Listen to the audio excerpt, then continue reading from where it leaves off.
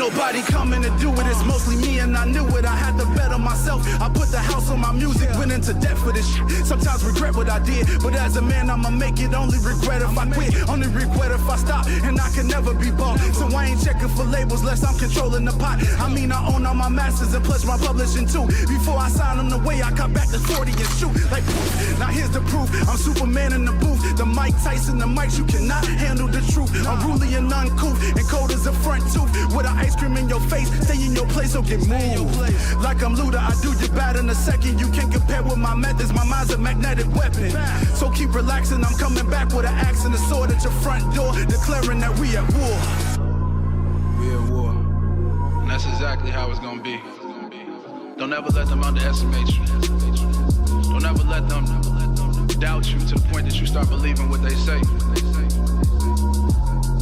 Don't ever tell yourself that it's actually only you, because really, it's you and everybody else that ever believes in you at one time. And you gotta channel all of those people into everything you do, so you can be the face of it, so they can be proud of what you're doing, because they gotta believe in it, and so do you. Psychosis, mostly me too.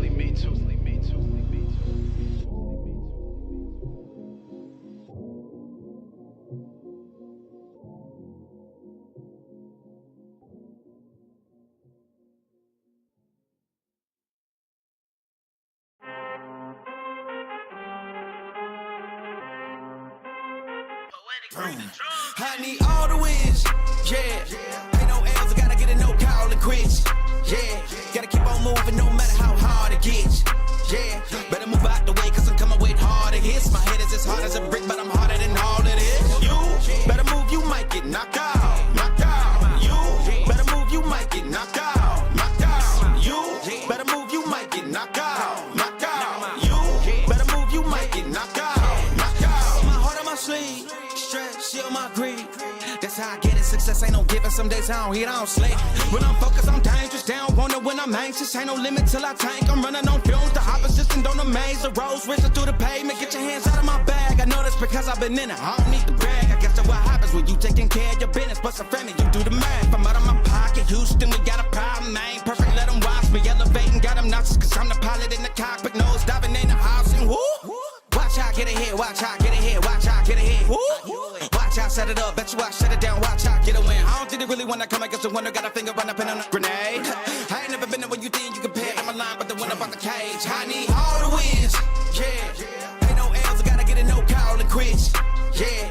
Gotta keep on moving no matter how hard it gets, yeah. Better move out the way, cause I'm coming with harder hits. My head is as hard as a brick, but I'm harder than all of this. You better move, you might get knocked out, knocked out. You better move, you might get knocked out, knocked out. You better move, you might get knocked out, knocked out. You better move, you might get knocked out, knocked out.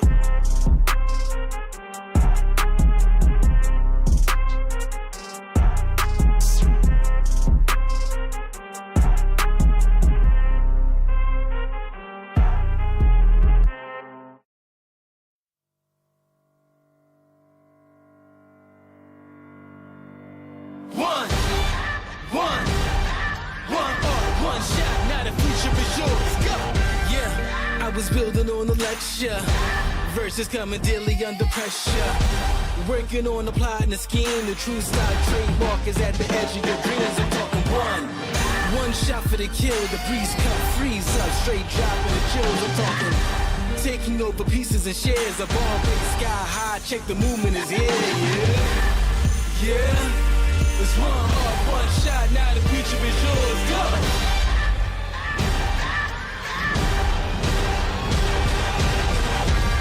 I'm turning dreams into reality. In the lab with the formula and chemistry. Your memories spark and motivate and make the industry shake. You put the balls in the brakes. I'm talking one chance at best, yes. Painting pictures for the culture, keep the brushes fresh. Flip the cover, work the drummer, passion never rests. Freedom is a teacher under pressure, now we blessed. See, I was so good for the go. It's one art, one shot, now the future is yours, go! Yeah, it's one art, one shot, now the future is yours, go!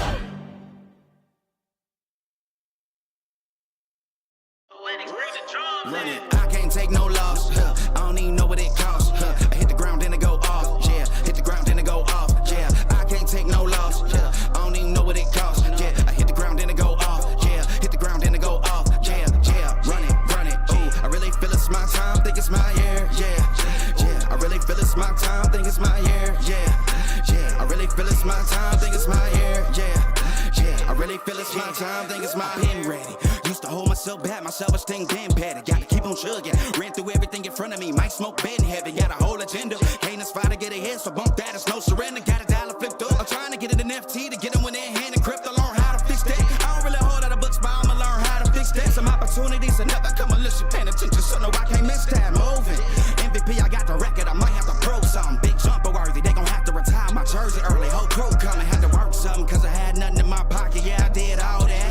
Big plans. Partners trying to make profits. Yeah, I did all that. Work, sweat, and tears breaking even no ends. Yeah, I did all that. Had to make it happen. Putting hours in my practice. I did all that. Yeah, I can't take no loss. Yeah, I don't even know what it costs. I hit the ground, then it go off. Yeah, hit the ground, then it go off. Yeah, I can't take no loss. Yeah, I don't even know what it costs. Yeah, I hit the ground, then it go off. Yeah, hit the ground, then it go off. Yeah, run it. Ooh, I really feel it's my time. Think it's my year. Yeah, I really feel it's my time. Think it's my year. Yeah, I really feel it's my time. Think it's my year. Yeah, I really feel it's my time. Think it's my big dog walking big talk. Young veteran, living legend, bet I'm better than them. This is my ship. I'm a jacket like Letterman. Y'all better not let them in. They gon' rotate this, so I keep the pedaling. Started a chain. The cycle is heaven sent. This is from God, but I'm not your reverend. Not in the pulpit. I'm a pit bull in this element. Yeah, said you gon' pull up, then settle it. Yeah, I've been married to this hustle. This is my ring. Watch out, step in it. Yeah, and I ain't even got a yard, but I'ma get it here. Watch out, touchdown. Pulling plans out the clutch. Everybody getting crushed. The cut down is for us now. Have to work something cause I had nothing in my pocket. Yeah, I did all that.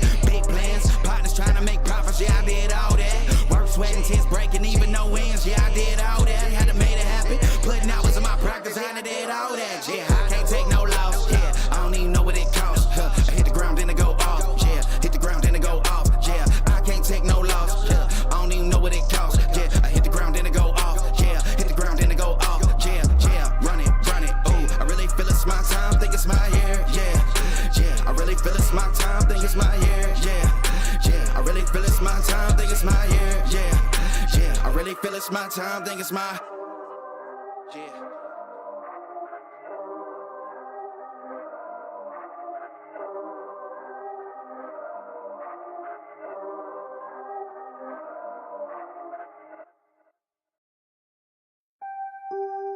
Yeah. Yeah. After I get it, I reinvest. After I get it, I reinvest.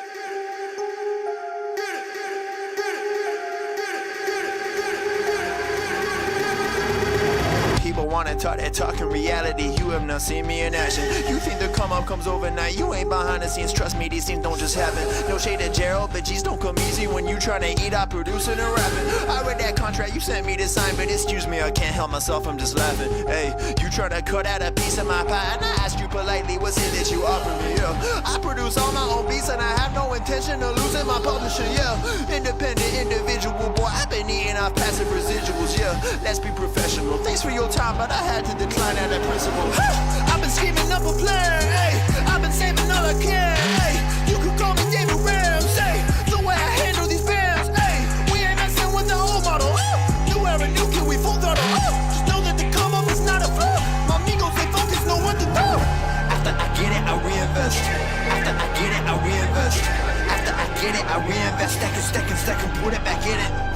After I get it, I reinvest. After I get it, I reinvest. After I get it, I reinvest. Stack and put it back in it.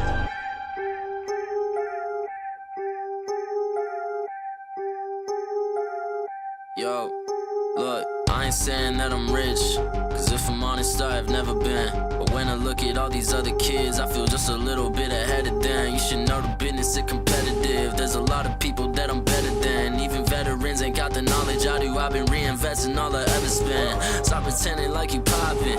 Who been out here making profit? Told my mama that I got this. I wonder if she noticed what my job is. I don't know how I'ma make it, but I know no matter what, I'm finna find a way. All my homies finna eat and I ain't letting no one on my team look at an empty plate. Yeah. Went from a boy to a man, ayy. Every day been making plans, ayy. They don't really understand.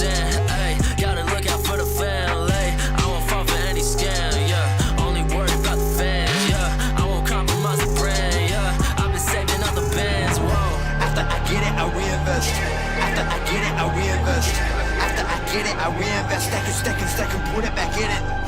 After I get it, I reinvest. After I get it, I reinvest. After I get it, I reinvest. Stack and put it back in it.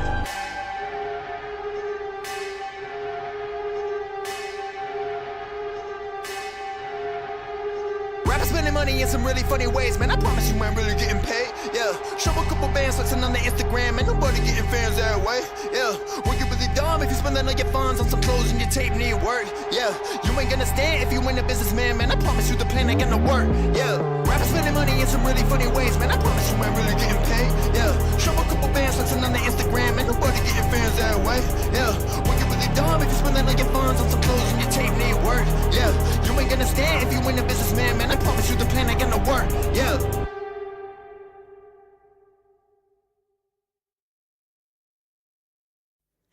Don't be afraid of the dark. Be careful with stars.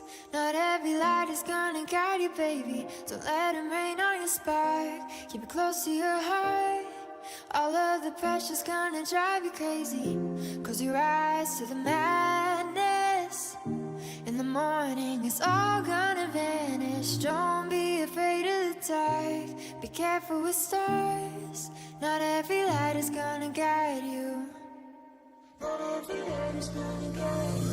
Yeah, when I blow up, I'ma soar high like Peter Pan. In real life, be living out my dreams. If I'm waking up, it's in a foreign land. Whole wrist covered up in ice. Dealership, never ask the price. I hit the molly ball with my dogs. Yeah, I swipe it once without thinking twice. Cause this what I was made for. Man, I know this what I came for. On a big stage, couple thousand people, and they do whatever I say so. Have chicks that color of the rainbow. Yeah, chains on me like Django. Be a long way from my tank low. Cause my Tesla charge for them bank rolls. And I'm grinding, money on my mind, and I'm headed to the top. I won't stop until I find it. Write my name in diamonds, but all these lights are blinding. I wonder, is it worth it? Feel like I'm losing my mind. Yeah, remind me. Don't be afraid of the dark. Be careful with stars. Not every light is gonna guide you, baby. Don't let them rain on your spark. Keep it close to your heart.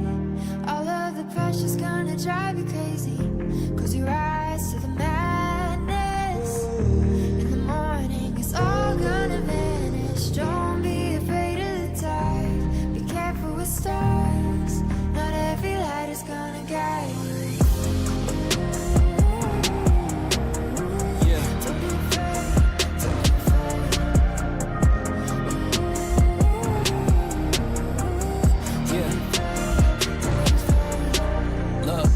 Since I blew up, everybody telling me that I'm the man. Same people gave me the finger, they reaching out for me to give a hand. In a different city and my pills came, cause this tour don't happen, I feel pain. And the girl with me say she down for life, but she don't even know what's my real name. Just try to get what she came for. And ain't nothing I got safe though, cause when the money go wild, everybody get a piece. But it's looking like I ain't on the payroll. Got a big house made out of Play-Doh, and a plastic crown for my halo. But still a long way from my tank low, cause my Tesla charge for them bank rolls. And I'm grinding, money on my mind, and I'm headed to the top. I won't stop until I find it. Write my name in diamonds, but all these lights are blinding. I wonder, is it worth it? Feel like I'm losing my mind. Yeah, remind me. Don't be afraid of the dark. Be careful with stars. Not every light is gonna guide you, baby. Don't let them rain on your spark. Keep it close to your heart. All of the pressure's gonna drive you crazy. Close your eyes to the madness.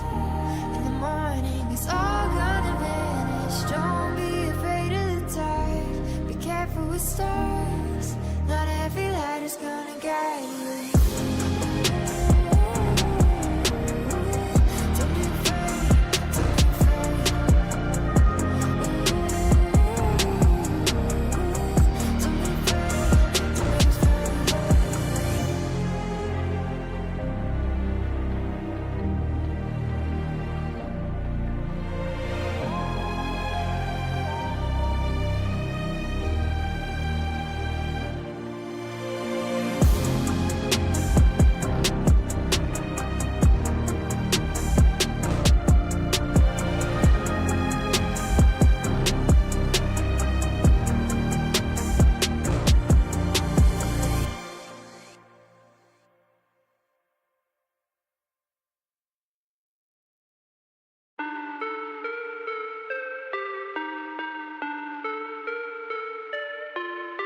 Yeah. Yeah. Look, back and I'm better than ever. I think I got a vendetta. Oh, now they call me, I seen them. All of those times getting severed. I told them all I can let up. Begging, I taught of me never. Give me a shot and I swear I shoot like Berettas. Yeah, yeah. They getting nervous, I seen it. What I seen, you wouldn't believe it. They say they want it, I need it. Damn, I'm going dumb like I dropped out of class. Get in my lane and I'm going right past. I turn it up, watch me go to the max. You ain't it first and you know that you last. I thought I told them I'm coming right back. I got a flows like it came from the tap and I came from my city, that's right on my back. Back and I'm better than ever. I think I got a vendetta. Oh, now they call me, I seen them. All of those times getting severed. I told them all I can let up. They get not tired of me never. Give me a shot and I swear I shoot like Berettas. Back and I'm better than ever. I think I got a vendetta. Oh, now they call me, I seen them. All of those times getting severed. I told them all I can let up. They get not tired of me never. Give me a shot and I swear I shoot like Berettas. That's how I shoot. Lately I'm driven like I'm on the road. They in my lane, I got told on the move. Now that I'm popping, got too much to lose. Look at the numbers, got nothing to prove. I'm in the city, just me and my crew. Told me I'm sick and I know that it's true, but I'm still gonna ball, it's like I got a flu. Yeah, run it up, I told them that I'm coming back. So let me get all of that. Time is now, I'm coming around to get a check. Said I need my taxes back. Over time, I'm getting mine to get in line. And it's with no respect. That I told them all about the ball, getting chips. Feeling like Kobe Shaq. Back and I'm better than ever. I think I got a vendetta. Oh, now they call me, I seen them. All of those times getting severed. I told them all I can let up. They get not tired of me never. Give me a shot and I swear I shoot like Berettas. Yeah.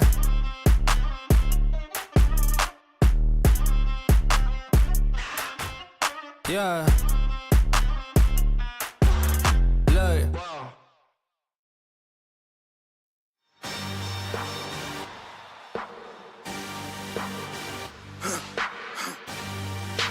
For the victory lap though. Whoa, whoa. They ain't never seen nothing like this before. Lit the room when I came through the front door. Ask me if I stress overcome, what for? Train under trees, please pardon my sycamore. Touch burning sands, cross lands and stormy shore seasons in the year, yeah. Ain't no challenge for champions and chain no fear. Yup, the champ is here, switch gears. We keeping haters in the rear. At the blood, sweat and tears and my goal so near. I see my victory so clear. I see my victory so clear. And today, we break through. And today, we break through. And today, we break through. And today, we break through. And today, we break through. And today, we break through. And today, we break through. I know it's lonely at the top, but that's not by speculation. But the position that I got, I climb too high to fall, way too hard to drop. Stop clocks on the speed bag. Every yell under pressure, no jet lag. This is greater than trophies and saluted flags. Titles of fame, the cost is paid. Yay, I carried the cross I made. Dealt with the dealer, baby, the hand was played. New level, next stage. Learn to lead it to legend. Now tell me what's my next stage, yeah. I said the champ is here, switch gears. We keeping haters in the rear. At the blood, sweat and tears and my goal so near. I see my victory so clear. And today, we break through. And today, we break through. And today, we break through. And today, we break through. And today, we break through. And today, we break through. And today, we break through.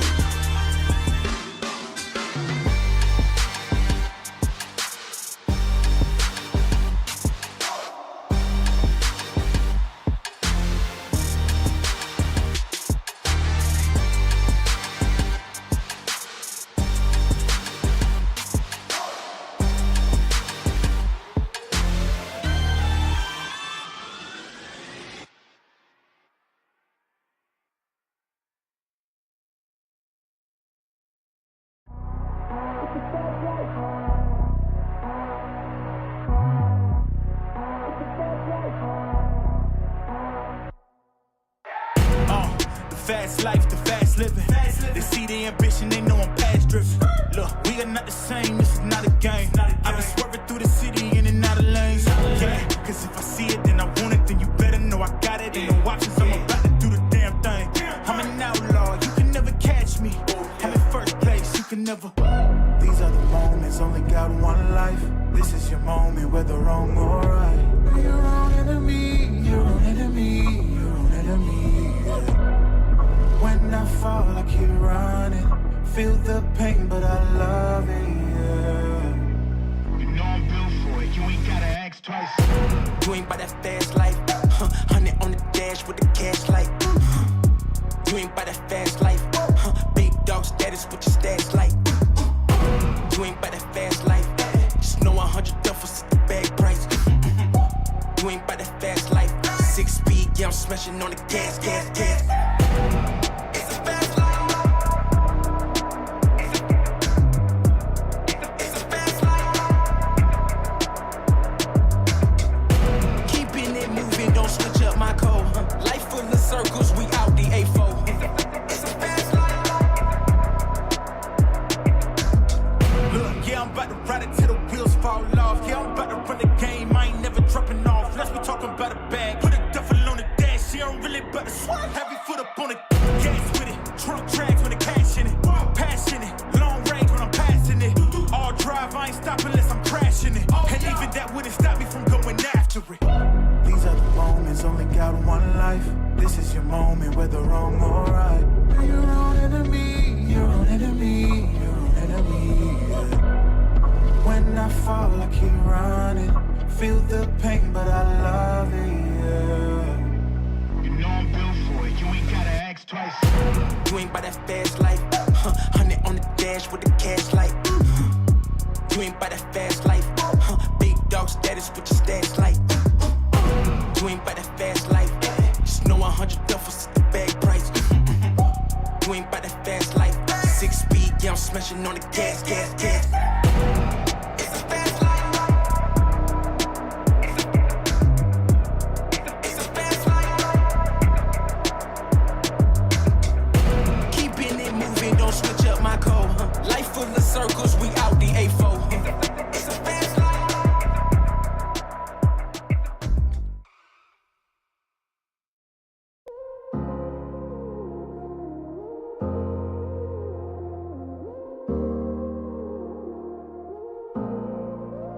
Don't got no heart, I got an icebox.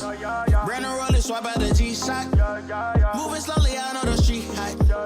No more double, go ahead and detox.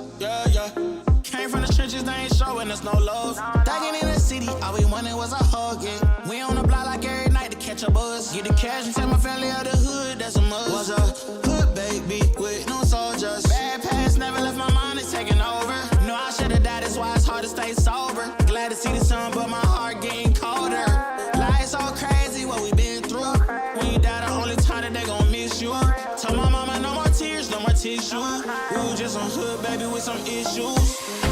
Hood baby from the struggle. Long time had a hustle. Glad we made it through. I'm just glad we made it through. Hood baby from the struggle. Long time had a hustle. I'm glad we made it through. I'm just glad we made it through. Pull up in that rain, see me ballin', yeah. 30 piece on my wrist like I'm Harden. Either they love me or I'm a target. Cause the ice on me is flawless. I've been busy and picking up when you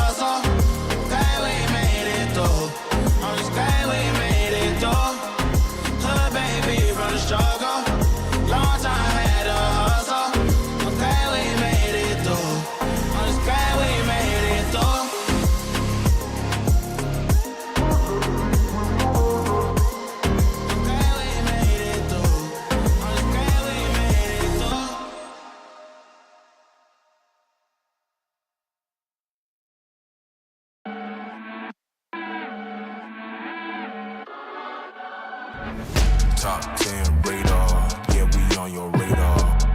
Never miss, dog, and that's on occasion. Yeah, yeah, yeah, yeah, yeah, we on your radar. Yeah, yeah, yeah, yeah, Hey, we on your look, top floor lifestyle, chef and boy, I'm cooking up. Way too high, ain't coming down. You see me if you looking up. I don't really talk too much, I show I'm running numbers up. Lucky that I'm strolling up, I'm going off, they know what's up. Wrist too silly, yeah. Numbers crack the billy, yeah, don't need no dilly. I'm too fresh, I feel like Willie, yeah. Feel the duffels up the sign, I need a million. I'm about to take off, and I know that I'm on they radar. top 10 radar, yeah, we on your radar. Never miss, dog, and that's on occasion. Yeah, yeah, yeah, yeah, yeah, we on your radar. Yeah, yeah, yeah, yeah, yeah, we on your Look, I know God got his hand on me. I'm exactly where I'm supposed to be. So when they know my name overseas, that is something God oversees. Living life they think is make believe. It ain't magic, nothing on my sleeve. Never noticed what you had to give, but want a piece of what you do receive. Tell them, wrist too silly, yeah. Numbers crack the billy, yeah. Don't need no dilly. I'm too fresh, I feel like Willie, yeah. Feel the duffels up the sign, I need a million. I'm about to take off, and I know that I'm on they radar. top 10 radar, yeah, we on your radar. Never miss, dog, and that's on occasion. Yeah, yeah, yeah, yeah, yeah, we on your radar. Yeah, yeah, yeah, yeah, yeah, we on your.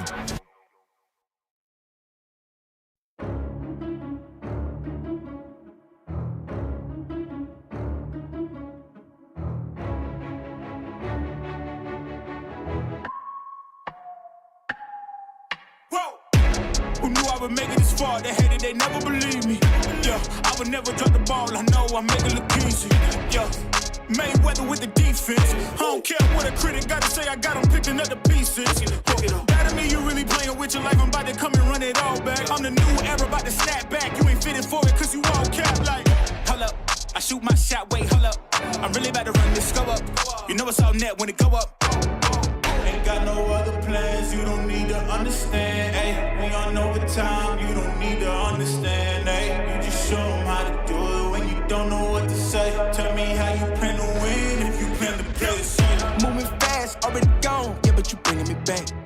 Try to double cross me, dog, just let me relax. Stop assuming what we doing, keep it moving, what we doing. Cause it can get bigger for us, cause it can get bigger for us, bigger for us, cause it can get bigger for us. Hey, please don't play no games with me, I promise I'm too much. Hey, I can never let up even if you had enough. Hey, this ain't for the faint of heart, we always playing rough. I had enough, it ain't luck. I needed a vision, I needed ambition, I needed a mission to be this submission with no intermission. I see the collision, the crash in the distance, they coming off track, no. Now when they ask what's the motive, don't talk like the show. They all about to see what I mean in the moment. I gotta keep going, I'm shaking the dice and I'm keeping it rolling, they already know. Ain't got no other plans, you don't need to understand, ayy. We on overtime, you don't need to understand, ayy. You just show them how to do it when you don't know what to say. Tell me how you plan to win if you plan to play the same. Moving fast, already gone, yeah, but you bringing me back. Try to double cross me, dog, just let me relax. Stop assuming what we doing, keep it moving, what we doing. Cause it can get bigger for us, cause it can get bigger for us, bigger for us, cause it can get bigger for us.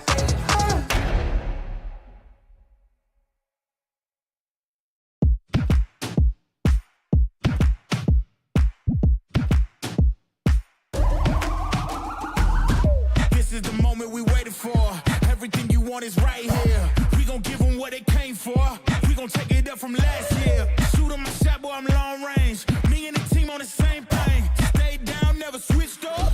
Only thing changed was the game.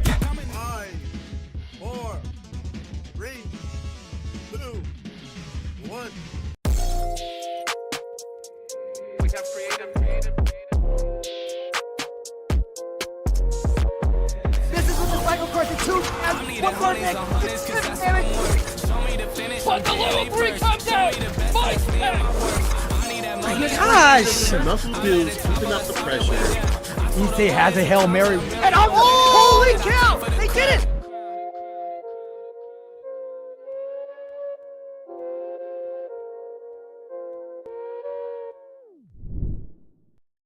Good evening, guys, gals, non-binary pals, gamers of every stripe, and welcome to the show. I am Kvox, here with Orbital to ring in the first Breakout series of 2025. How are you doing, Orbital? Tell the good people what's up. I'm doing all right. Excited to be here again. Another amazing tournament. And again, into the new year. Hopefully everyone is staying safe, staying happy out there. And, hopefully we get some good Street Fighter action. Oh, I think we are bound to, because not only do we have a whole host of recurring favorites coming in, we've got Zombie, EC, we've got Ruffian MX, the 6-time champ. We are sitting on a record because we have about 61 people sitting there in the bracket right now, and that is the most entrants Breakout Series has ever had for its SF6 tournaments. So there is a whole host of talent out there ready, including our first match of the night, No Good Citizen versus Pato. And that's going to be a good time. As you said, returning champions coming in and hopefully breaking out with a solid start to the day. Again, with so many entrants, it means the bracket can be fairly long. And that's going to be a very nice kind of taste for the entirety of this matchup. Keep in mind, up until top 8, we are going to be looking at best of 3s, I believe, kind of crushing through those opening rounds. And then into top 8, we will be looking at best of 5s, which will be very interesting to watch to see who comes out on top. So that'll be a nice little progression. Again, I mean, you got the lower bracket, but nobody wants to go into the lower bracket too quickly. Yeah, nobody indeed. I mean, we've got a few people who maybe want to be in there because they get to play more Street Fighter. There's always some interesting folks with their own little preferences, but obviously you want to get off on the right foot, especially with this many entrants. I mean, SF6 is such a mentally demanding game, and when you have to climb over 60 other people, that's a whole nother story. It really is. I mean, you got those challengers coming in here that are hungry for competition and hungry for a chance at the crown. And honestly, with more competition, as we mentioned, the fact of the matter remains that you have a better chance at kind of skipping out against those longtime veterans here in the scene. Here in Breakout, we got a lot of people returning and joining every single week, but with more entrants, it means a chance that, hey, maybe you get one of those easier matchups here at the early start. Maybe you get a little bit of an easier first and second round, but at the end of the day, you'll always match up against some of the best out there here in the Breakout series scene. So that's what I'm really going to be watching for, those players that aren't just hoping for an easy matchup, but they're looking at the strength. And you can see here a lot of fun character picks, which is always a kind of fun time. Overall, I love the fact that over the course of the period, we've seen some very, very funny picks overall, especially in the December scene. So hopefully in January we get some fun ones as well. Yeah, I'm interested in the fact that you say funny picks. I'm not so sure I think of these guys as jokes. We've seen the horrors of Luke. We've seen what Jewelman can do with Honda. We've seen what Ruffian and Zombie Azteca can do with Blanca. And Bison, of course, the biggest bully on the block. And you can never discount EC's Julie. What do you think of these picks, aside from the fact that they're funny? I will say it's a very nice variety. A lot of these, we talk about some of the high standard metas and everything like that. I mean, Bison and Blanca, of course, having some of their strengths, but I love the fact that E-Honda's up there. I just gotta throw some love out there. E-Honda, one of the bulkiest characters out there, just one of the more annoyances, if you will, and I love it so much. I love the character. I love how simplistic it can be, but overall, I think it is a wealth of chaos is what we're going to be hoping for. I don't see anyone really sitting back on their haunches on those top tiers, but we are seeing, as we said, the M Bison cruising out to a chance. Let's see how it goes. Aki matchup has No Good Citizen starts us off with an incredibly aggressive opening play. Oh man, I mean, we've seen M Bison take over, and Aki really needs time to kind of ramp up, needs those combos to hit first, but I mean, the M Bison opening feels so good, and you know that M Bison has the ability to kind of shut down any chance that you want. I mean, take a look at this, just control out the gate. Yeah, just Pato's barely getting to press any buttons. No Good Citizen is so great at setting up these throws and working off these drive runs, using the scissor kicks and that Psycho Crusher to lock Pato down. And what tools do you think Aki has that Pato can be using here to get out from under this press? I would say just really trying to land those combos and really denying any follow through. I mean, I love these blocks that are coming out, understanding that, hey, you can't rush this. You have to play smart, and I love this round 2 comeback style. You're really making sure that you are in control from start to finish. So far, hasn't been touched in this round. Yeah, I like what Pato's doing with using the drive rush as kind of a neutral skipping tool. Just getting right in No Good Citizen's face during his recovery phase. Right now, No Good Citizen puts Pato in burnout, gets some throws going, has critical art ready if he wants it. Probably not going to need it at this rate. Is he going to go for another throw? Oh! Simplistic is all you can ask for, and blocking that one out as well. Pato has nothing in there. No Good Citizen is, in fact, a good villain at this point, and trying to turn it around, but it's not going to happen. Very nicely done, No Good Citizen.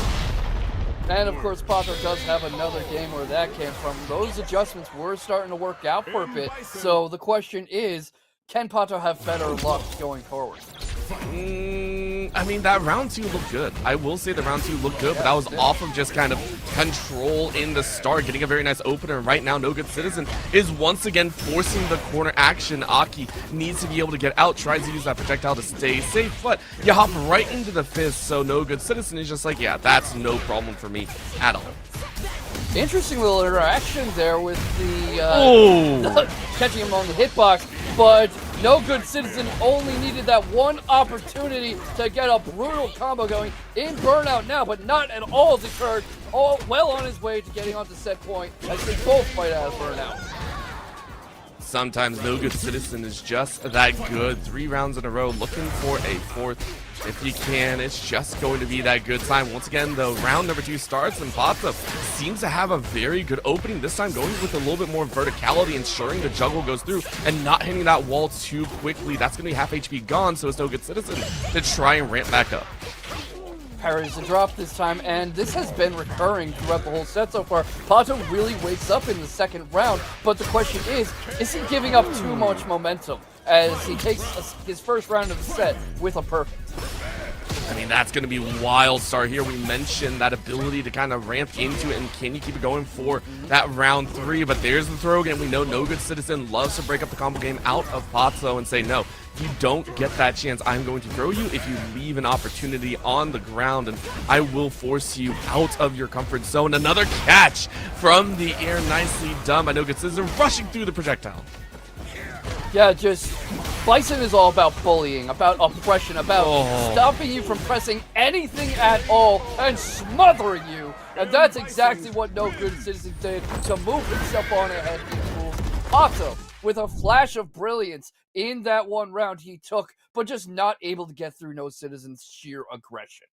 And the thing about an Aki is you really do have to have time to ramp up. You do need that ability to get some of those medals in the pocket and just ramp up that damage to come through. And M. Bison knows that best. You say, hey, I don't want to allow that to happen. I can't let you ramp up. I can't let you have that chance to kind of get all that wind under your sails. And so instead, I'll take you to town. And that's exactly what No Good Citizen did. So very much understanding this matchup, understanding that all the momentum, you mentioned that momentum shifting round 2 of game 2, it didn't matter. It felt like it just did not matter. At the end of the day, No Good Citizen stormed away with their opening series.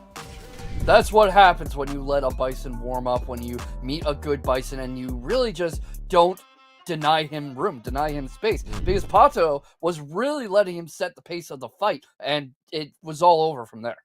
And I don't see that stopping anytime soon. For anyone that plays against Tim Bison, you know how strong he can be. So, No Good Citizen will continue, I think, to roll through a lot of these opening matches. I could foresee the likes of Pato maybe having a chance later in the lower bracket. But, of course, when you get shut down that hard, sometimes you're a little bit demoralized. So hopefully they don't take this too hard. You take it on the chin, say, hey, let's go ahead and move on to the next match. I get a second chance. And maybe I don't meet the likes of No Good Citizen anytime in the bracket soon. The problem is a bracket like this is full of sharks. You are really swimming in the depths of Hades when you take on Breakout's veterans, including our 6-time champion, Ruffian MX, who actually won the final Breakout series of 2024 and is fighting Diffuse next. Ooh, and that's going to be a good sign because remember, whenever we talk about these reigning champions, those that stand at the top, got that first place, you know they have what it takes to reach the very top. But of course, some of these opening matches, as you said, newcomers and stars, the rising talent, to come out and say, hey, you know, we want to have a chance at this top spot. Maybe Ruffian is in for a little bit of a mix-up, and we'll see. Diffuse, I haven't seen them around too much, so maybe they're a new name on the block. Granted, I am still very new to the Breakout series itself, so maybe I'm not the best one to speak on that, but still, even a reigning champion can be taken down very quickly. In a lot of these matches, if they're a little bit slow to start, if they aren't taking their opponent seriously, and if they don't, you know, give respect to the blade that might be pointed at them. Yeah, that's the thing with Street Fighter 6. It moves so fast. It's such a blisteringly paced game. I mean, that last match we just saw, that entire series was a couple of minutes or so, maybe. And you only really need one screw up. That is so much time that you give your opponent to take advantage of you and to go on ahead of you. As we go straight into it, Diffuse, the Luke player, parries the early Blanca ball into Sand Trap already and catches Ruffian with a rising knuckle. This is going to be a very fun matchup, I can tell already. I already feel like Ruffian's ready for the costume contest, right? Like Ruffian's already set for the costume contest. One of the best out there. I love that outfit, but showing off saying, listen, the mascot can come to play. There ain't no way to deal with it, and I am going to win round one, no problem. And Diffuse is just like, hey, how the heck do I deal with this? Yeah, he was onto something with that early parry and setting up a bit of a fireball trap, but Ruffian warms up so quickly and is so comfortable at any range he can take his Blanca. He can get in on you in an instant, and Diffuse gets some good work going with crossing him up, setting up the traps, and rushing him into the corner. Gets a throw going. Is he going to go for another one? He's not going to need to. Yeah, that's going to be a nice one. Diffuse showing off in style, and now you get that chance dodging out on the early start, but there it is. Ruffian said you dodge once, now I'll be right back in the early initiative, and once again with another grab to start. This is just a brutality. Yeah, and right now what you have, you got that Blanca set up, not going to have a whole lot doing there. The Blanca balls are coming out and gets Diffuse stuck in the corner, crosses him up, forces him to turn off, gets him into burnout. And this is not Noah the Prodigy, everyone. He is in a deeply troublesome place right now as Ruffian takes the first game. That's just Ruffian being an amazing talent here. Great block to start though. Diffuse has done this before, was able to start one of the blocks off quick, was able to jump up, get those counters as well, but it's always Ruffian that tends to be able to ramp back up. 3 currently on the ticker, and you know, Ruffian knows how to play this, empties out that gauge as well, forces Diffuse into a defensive position. Yeah, and of course, he has a level 1 ready if he wants it. He drive rushes Diffuse into the corner, gets him in stun, and that is so much punishment, showing why he is the champion 6 times over. This is Ruffian's playground. Everyone else just gets to use his toys. That's going to be the strength here, and honestly, Ruffian setting themselves up for a victory given the opportunity, but stopped at the beginning, and you know what? Ruffian said, not today. We ain't dealing with that today. That will be all mine, but Diffuse fighting right back, forcing Ruffian into the corner, and it looks like this overwhelming might is going to come through, and Ruffian has no answer. Yeah, right now he's just caught up in the air, but punish counters immediately, and the Blanca ball has been frequently read by Diffuse through this set. Ruffian likes to use it to set up a throw or a grab, but other than those kick throws, Diffuse has had a lot of luck blocking and parrying them and countering them immediately. It's just been, you know, that hit or miss kind of style here, and Diffuse realizing that this might be that struggle, empties out as well and just saying, I need that chance, but that goes the way of Ruffian, and Ruffian now gets a massive combo time off, spends 2 off that meter, and it's just gonna be oh so good.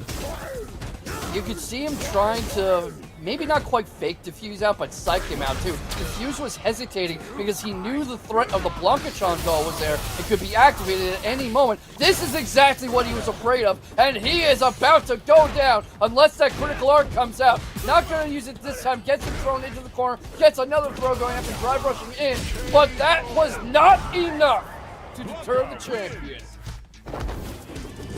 Ruffian says, no stopping me. I'm going to run right through. And Diffuse had some good opportunities, as we mentioned, was able to find some of those earlier round 2 shenanigans each game, I would say. It was one of those really cool factors as well. I watched the likes of Diffuse be able to step up to the plate here. You know, the openings, if it went Ruffian's way, it was pretty much round over. But you watch as Diffuse had the right idea. Once you get the Blanca into a corner, it's perfect. You're able to take control of the matchup. You're able to kind of overwhelm this offensive character who sometimes can lack on the defense side. And yet, at the end of the day, Ruffian said, it's all mine. I'm not even worried. It is going to be just, it's going to be that cruising factor. Yeah, and that is the thing with Ruffian, just such oppressive pressure. The sheer aggression he can unleash at any moment, and he's so good at mixing you up and not coming at you from the same angle twice. And I really do hope to see more of Diffuse. I think Diffuse showed a lot of good light. As we mentioned, Luke has been played significantly here in tournaments, in the Breakout series in December, and I'm sure even in previous 2024 tournaments as well. So I expect to see the Luke come back. Diffuse had a fairly okay run in there as well. So, you know, who knows who's going to come out on top there. At the end of the day, though, it's still going to take some time. I mean, Ruffian's going to run the bracket. We know we got a lot of competitors to work through. And I can only see this getting better because Diffuse saying, Ruffian saying, I'm just going to have some fun. I'm going to have some fun here, play my game, and work my way all the way to the top 8. Yeah, and that is a climb he's made many, many times before. And there's plenty of incredibly talented players, including another Luke that we all know. Rookie is somewhere in the mix. Ooh, okay. This one's going to be good. Again, as I said, I'm still fairly new to the Breakout scene, so I don't know a lot of these names, but hopefully they have continued to put up big numbers and big times here in these tournaments, and so we'll see what they can throw down. Of course, we are making our way, I believe, into round 2s and 3s of the winner's side, so already we're starting to see the stronger of the competition start working their way towards that upper bracket, and that for sure is what we are going to see. Yeah, and before we have to worry about that, we have the 2-time champion EC, a training partner of Ruffians, against 9 Moons' own Petrified. So that's going to be fun. What do you think of that matchup? Once again, I think if you won one of these tournaments, you know how it goes. You know what you need to do. You know how to step up. And honestly, for EC, your eyes aren't on the opponent in front of you. Unfortunately or fortunately, depending if you're petrified or not. The reason being is you're looking at the one that may or may not have dethroned you in the past. You're looking forward into Ruffian saying, hey, I got bigger fish to fry right now. I need to show myself. I need to show that I can take very, very clean games, and I need to show that I can take rounds in a comfortable position. So that's what I'm going to be looking at for Petrified, as you said.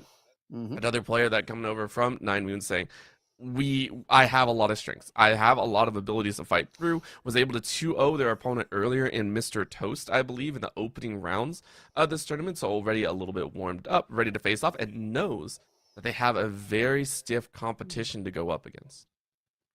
Yeah, and the thing is, you can't discount anybody, even here down in pools. You can't have your eyes up ahead too much. You have to focus on what's in front of you, because EC at least once has gone down in pools to a Ryu, and right now we have a very fun matchup coming up as Petrified already off on the right foot. Very, very convincing and controlling is the best way I can put it. This is going to be a chance, but already both players now standing back saying, okay, how bad can this go? And what can we do to kind of deny any further follow-up? I like that wait, though. EC saying, okay, let's take this one nice and slow, and now just rush right on out. Petrified trying to block their way out of this corner, but it's not going to work as easily as you would like. Oh!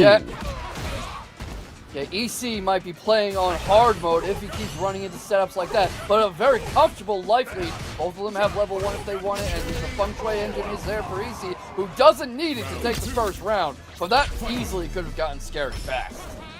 Oh yeah, this is going to be that taste of a problem, I should say. This is going to be, once again, Petrified looking at what could be another champion in the making, someone that has already touched that crown a few times, and EC knows how to work their way around Ryu. I think anyone that has won tournaments or played in 80 tournaments at least knows how to deal with Ryu, knows their fight style, and knows what they need to do to really get comfortable. That's 2 heroes in a row to be able to catch the Ryu off guard. So Petrified, once again, trying to fight back towards center stage. Yeah, Petrified seems to be having trouble dealing with EC's throat and dealing with his options to skip through the Fireball war, to go straight into supers like this, well on his way to taking the first game, and Petrified has to figure out something back. What tools do you think he has with Ryu to stop this from Julie and EC? I think you gotta find some quick little taps. I mean, you gotta look for those quick chips in there. Right now, EC just feels kind of overwhelming when given the right opportunity. It's not strength overwhelming, it's technical overwhelming. Take a look at how EC is just playing slow, waiting for the right opportunity. Petrified needs to recognize this and, you know, not only find their own opportunities, but also just be willing to kind of send a gamble in. You just gotta fight it out. Yeah, finding moments like that. Not expecting the wake-up DP, though. And EC starting to come back into the corner. Sticks nice and low and slow. Reads the DP attempt and punishes it. And well on his way to putting himself on set point. Drive rushes straight in, sets up the throw, keeps the Petrified in the corner, and not letting him have the advantage. Not letting him take any momentum for himself.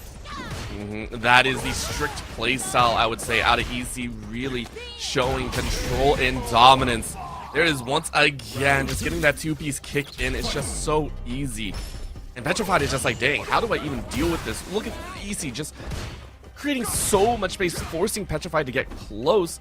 And then EC is just like, hey, give me half a second. I'm going to combo out of this, and you will have not an answer at all.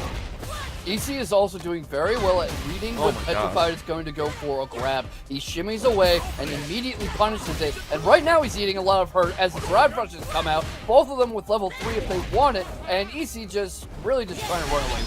Goes for his own level 3. Catches him in midair. I don't think this is going to be quite enough to kill. But it is going to put Petrified on life support for staying in the tournament. Because EC, the 2-time champion, has won the set.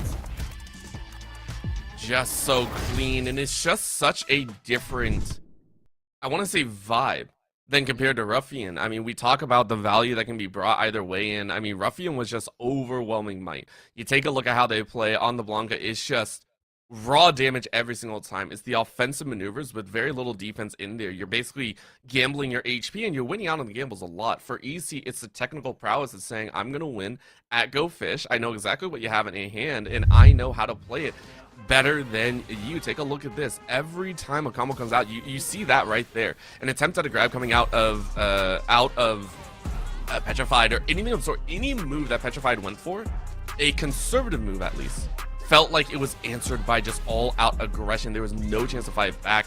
So Petrified tried their best, but EC was more than ready. EC was also very good at forcing these situations where you kind of have to pick your poison. You saw earlier in the replay where he sent out a low fireball that Petrified parried, but that left him wide open to being thrown. So he kind of had to pick, does he get grabbed or does he eat that fireball? And that is what the Germans like to call Zugzwang, where either move you make worsens your position. Yeah, it's also what we like to call the lesser of two demons, lesser of two evils. You can't pick one and expect a great outcome. It's just like you got to kind of eat it as much as possible, and they did their best. Honestly, I very much enjoyed the matchup, and still Petrified, as we said, has another opportunity. There will be time later to kind of, take a look at how far you can run up the scene and how far you can try and get through the ladder, through the lower bracket, and even still make your way into top 8. You just don't have that safety net anymore. You just have to walk the tightrope and hope you don't fall off. Yeah, it's interesting for somebody who goes into losers early, finds a drop into a lower bracket at their start of the tournament, because the question is, do you let that demoralize you and throw you off for your remaining games, or do you take it as an opportunity to basically get the warm-up out of the way, to go in with a fresh mindset and say, okay, now I'm ready, now I've got my druthers about me, now I've got my sea legs, and you start playing, because the fighting game community is replete with stories of people who go down in losers early, maybe even the first matches of the tournament, and go on to win the whole darn thing. Yeah, it's what we lovingly refer to as the Cinderella stories, right? We see those runs just come out of nowhere, and we love it. Granted, they're very far and few between. You're taking a look at Ruffian and you're taking a look at EC. Both these players look very, very comfortable. Even our opening matchup, we're talking about these players that have really stepped up to the plate and shown us what for. And honestly, I'm sitting there going, yeah, I think everyone is going to look really good. Every single match that we see here, as we're now entering into the top 32, I fully expect the players to be ready to go, ready to hammer home some wins, as we've, I believe, dropped a couple players already, as the lower bracket rounds are starting to finish up as well. Yeah, I would not at all be surprised. And I said it before, this is such a fast game that I swear that 32 is going to diminish very, very quickly. Like maybe by this time in an hour. That's how fast this game can go. And right now, we have Zombie Azteca, another Blanca main, shouted him out at the very start of the night against Sledge, who's a bit of a new face. Zombie Azteca actually goes to Manon, and I don't know what the heck his purpose was in running the Blanca icon. Wanted to make me say that on air and look like a jerk. You gotta just have fun with it sometimes. You gotta mess around, or maybe say that, maybe we're looking at Ruffian and saying, hey, I can also play just as well. If you're gonna play the Blanca, I can play the Blanca. If you want to play Luke, I'm gonna play Luke, or anything like that. This one will be a test at the end of the day, though, as we're making our way through the bracket, and I fully expect them to have fun with it as well. We get to see some shenanigans, we get to see some silliness, or we get to see some full throttle action. So far, every single match has been a 2-0. It has been a very comfortable 2-0 as well, so I can't wait to see where we start seeing those 2-1s, or once we reach top 8, those, the 2-2s, situations start to occur. Yeah, and who knows? It could even be now. I've never really seen Sledge around before, and there's a big TBD on the fight card. But Manon, piloted by Zombie Azteca, has been seeing a lot more love lately, a lot more presence in tournaments and cards after recent patches. What do you think of modern Manon? Not Modern Controls Manon, but Manon in 2025.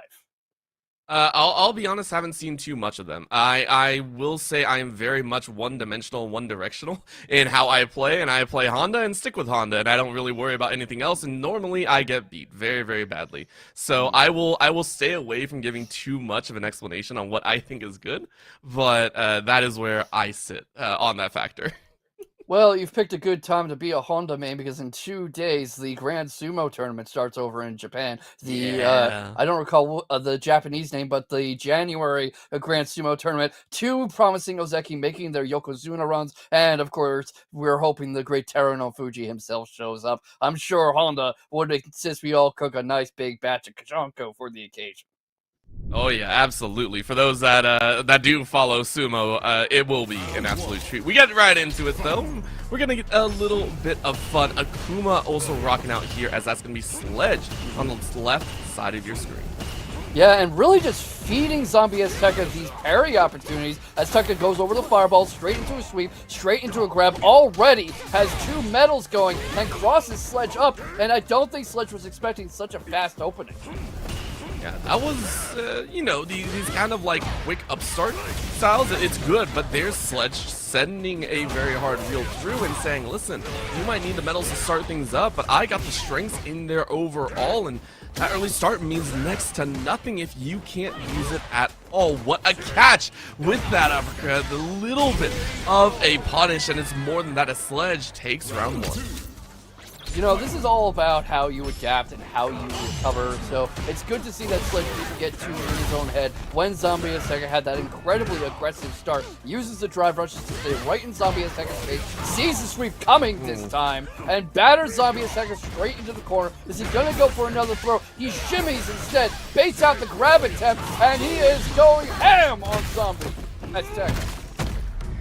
This is like a perfect mix of what we saw earlier, overwhelming strength and technical understanding.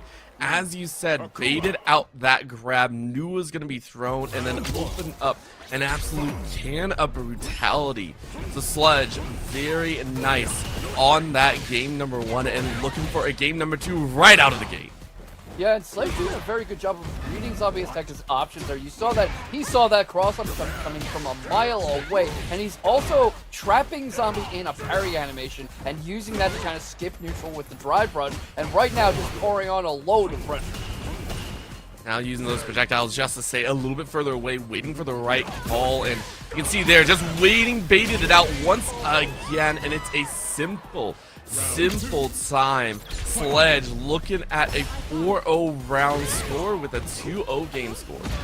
Yeah, this close to an immaculate set and certainly chasing that dragon, trying to make it happen. And the thing I've heard a lot with grappler characters is that the best grappler players play their character like a character who has throws, not just a capital G grappler. So what Zombie Azteca has to factor with is that Sledge kind of knows the grappler playbook. He knows those grab attempts are coming. He knows those attempts to set up command grabs are coming. And right now goes straight into the super to finish things off and takes an immaculate set. 4-0, 2-0, no trouble whatsoever. I would like to say Sledge had the most controlled victory out of all the 2-0s that we've had so far. It didn't feel... I don't want to say it felt raw overwhelming, it just felt overwhelming, and that's what Akuma's love the best. It doesn't feel fast, even though it is fast, if that makes sense, comparatively to some of the other combos out there. Some of the other combos are much flashier, they're much quicker, but it's just slow roll hits. It's like you're getting hit by Mike Tyson consistently through a match. That's facing Akuma, and Sledge personified that perfectly. Well done on the victory. Now, Zombie Azteca started that set off extremely strong, but it seems like Sledge adjusted in moments. What do you think made the whole game plan fall apart for Zombie Azteca? I want to say a little bit of fear in there. Once you get hit once by an Akuma, you know a lot of strength is coming through, and I think a lot of the rounds lost came from kind of button mashing out. We mentioned the fact that Sledge kind of read what Zombie was going to throw out, and for a Manon, it can be obvious, especially in a corner, so I think it's just well read by Sledge. You understood exactly what buttons were going to be used in a match out, and you can bait it, and you can use that to your advantage. So I think it was a little bit of I don't want to say fear or anything like that. I already said fear, but it's more like that franticness, the panic setting in. And against Akuma, you can't panic, or else you're just allowing yourself to be hit even harder. Yeah, it's much like Bison, who's very much a bully character. He forces you to get into your own head, to second guess yourself, to kind of trip over your own feet or your own thumbstick, and you just lose your turn, and soon you lose your tournament life. And speaking of tournament lives, we're already heading into top 16 with Liquid O versus Midnight Isle. Ooh, okay. This is gonna be that fun little test here. As we said, some of these players have really shown their stuff, and as we mentioned, we're already seeing some of those players step up to the plate. Sledge had already made their way into top 16. I would also like to say they are facing off against Hakawan, I think, from the other side in Pool 2, so we are starting to see, as you said, the filter in. This matchup, though, will be very, very fun to watch. Both Midnight Isle and Liquid have had a little bit of a rough time.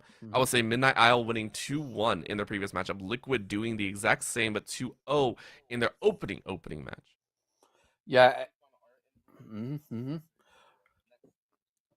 Yeah, we're not quite at top 32 yet, but I know that with the speed of the game, and Liquid O definitely kind of wants to skip a step. He's thinking, who's this guy right in front of me? I want to be in top 16 already. I mentally am already in top 16. Get this clown off my screen. Put me up against the top 16s.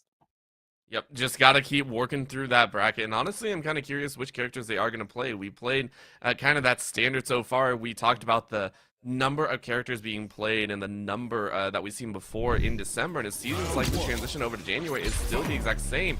However, here's the shift to Chun-Li and Rashid. These two not seen as the popular picks from December, but still very fun overall. Yeah, we saw a few Rashids here and there, but not very consistently. Obviously, we always get the same few people who go very far in this tournament, and they're playing characters like Julie, Blanca, Tight, Bison, Luke, but you never mind seeing a Rashid on screen. Maybe if you're fighting against one, but it's never dull to watch. And right now, we're just seeing the whirlwind of Rashid do work in the corner, but unfortunately, it was up against the blocks. Come down here, and we know Chun-Li's can do some work. What a catch, though. In center stage, Midnight realizing that maybe they're in for a world of pain. Liquid O saying, this is all I need. Once again, you're in the corner. There ain't no chance. And it's going to be a very nice little finish here. As we mentioned, the flashiness that comes out of a Rashid versus the likes of Nakuma. It'll be very Yeah, and Liquid O is doing a great job of catching what Midnight Isle is throwing out, reading these cross attempts, but not this one! What a beautiful jump in off the fireball attempt, but gets baited into a grab attempt that doesn't work out, gets the throw tech again, goes through his own Kikoken, is Midnight Isle, and right now just trying to not have what happened last time happen. Trying to keep that Rashid penned in and keep him from running wild, because if you give a Rashid a lot of room to run, they're going to take it. I mean, we've seen it before in the earlier rounds, so now it's Midnight Allison. Okay, I have an HP lead, I can block a little bit more, I can do my work, and I just have to wait for a catch opportunity, but a little bit of burnout here as Midnight Isle has to try and build a back up. Liquid O trying to press the advantage, but you're low on HP, so you can't really have it work, and instead you're on a sliver. Liquid O realizing that they only got one chance to really make this work. Yeah, has that critical art if he wants to. A great way to steal the momentum. I'm not so sure he's interested in using it. Doing his best at a burnout. And here it comes indeed. Oh my gosh, what a turnaround from Liquid O here in game one. That was by far the closest round we've seen thus far. And Midnight Isle has to be burning that oil saying, dang, can't believe that just happened. How did that happen? Yeah, that is the importance of staying mentally present. And you talk about the Shin, Gi, Tai, Trinity, mind, body technique. That is all a question of mind. Because Liquid O saw his opportunity to use that critical art to steal the round and took it after a little setup. And you just can't overwhelm yourself like Midnight Isle seems to be doing. I mean, this is Liquid O really coming into their own after the last round as well. Midnight Owl kind of sitting there going, how the heck do I bounce back? I mean, they're on 1 HP even so still trying to chip away, still trying to get their own, use about half, just trying to fight in as much as possible. There's going to be a grab, and Liquid O sitting very, very pretty, chases over top and uses the overhead to carry on with the round. That'll be Liquid O, just one more to go. Beautiful little mind game too, because he crosses Midnight Isle up and jumps straight over him again. Midnight Isle probably expecting him to stay in place for a while and set up a combo, right? But no, immediate second change. Right now, it feels like Midnight Isle is starting to come into their own once again, but took a little bit too wide of a swing, which means Liquid O gets the chase factor, forcing a little bit of a burnout as Midnight Owl has been in this situation before. Liquid O gonna chase once again from corner to center, waits for the jump, and now gets a lot of damage down. Yeah, that is so much damage and goes straight into his super art that catches him on the way down, and that should be enough for Liquid O to move on ahead. It's not quite, but look at that burnout. Look how little health there was, and Midnight Isle was wide open for that tornado. That'll be Liquid O moving into top 16. Very, very well done. Closest match that we've seen so far, and you know, it makes sense. Rashid is a character that, you know, needs a little bit more time. Not needs a bit more time, but much more, I would say much more silly. You can see the hits, multitude of hits, but not exactly overwhelming in might each time. So the combos a little bit longer, but they're spicy. As you mentioned, you can get a lot of feints out of this character. Yeah, definitely. You see it right here, actually. Look, that was the interaction I was pointing out. Crosses him up, lands a hit, jumps over him again for a second cross up, and Midnight Isle just couldn't get his feet under him. Once he let go of that initial advantage, it was all over. And what did I tell you at the start? Liquid O was playing in a hurry. He didn't want to linger around in top 32. He wanted to be right in top 16. He did not want to dawdle against Midnight Isle. Just want to get this round done and over with, and that's exactly what you want to do. Again, it's a long night ahead.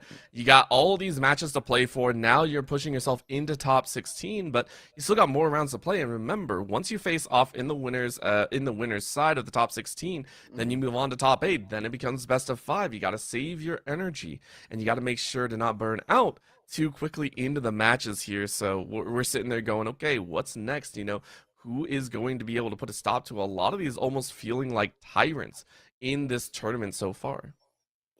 Yeah, and that's going to be a big question there. We've got Sledge with his Akuma coming up, and Akuma, we saw that just sheer domination against Zombie Azteca, and the question is, how do you keep him from running away with things?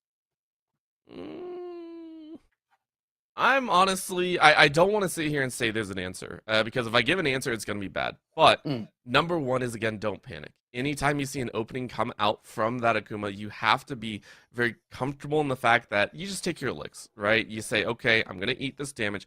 I'm going to feel that this is going to hurt, but I need to have an answer at the back end. I have to understand that I will have a turn on my own. Akuma is not a, I mean, there is no character.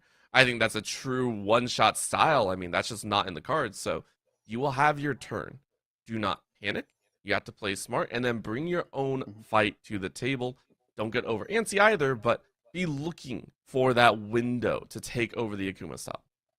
Yeah, and that's the concern, though, the going concern, because this is a game where anybody can in the game can kind of two-touch you. Any good character can get one good interaction, two good interactions, and the round is over. But it's a bit of a cliche to point this out. Akuma is a glass cannon. It is lowest HP in the game, and what you really need to do is not be intimidated by the sheer firepower, because if you can get in there, he can fold like origami pretty quickly. And it's just, that's the thing, is you have to know that you'll have your chance. Now, how well are you going to make that chance happen? That's a whole different story. I can't tell you how to do that. I really, really can't. If I did, I wouldn't be here on the casting desk, right? I'd be trying to play my way through the bracket and try my best to work my way out there. But, you know, it's a difference. I mean, I'm very, very curious if we are going to see like the likes of a Blanca, you know, the M Bison, to fight their way through. And those are the matchups that I'd be very curious to watch for. Again, we've only seen one matchup of the Akuma so far, so to say that Dredge is going to have, or Sledge is going to have like this amazing run, I mean, we still got to see some of those heavy hitters come out to play. So that's where my eyes are really going to be, in this top 16 will honestly tell a lot, in my opinion. I think that's going to be the main call here, and that will be showing us a lot of, you know, who really has that right step, who really is going to be fighting in the top 8. It's going to be a lot about managing mental energy, too, because 61 players is a lot to get through. And speaking of energy, I'd like to talk for a moment about one of our sponsors, One Shot Energy, who have been kind of the Willy Wonkas of the FGC, focusing on these high energy candies that are also nutritious and sustainable. One taffy of One Shot Energy, the classic energy chews, has as much caffeine in it as a can of Red Bull and a 5-hour energy. That is just no joke, and I've dabbled in it occasionally myself when I've needed to burn the midnight oil on something. They have great options for focus chews for people who really need to lock in. They've got a voice treatment for commentators like you and I, and they're working on models like helping sleep or hydration. So One Shot, a very growing company, very promising, established in 2021, going to their 4th year, helping gamers like you and me shine. That's awesome to hear again. And any sort of interaction, I think, is very, very healthy for the scene as well. I think here in esports, and especially in the FGC, it's very important to have eyes and know that there are those out there that watch and love the scene just as much as we do, and to invest into the scene and to say, hey, please come on and play, have fun, try your best in these tournaments as well. It makes me very, very happy to see that come out. So hopefully we get to see more of the competitors and more eyes here on the Breakout series as well, because I mean, this is not the only tournament. I'm sure many people have already understood this is the first Street Fighter tournament of the new year. We've already had multiple tournaments here in the Breakout series as well, across multiple other FGC titles. Yeah, of course. I mean, Breakout does Tekken 8. That moved to Wednesdays. It used to be on Thursdays. And we dabble in the finals. We have a few more things coming up in our roster. You follow our social media at Breakout ES for more on that. And we really have been seeing a lot of growth. Viewers are going up. Contestants, entrants are going up. I believe this past Wednesday on Tekken 8 was actually our most competitors ever, just shy of 100. It was like 140 something, actually. I don't recall the exact number, but Breakout Star is rising, and it is a great time to get on that train. Yeah, just go ahead, check it out. Please go ahead, join the community as well. Interact, not just in competition, but learn. I think one of the fun things with these tournaments and with these community members as well is you always got to have a little bit of fun with them. Learn from some of the best, you know, get a little bit silly with it. as well. I'm very curious as well, taking a look at this bracket, who we're going to be taking a look at next, as I think we have upwards of, I think already our projected top 16 winners side so far. I think we're just waiting on 3 more players to figure out who's going to be facing off. EC is still waiting on an opponent in top 16, Liquid O, and Insanity Veins, who we haven't seen play so far. Yeah, and you know what they say, time flies when you're having fun. We are already knocking on the door of top 16. Top 8 won't be far behind. And if you want to keep seeing wonderful Street Fighter action like this, chat, type in !Matcherino. That is Matcherino to redeem some codes. Throw a free 25 cents into that pot. It costs you nothing, and it is a gesture that goes a long way for our talented players and tournament organizers to keep showing you the gaming and action you love. Yep. Go ahead, support the players that come out. Almost every single week, we mention the fact that this is, I believe, our highest participation so far for a Street Fighter 6 tournament, and that shows the amount of love that's in this area. And to give back to the players that are spending their evening here, I mean, this isn't just like an hour tournament or anything. This could be a 3 to 4 hour banger, because I mean, for us here, you and I, K-Vox, we're going to be here for the opening rounds, and then later on there's top 8, which is an even longer fight forward. It's a grueling battle that I'm sure everyone is looking forward to. So remember, show your support to the players that are putting their time and energy into these matches. Yeah, because I mean, people go, oh, it's just playing video games, it's a toy. People put in serious work to mastering their craft at these games. We're talking hours of lap time. We are talking tournaments almost every day. We are talking long ranked sessions. We're talking coaching. We're talking staying hydrated and getting enough sleep and taking care of your hands so you don't get a career-ending carpal tunnel issue. The dedication is real. This is as much of a sport as rugby or baseball or football or basketball. It can be very, very taxing. Now, granted, there's always a different thought in there. There's always a different process, but just as much as physical sports out there, you can also akin it to the likes of chess into those more board game heavy matches. There's a lot of thinking that goes in here. We love to talk about the physicality, but also into the technical knowledge that goes into the likes of Street Fighter 6, knowing the matchups, knowing the combinations. You literally asked me earlier, what do I think of the Manon? What do I think of these matchups? And the thing is I don't have that technical knowledge sometimes as deeply as some of these players. These players spend hours upon hours studying frame data, studying combinations, watching videos just to learn how to either play a character or deal with a character. You have to give respect to that. Yeah, it's no joke. You cannot wade into these waters casually, or you can. You can be somebody who just shows up every week just for fun. But what I mean is, if you want to be good, you can't just show up. I know people have been saying, oh, Punk doesn't lab at all. That's frankly not really true. Punk studies his craft like it's his job, because it kind of is. And also, something to keep in mind about Punk, Knuckle Dew, and so on, is they've been around since at least Street Fighter 4. That is over a decade of dedication. That game came out, what, 2009? We're going into 2025. I'm not sure they remember the first time they picked up a controller. Oh, don't tell me that. That is putting me into a little bit of a box there. I am old beyond belief now, and it's a test. Like you said, a lot of these players have a lot of love for the series and the franchise, and I don't see that going away anytime soon. We are still waiting, as you can tell, we are still waiting for another match to get started here, waiting for the bracket, I believe, to catch up a little bit. So please keep staying with us, keep tuning in, because there are more matches on the way. We are filling out a little bit more of the bracket side. If I'm double checking this right, I think we do have EC's matchup, which is going to be up against Arma. So we are starting to fill out that top 16 winner side.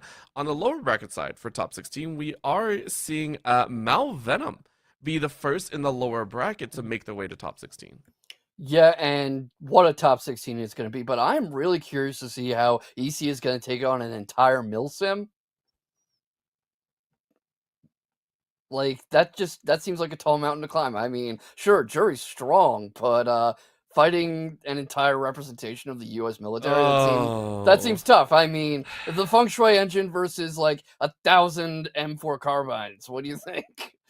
You know what? I think the 1,000 M4 carbines might win it out. I don't know. I never really thought of it that way. I don't know the frame data on that, frankly. I don't know. I've never labbed it. Well, we'll be labbing it here, I guess. We'll be labbing it here for sure. We'll be seeing who comes out on top. But honestly, EC is still looking very, very strong. As we said, one of the more technical players here, just really showing off their own flair for the game is the best way we can put it. A very, very controlled aspect, waiting, not so much overwhelming and forcing mistakes. It is waiting for the mistakes to come through. So watching that technicality come out maybe can kick their way through a couple guns of the Arma side and get a dub in that vein. Remember, this is still a best of 3. We're not into the best of 5 grounds just yet. Yeah, and EC can just switch playstyles so fast. We saw how in an instant he could go from very patient, methodical, bait you out play to rushing you down with Drive Rush, getting in your face, never leaving it, and just very smash mouth Street Fighter is the way I would like to call it, because it was just running that ball straight into the end zone. Now, to watch for Arma, I'm very curious which character they're going to decide to pick up. For me, I am sitting here going, what character could reach in? Are we going to go for that standard meta? Are we going to see another M. Bison? Are we going to see another Luke? Like, what are we going to get? That, to me, is the big question on the docket. And it looks DJ. like we are going to get a DJ rocking it out here. I am not surprised because DJ has been getting a lot of love on the competitive scene. They're certainly taking their time. I know we were talking about EC being patient, but this might be pushing it, to be honest. Just very idle and methodical in the corner. Arma a little too worried to go out. He knows EC's reputation off the drive rushes and how quickly he can react to any missed opening. You know, he baits out grabs, he shimmies you, he crosses you up, he sets up Zugzwang situations where he throws a fireball and baits out the throw from it. I think they were a little too patient though, because they kind of ended up out of the running, and we're probably going to see them again soon. But in the meantime, I wonder, is he going to stick with the DJ, or was that a little bit of a false flag? Come on, stay with the DJ. You already did it once. Let's see the DJ. Let's have a little bit of fun here. Honestly, though, it'll be up to each of their own preference. As you can tell, it's going to take a little bit of time to figure out. We are just double checking, making sure everyone's connection is good, as we should. Reaching into the top 16 is no easy feat, and so you want to make sure you have everything in your own wheelhouse. You want to make sure that you're going to be okay in the matchup and no real struggles to occur. So at least in connection activity. So it'll be a little time. We'll hop right back into it as soon as possible. Yeah, I am no system engineer. I am no big internet wizard. I just play one on TV. So I don't know about all the intricacies of speed tests and whatnot, but you know, that's kind of why we restrict people to the NA region this tournament, because we want to make sure everyone is able to connect very well. And right now, we're hoping everything's good. We're hoping that everything turns out roses. We have had the occasional mix-up here in Breakout with that. But in the meantime, how are you feeling about the tournament so far? I'm feeling good. So far, the matches have been very, very fun. Again, we're seeing a plethora of variety of characters. So far, we saw the Akuma, we saw the M. Bison, we saw the Aki, we've seen the Manon, we've seen Chun-Li, as well as the Rashid. It's been a wonderful treat for the eyes, seeing the entire roster of SF come out here and have a play. So I'm curious, though. Again, that is the opening rounds. We have yet to see the top 16 fully played out, and we also have yet to see the top 8 itself. So for me, that's what I'm curious about. You know, as much as the tournament has been rocking so far, we have also seen very one-sided matchups. Where are we going to see the fluctuations break out? Those back and forths that we have seen some players put out. When are we going to see those 2-1s, those 2-2s, or anything like that? Tell you what, those can come out at any moment. This is not a game where you can get comfortable. We've seen so many players so far get a little comfortable, settle into a rhythm, settle into a routine or a readable pattern, and just like that, they are punished and shut down. Yep. And I'm hoping for a good chance. I mean, this is also a little bit of downtime for us, but waiting to see exactly who comes out on top and waiting to see if there are going to be any crazy changes. As you said, the DJ could be swapped out for any other characters out there. But, to each their own, if you will. And if I'm sitting here going, okay, Arma, what are you going to play? How have you played certain things? I am 100% curious.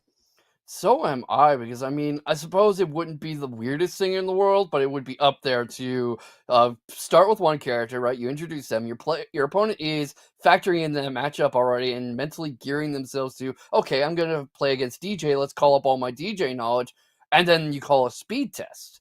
And then your opponent kind of starts to get cold. They're not as warmed up anymore, and you hit them with an entirely different character. Get a little bit of a shift, get a little bit silly as well, and hopefully we get a little bit of silliness in there as well. Maybe a little bit of respectful back and forth or anything like that. It would be for me a lot of fun to watch for. But at the end of the day, it's all about comfortability, right? We talk about the silliness, we talk about the DJ and everything like that, or throwing a curveball in there. Very rarely have I seen secondaries work out to the strengths of the mains. So DJ is your main, rock it as much as possible. Yeah, and it feels to me like Julie and DJ offer very similar mental real estate, very much high pressure rushdown types who can zone you out with the fireballs and use those to set up traps. Use that to rush in behind it to keep you stuck in place and force you into these situations where you kind of have to pick your poison. You have to pick what direction you're going to get hit from. Maybe not quite so easy to feint someone out as we saw with the Rashid just a few matches ago, but it's going to be seeing two very similar playbooks in action, I think. And I think it's going to come down to how well does EC know this matchup. If we are watching the DJ versus the Jiri, it's all about understanding the distances, understanding how close you can get without causing a little bit of chaos, and really comfortably placing your own body into the right spots. I mean, we've seen the likes of EC play pretty much on a knife's edge. We've seen EC be able to kind of play in and out of a lot of those dangerous situations. So I fully expect them to be ready to go in these matchups. Now, for Arma, obviously I can't speak too much of the gameplay as we've only seen them stand in place and stand and wait to attack. So I mean, I'm not going to speak on that point. But if they do come in swinging, if they do try and close that gap, it'll be very interesting to see what EC has to do on that defensive end. If we do get to see for the first time EC not be as calculated and almost have to play off instinct. Yeah, maybe, because I don't know if you can outpatience someone who showed us what Arma did just then. Very, very calm, very collected, very controlled Street Fighter. Not really willing to press any unnecessary buttons. Not really willing to press any buttons at all, actually. Not until EC presented some kind of opening. And I don't think I've seen such a careful DJ to that point. We've seen NuckleDo rock him out a few times, including here in Breakout Series during one of his 2 consecutive tournament wins. He's won with the Guile and he's won with the DJ, showing he can really pick up any character and win with it after so long in the arena that is Street Fighter. But it's going to be a question, can EC outpatience someone so unwilling to press buttons? How how I wanted to see if I could do that whole thing with a straight face. I don't have any other words for it, man. I wanted to see if I could do that whole thing with a straight face. I almost made it. I almost pulled it off. You're getting pretty close to it. You're getting pretty close. For right now, though, we're still waiting. Okay, we're still waiting. So I mean, we're chilling. We're hanging out here, and that's the best part about it. Throwing in jokes here and there now, as we just watched K-Vox have a little bit of fun there. So it's a good old time here in the Breakout series. You came so close, man. You came so close. You held it for like half a second more. I was within pixels of getting like the whole thing out straight face. Like, you remember that one? I think it's Samurai Showdown. There was this tournament clip where there was some connection issue, and neither of them are doing anything. And the commentators go on this whole spiel about how calm and patient and careful both players are playing, and then the connection error thing comes up, and it's like, oh. Yeah, that's a problem. So I like it. It gets silly. It gets chaotic. So that's fighting games. Yep. Just keep moving. Just keep moving along. That's all we got to do. No real challenges there, but we'll see.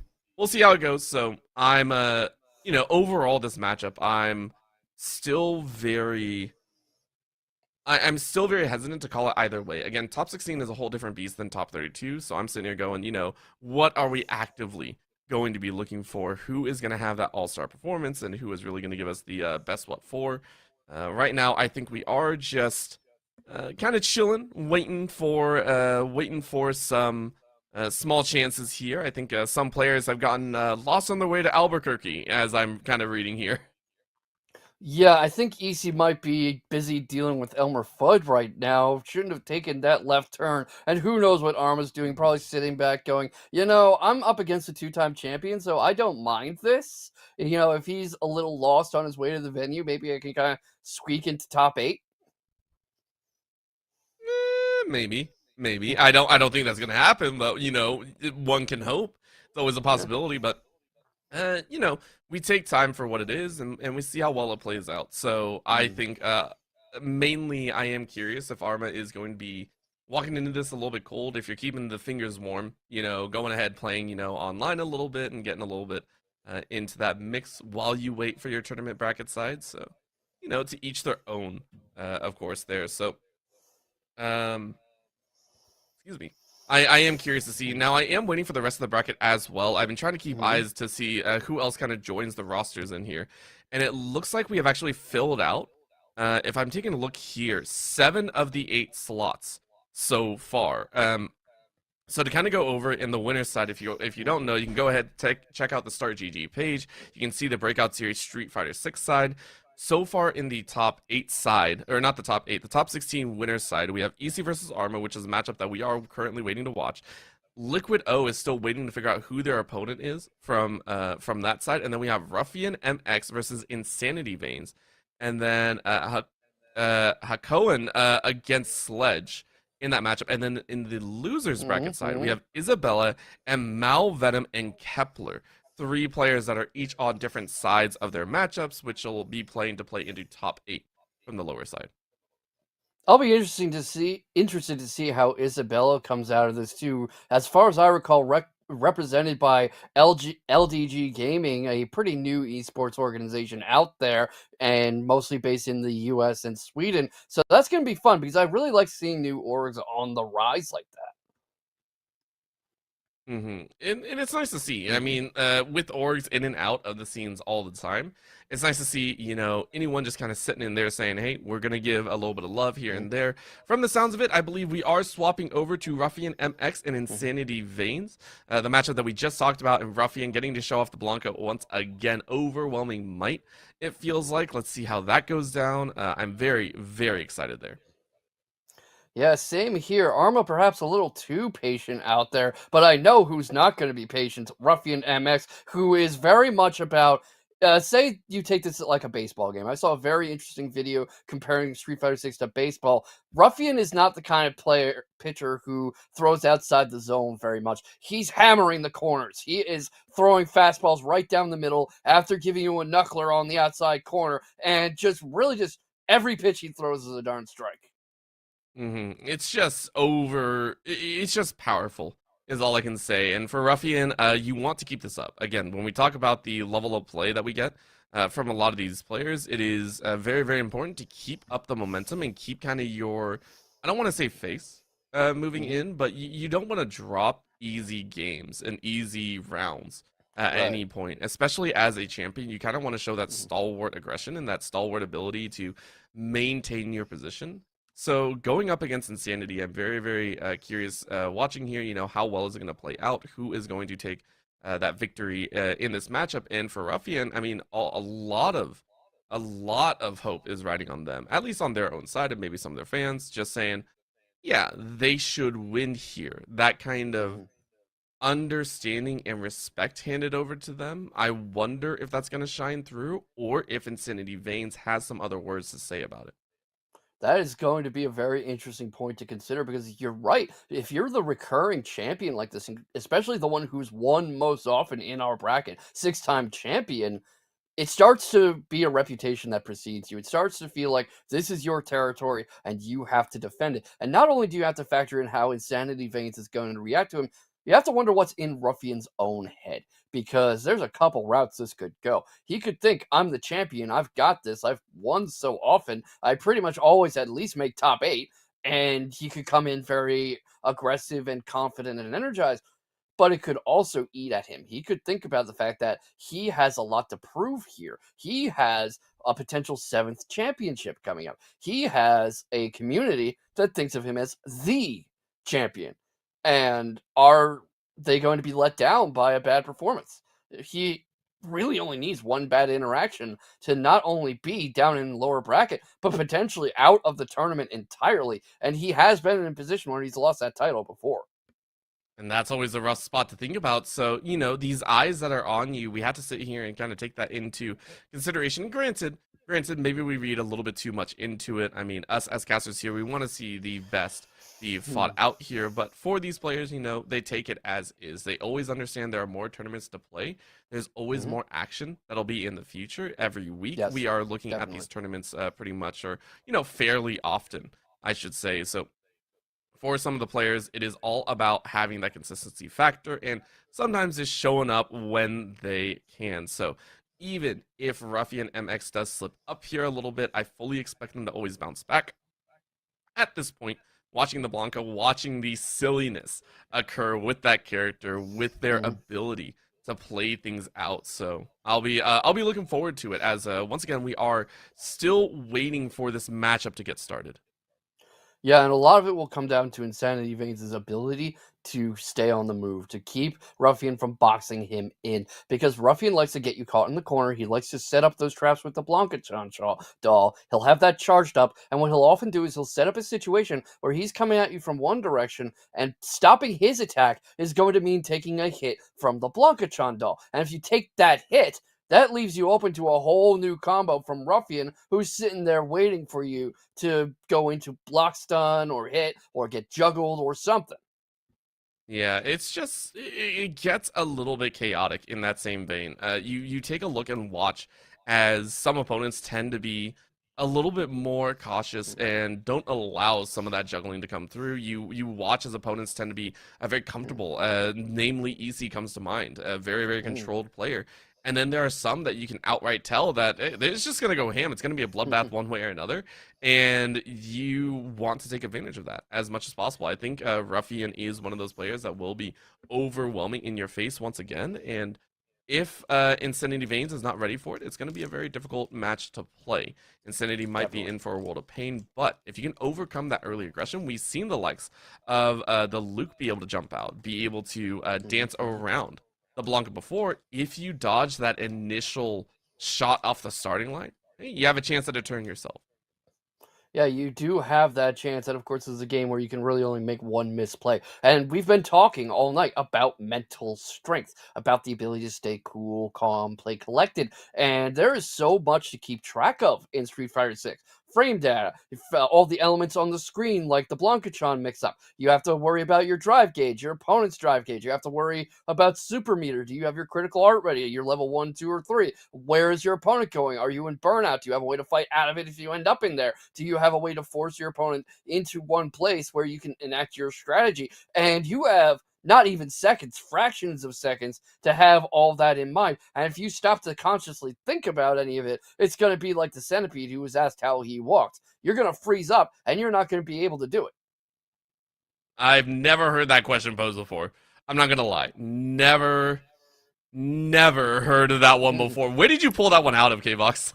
It's an old story. It's a guy asks the Centipede how he walks with so many feet, 100 feet. And the Centipede goes to answer, oh, it's quite simple. All I do is, and he's thinking about how he walks, right?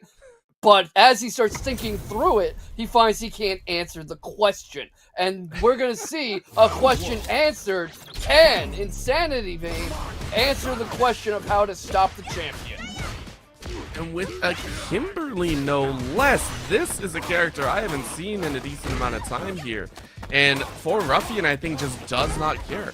Either two grabs very quickly on and forcing Insanity into the corner with a quick little mix-up, dancing above some of those big challenges right out the gate, but a nice reversal puts Insanity into prime control, forcing Ruffian to try and take a defensive position. And we don't see Kimberly very often, and I have to wonder if it's been a matchup unfamiliarity is concerned. Maybe Ruffian hesitated for a moment and was like, hey, how do I play against Kimberly again? Well, looks like just like that. Yeah, that's Looks you're on the just right like track. that. That's kind of what you want to do, actually. That's about right. Oh man, Ruffian saying no big worries. Maybe not as fast paced as they started off in their previous matches, but still that same control. The Blanca covering a lot of ground with those same grabs, and all of a sudden you see Ruffian say, this is how I play this matchup once again. I will be in control. I will be all in your face. And look at that juggle. Insanity on a single sliver, and Ruffian finishes it off. Yeah, finished off that game with a level change, faking out which direction he was going to go. I think Insanity thought he was going for a cross-up, so he turns around to block in the wrong direction and gets hit from behind, but reads the jump in, gets parried, gets grabbed off the parry, and Ruffian uses the drive rush to get straight in and put him in the corner again. I mean, that is just chaos in the making. And Ruffian just saying, I don't care what you're going to do. Insanity has got nothing. You can see just a single tap is all it's going to take to finish off. You are in burnout, but honestly, I don't think Ruffian cares too much. All you need is a single hit. And that single hit can come at any point. Granted, Insanity is really forcing the issue. That stun's there, and can Insanity come back with the one pixel? Certainly giving it the college try, and might be about to take his first round of the set. The champion has played. What a turnaround right there. Very, very nicely done. Even in a stun moment. Insanity Vane said that's a perfect time for me to reverse. That is now twice we've seen these reversals come out here, and that ability to stay consistent, to stay cool under pressure. And Ruffian now eating a lot of that damage back. Insanity Veins, though, remember, they're already down one game. They have to play this one careful. Nice little toss.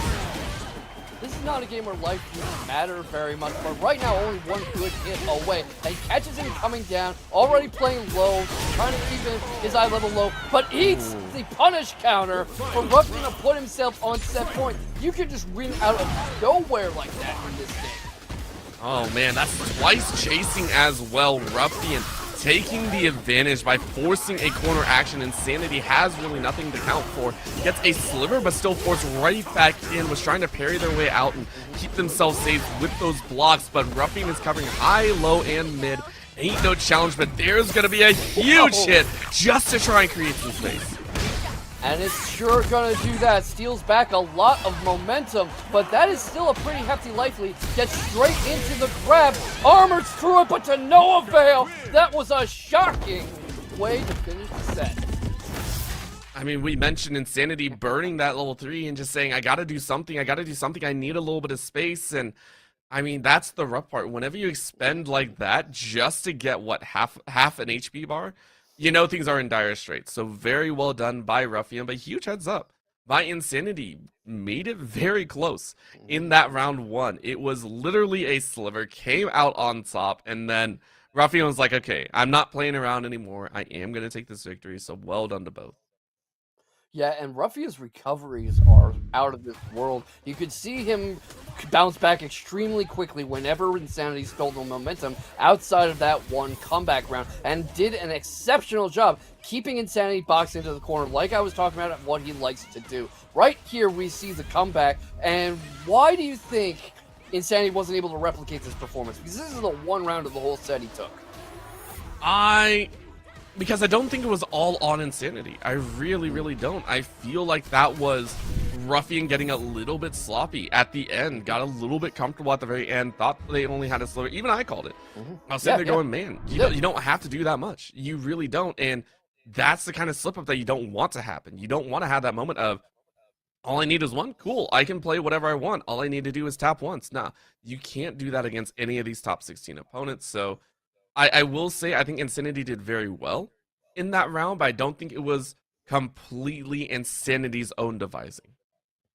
Yeah, I mean, a lot of this is just taking advantage of what your opponent gives you. If your opponent steps off the break, leaves an opening, it's on you to exploit it. And you have a point. I mean, he was one tap away from putting himself on set point. So he might have thought, all I need is that one tap. I can step off the gas a little. I can slow down a bit. I can start pulling into the driveway, and gets a fender bender for his trouble.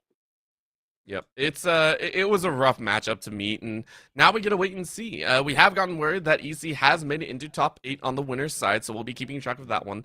As well, Arma is now going to fall to the lower bracket, facing off against the winner of Kepler and Claustra, and we'll still be waiting to see who comes out on top with the other winner's side. Let's go ahead and take a look at our next matchup as well, which I believe is going to be Haruto and Liquid O. Okay, so Haruto coming in here and Liquid O. Oh boy, this is going to be fun. Yeah, we already saw a bit of Liquid O's Rashid, and it was really fun to watch. I mean, great work with the feints, with the cross-ups, with using the tornadoes to control space, and an exceptional eye for when to break out that critical art. You know, we saw that turnaround where he was on 1 pixel of health and set up the stun situation, used the critical art to kill, moved on to win the entire set. I mean, it was a thing of beauty. Now, granted, it was one of the more slog festy types. We mentioned the raw power that came out with some of the other characters, the Blanca, the M Bison, the Akuma. These are all heavy hitters that just kind of take over a match. But with the Rashid, it takes a little bit longer to do so. So in this top 16, I'll be very curious to see how well they play out. We haven't seen Haruto play yet, so I am kind of curious. I think we have gotten word that it's not going to be Rashid, though, that if that character is correct, it's going to be a little bit silly. Yeah, I mean, Dalsim's actually an interesting choice complementing Rashid because you both have kind of a lot of zoning options and a way to control your opponent's space, their real estate on the screen.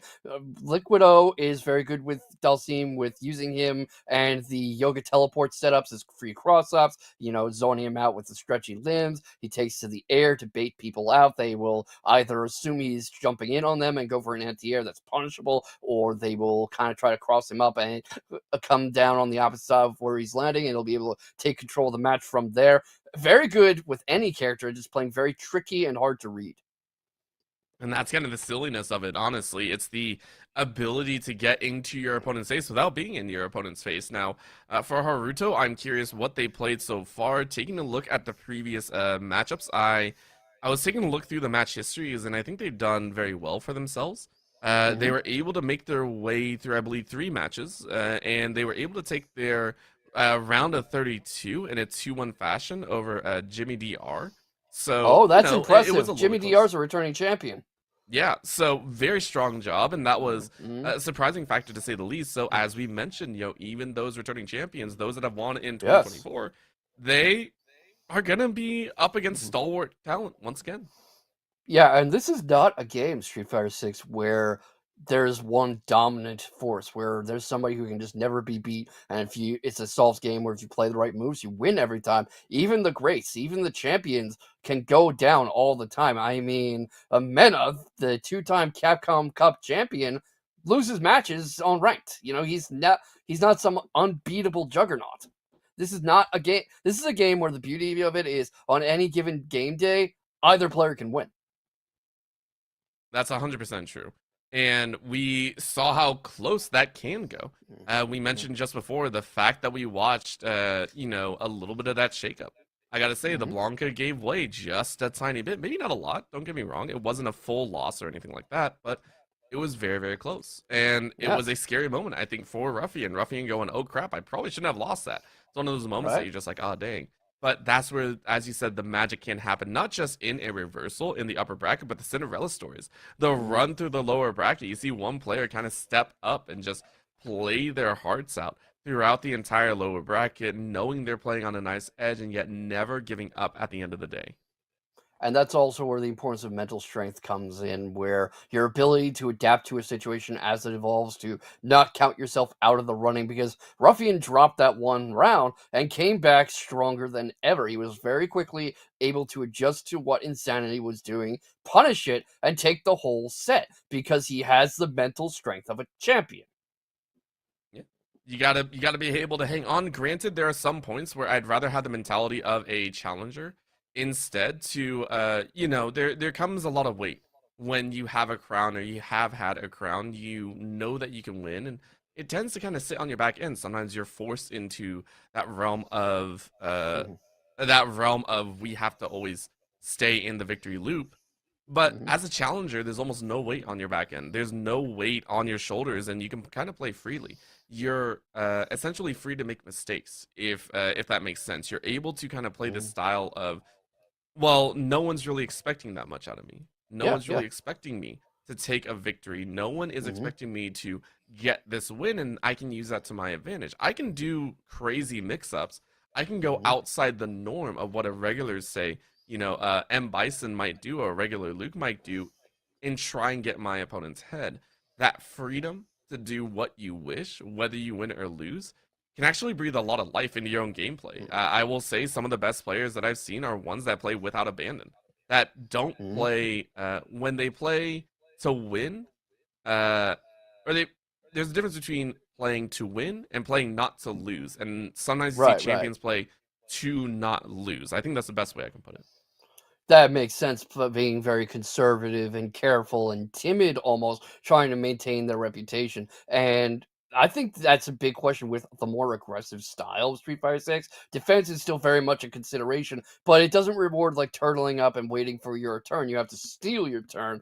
And it's a question of how veterans from Street Fighter 5 can adjust to that new paradigm. Yeah, it's the understanding that there will always be something kind of shaking up, and we have to watch that kind of play out. There's always new tech kind of being introduced into the scene, which is always kind of fun to me. There's always a new little style that kind of ekes out. There's always something kind of silly that likes to be played out. So, we'll take it for what it is. To get a good idea, though, we have gotten word that Sledge unfortunately fell in their top 6 matchup against Hakuin. So I am very, very curious how that one played out and who actually took that victory. On the lower bracket as well, I do want to give a little bit of an update. There was a victory by Mal Venom up against Omega JSM, and they'll be playing up against, I believe, the loser of this match specifically that we are hopefully going to watch, Haruto and Liquido. Yeah, the theoretical matchup is going to be very interesting. Both of those names waiting down in lore are very new to me, but that's the beauty of Street Fighter 6. Relatively obscure people can come out all the time and beat titans. And I'm going to time travel a bit to talk about the last tournament I commentated for Street Fighter 5, the online local, doing the very last tournaments before Street Fighter 6 came in. Mena was playing there after his second Capcom Cup win, I believe, and was climbing the bracket. He was playing his head off as he usually does, dominant as ever. And this one player, X-Finesse and Ed, comes in, meets him in winners finals, and 3-0s him. This is not a player you see in majors and going out to play in Capcom Cup and Evo, and he 3-0s Mena in winners finals to go into grands. And Street Fighter 6, obviously, a whole new game, even though Ed is still there. But it shows you the beauty of people being able to come out of the darkness and surprise you. Yeah, that is just, and it's a wholly impressive thing, right? You take a look and say, hey, you're playing really, really well, and sometimes you just get surprised out of left field. That's why we have some of those kind of mix-ups going. So we're getting into the matches, and hopefully we get in. There we go. It is going to be the Doll versus the Ria Haruto playing that one out.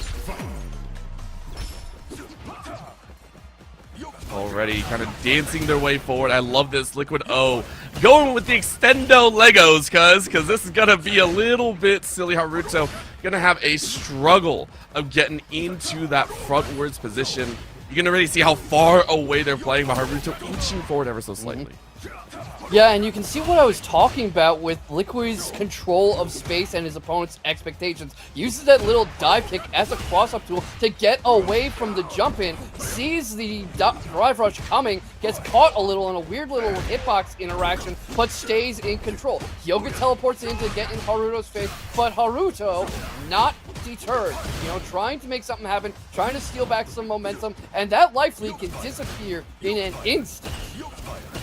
Oh, 100% it can, and that's why we're watching these little slow fireballs kind of creep out. I love that attempt at keeping low end going. That's going to be the toss, though, so it feels like Haruto might have that chance, but as quickly as it goes, Liquid O is like, yo, I will breathe fire in your face. And just like that, there is no opportunity. The OG met with another OG as Liquid O takes round 1.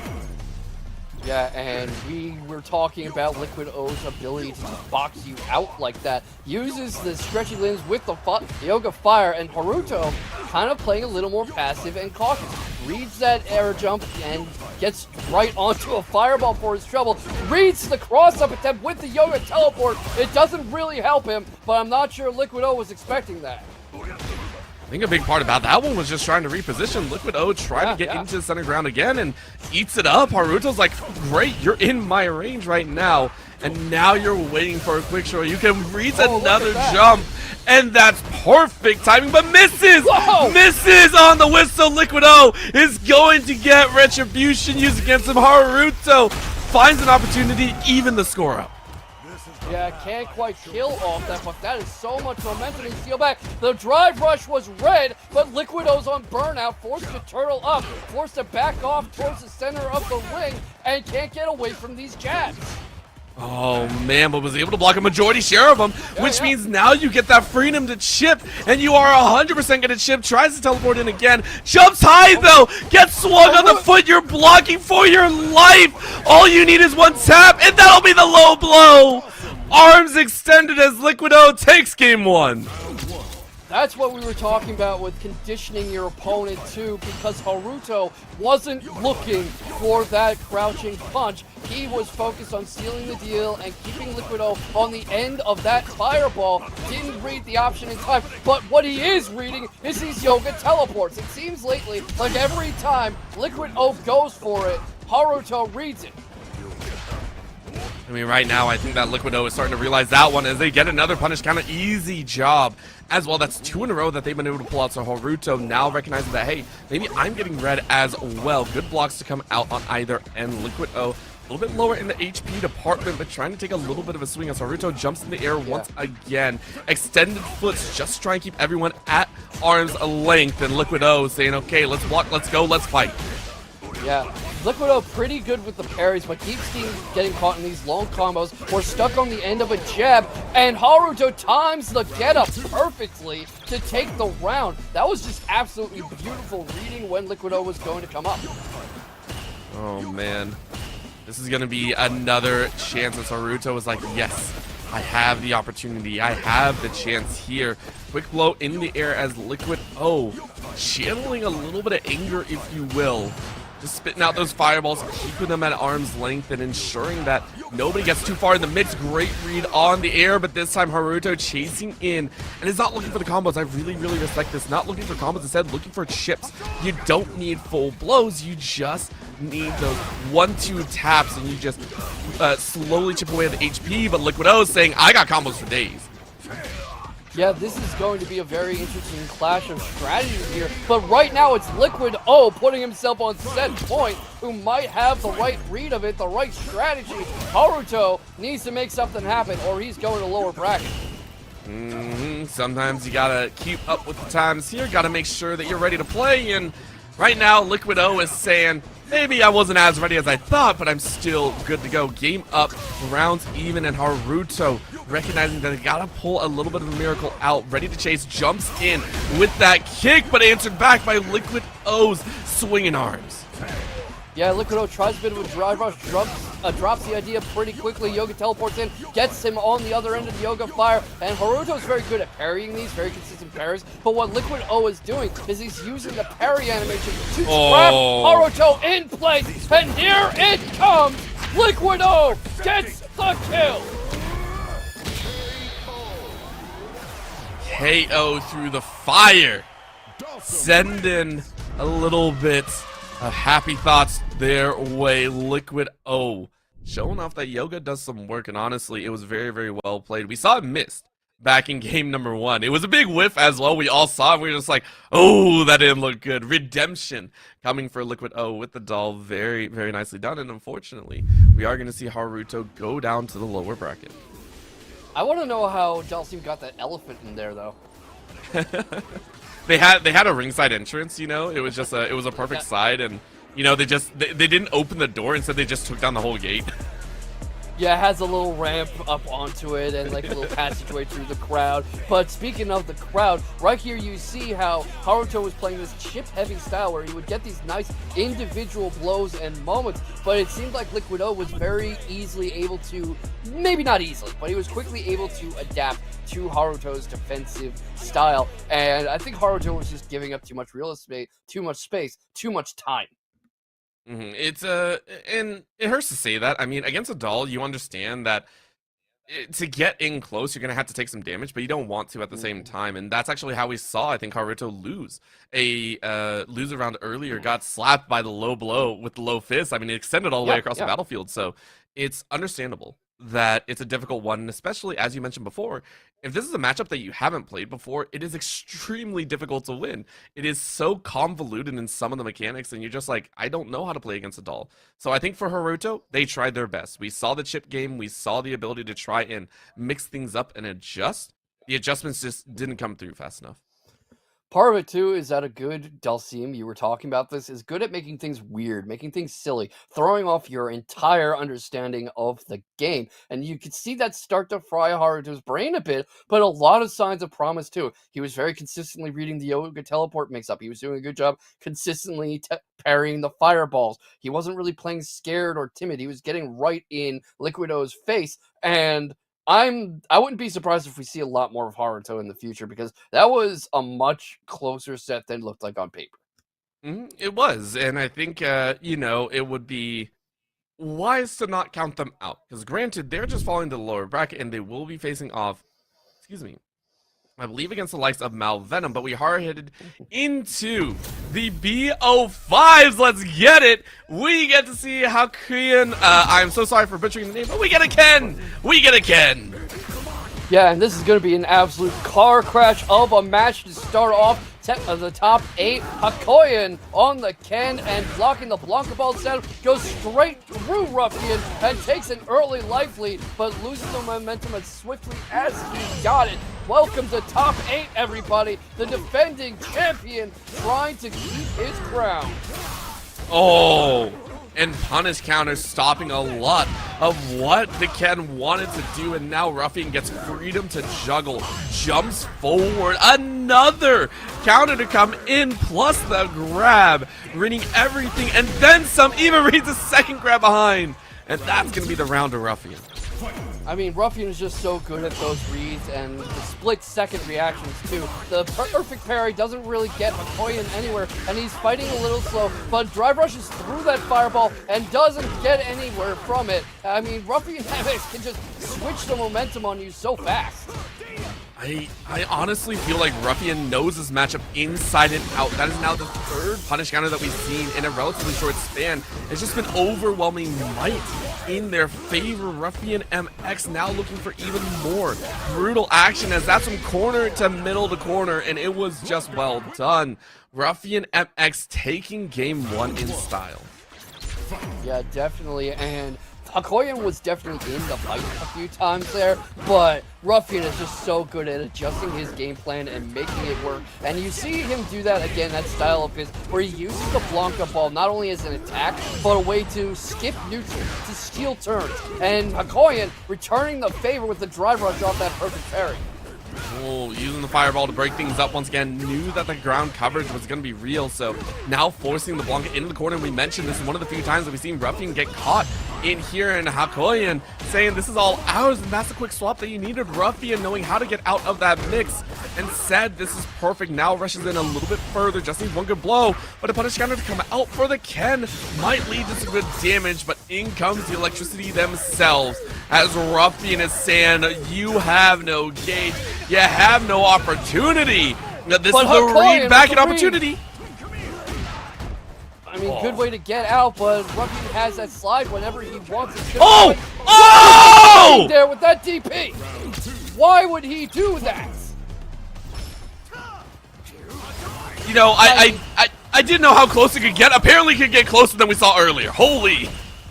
Yeah, I mean, just one move blundering the entire round. I am sorry to call it how I see it, Hakoyan, who is trying not to let it get in his head and take the fight to the burnt-out champion. Let's see if they can follow through. Ruffian trying to just kind of cover up their own side. Good electricity to knock them back a little bit, but a good Shoryuken to punch them right back into the corner. It feels like Hakoyan has really got this sealed as that's another stun up and you get a full combo piece, and you're not going to drop it here.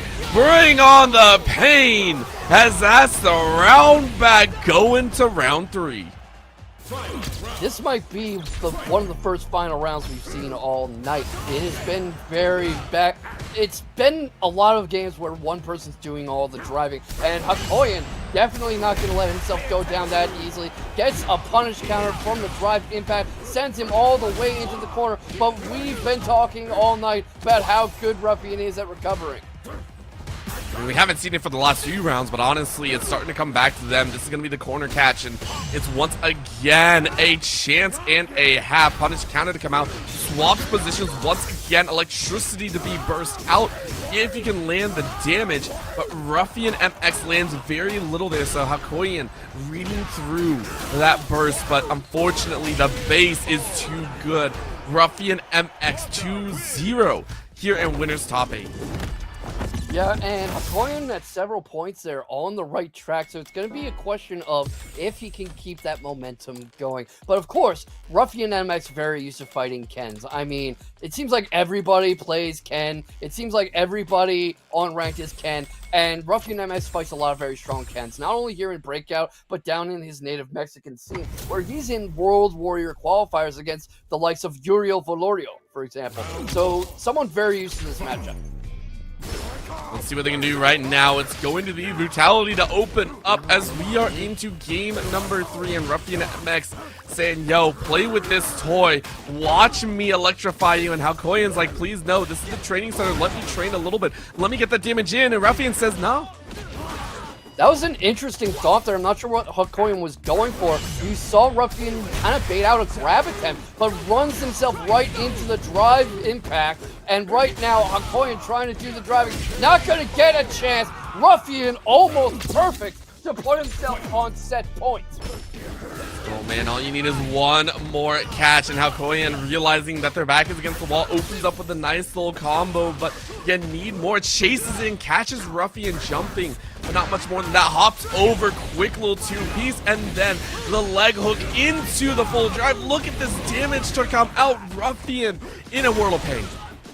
Yeah, but recovering from it beautifully, even in burnout, forcing Hakoyan back, gets out of the corner masterfully, uses the Blanca ball, misses the grab though. Hakoyan with a world of hurt. Ruffian has his critical art, but probably not going to get a chance to use it. Forces some distance, uses the Blanca jump, but misreads the moment. Hakoyan puts himself on the board again to keep his tournament alive. Honestly, it was a well-timed play, and Hakoyan starting to get some comfortability here in this matchup, really throwing down once again in the corner side. Punish counter to come through twice, repeated, and Hakoyan eats a lot of damage right there. Both players recognizing that they're starting to get red a little bit. Hakoyan forcing Ruffian back into the corner, but another piece of the puzzle, the meter getting burned a little bit here. Yeah, and Hakoyan very willing to give up a little space to force Ruffian to overextend, which he does rarely, but when he does, it really hurts, and grabs him straight out of the drive rush. Not able to get over the super, though, not quite able to get past the activation. Parries a fireball, tries to keep himself out of neutral, and forces a little space, forces a bit of a reset. All right, well, let's see if they can go through. One more hit is all it needs, and it is Hakoyan carrying onwards 2-1 position. The comeback option is available. It certainly is, and I think this is our first set not to be a straight washout by the winner. You know, this is the first time one person's gotten another game on the board, and Ruffian not wanting to let Hakoyan enjoy his newfound momentum. Gets a bit of a throw loop going, and it keeps him in the corner. Is he gonna go for another one? He does, using the jumping kick to set it up. Is he doing it again? He does the jump kick, but avoids the grab this time, and that might have been a costly error. Oh no, this is going to be the problem. A little bit of a dance as Hakoyan saying, please give me that option, but no, Ruffian able to fight back. This time, mixing it up as much as possible, not leaving themselves open to that painful counter. Just needs one more hit and they get it. The drop kick works wonderfully. Ruffian MX says thank you very much for the round. Yeah, puts himself on set point, about to head into winners finals. His birthright as champion, a 6-time champion. He doesn't know who Hakoyan is, and he doesn't care. Hakoyan's in the way. A little bit of a chance here. He's gonna roll in as Ruffian MX making a show of what feels like the final round. Hakoyan looks all lost right now. And a single blow could end it all because of that bounce. Look at that. The block ball just does so much work, and you hop over it! It's a perfect round for Ruffian! Perfectly putting himself in winners final. That one miss, that one bait out, catching himself between Blanca and the Blanca-chan, which I had called out earlier in the night, and we're seeing why Ruffian is the champion. Look at this replay. Orbital, walk us through what happened here. In the early stages, we did watch Ruffian just continue to be overwhelming. It was that consistency factor, but then we watched as Hakoyan was able to start finding those counters, and a big part was those punishing counters as well, and then the reads on the bars, a level 2 here and there, and it felt like the Ken was showing Ken things. At the very end, though, it was once again Ruffian saying, I'm in control. No matter which way you spend it, I will be the winner. Of course, in this game number 3, it was all the likes of Hakoyan. Outside of there, though, it was the Ruffian show. Yeah, Hakoyan was doing a very good job of reading Ruffian's habits. You could see him exploiting the Blanca ball. You saw him win a round off, drive rushing in the middle of Ruffian's Blanca-chan throw animation, and several times he was just able to bait out something that he could punish, like a grab attempt or just interrupting the Blanca ball entirely. And Ruffian just adjusted very, very quickly once he realized Hakoyan was really reading his playbook. It was one of those difficult positions to be in as well. As a Ken, I mean, you are very well understood. Ken is a character that's played by a lot of people in the scene, and so there's only so many mix-ups that you can go for before it's yeah, I've seen this song and this before. So a good idea can come through of, there's a position, there is an option to be had. I am very, very curious to see if we are going to see the run back. Of course, we could see the likes of Hakoyan come right back in the lower bracket run, so it might not be over. But for the likes of Ruffian looking very comfortable in that top position as we head over to Liquid O and EC, as these two are going to take to the stage. Yeah, and that's going to be an interesting one to see how it plays out, because we've been seeing... Oh, that's interesting. A switch from Dalsim to Ed. Liquid does have a good Ed in his pocket and has a lot of the same space control options with that Ed, with the flickers and the Psycho String. So we'll see how well he's able to get it in action against EC. I mean, Yuri can do some work too. What a catch, though. Punish counter in the books. EC not liking that opening. And this is going to be a little bit of a chance. Look at this dance in and out. As you mentioned, that attempt at coverage with the Ed, but Liquid O now playing their third unique character here. It feels like EC is just like, we'll see how it goes, but able to break through that defensive barrier and forcing the corner action. Well, there's something to be said about being a jack of all trades, and that's that you're a master of none. Liquid O, very proficient with all of his characters, but against a specialist and a character loyalist like EC, you gotta wonder if he's leaving too much mental real estate unsold. Yeah, this is going to be a chance and a half here. A little bit of a question to be left on the table. I'm just sitting there going, who is going to be it?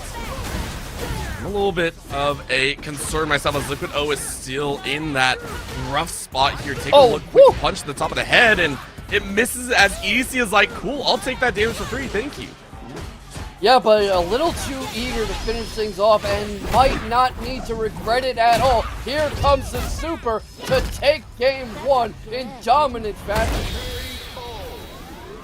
We mentioned that EC feels like a king when it comes to really controlled, refined gameplay, always waiting for the right moment to strike and attack.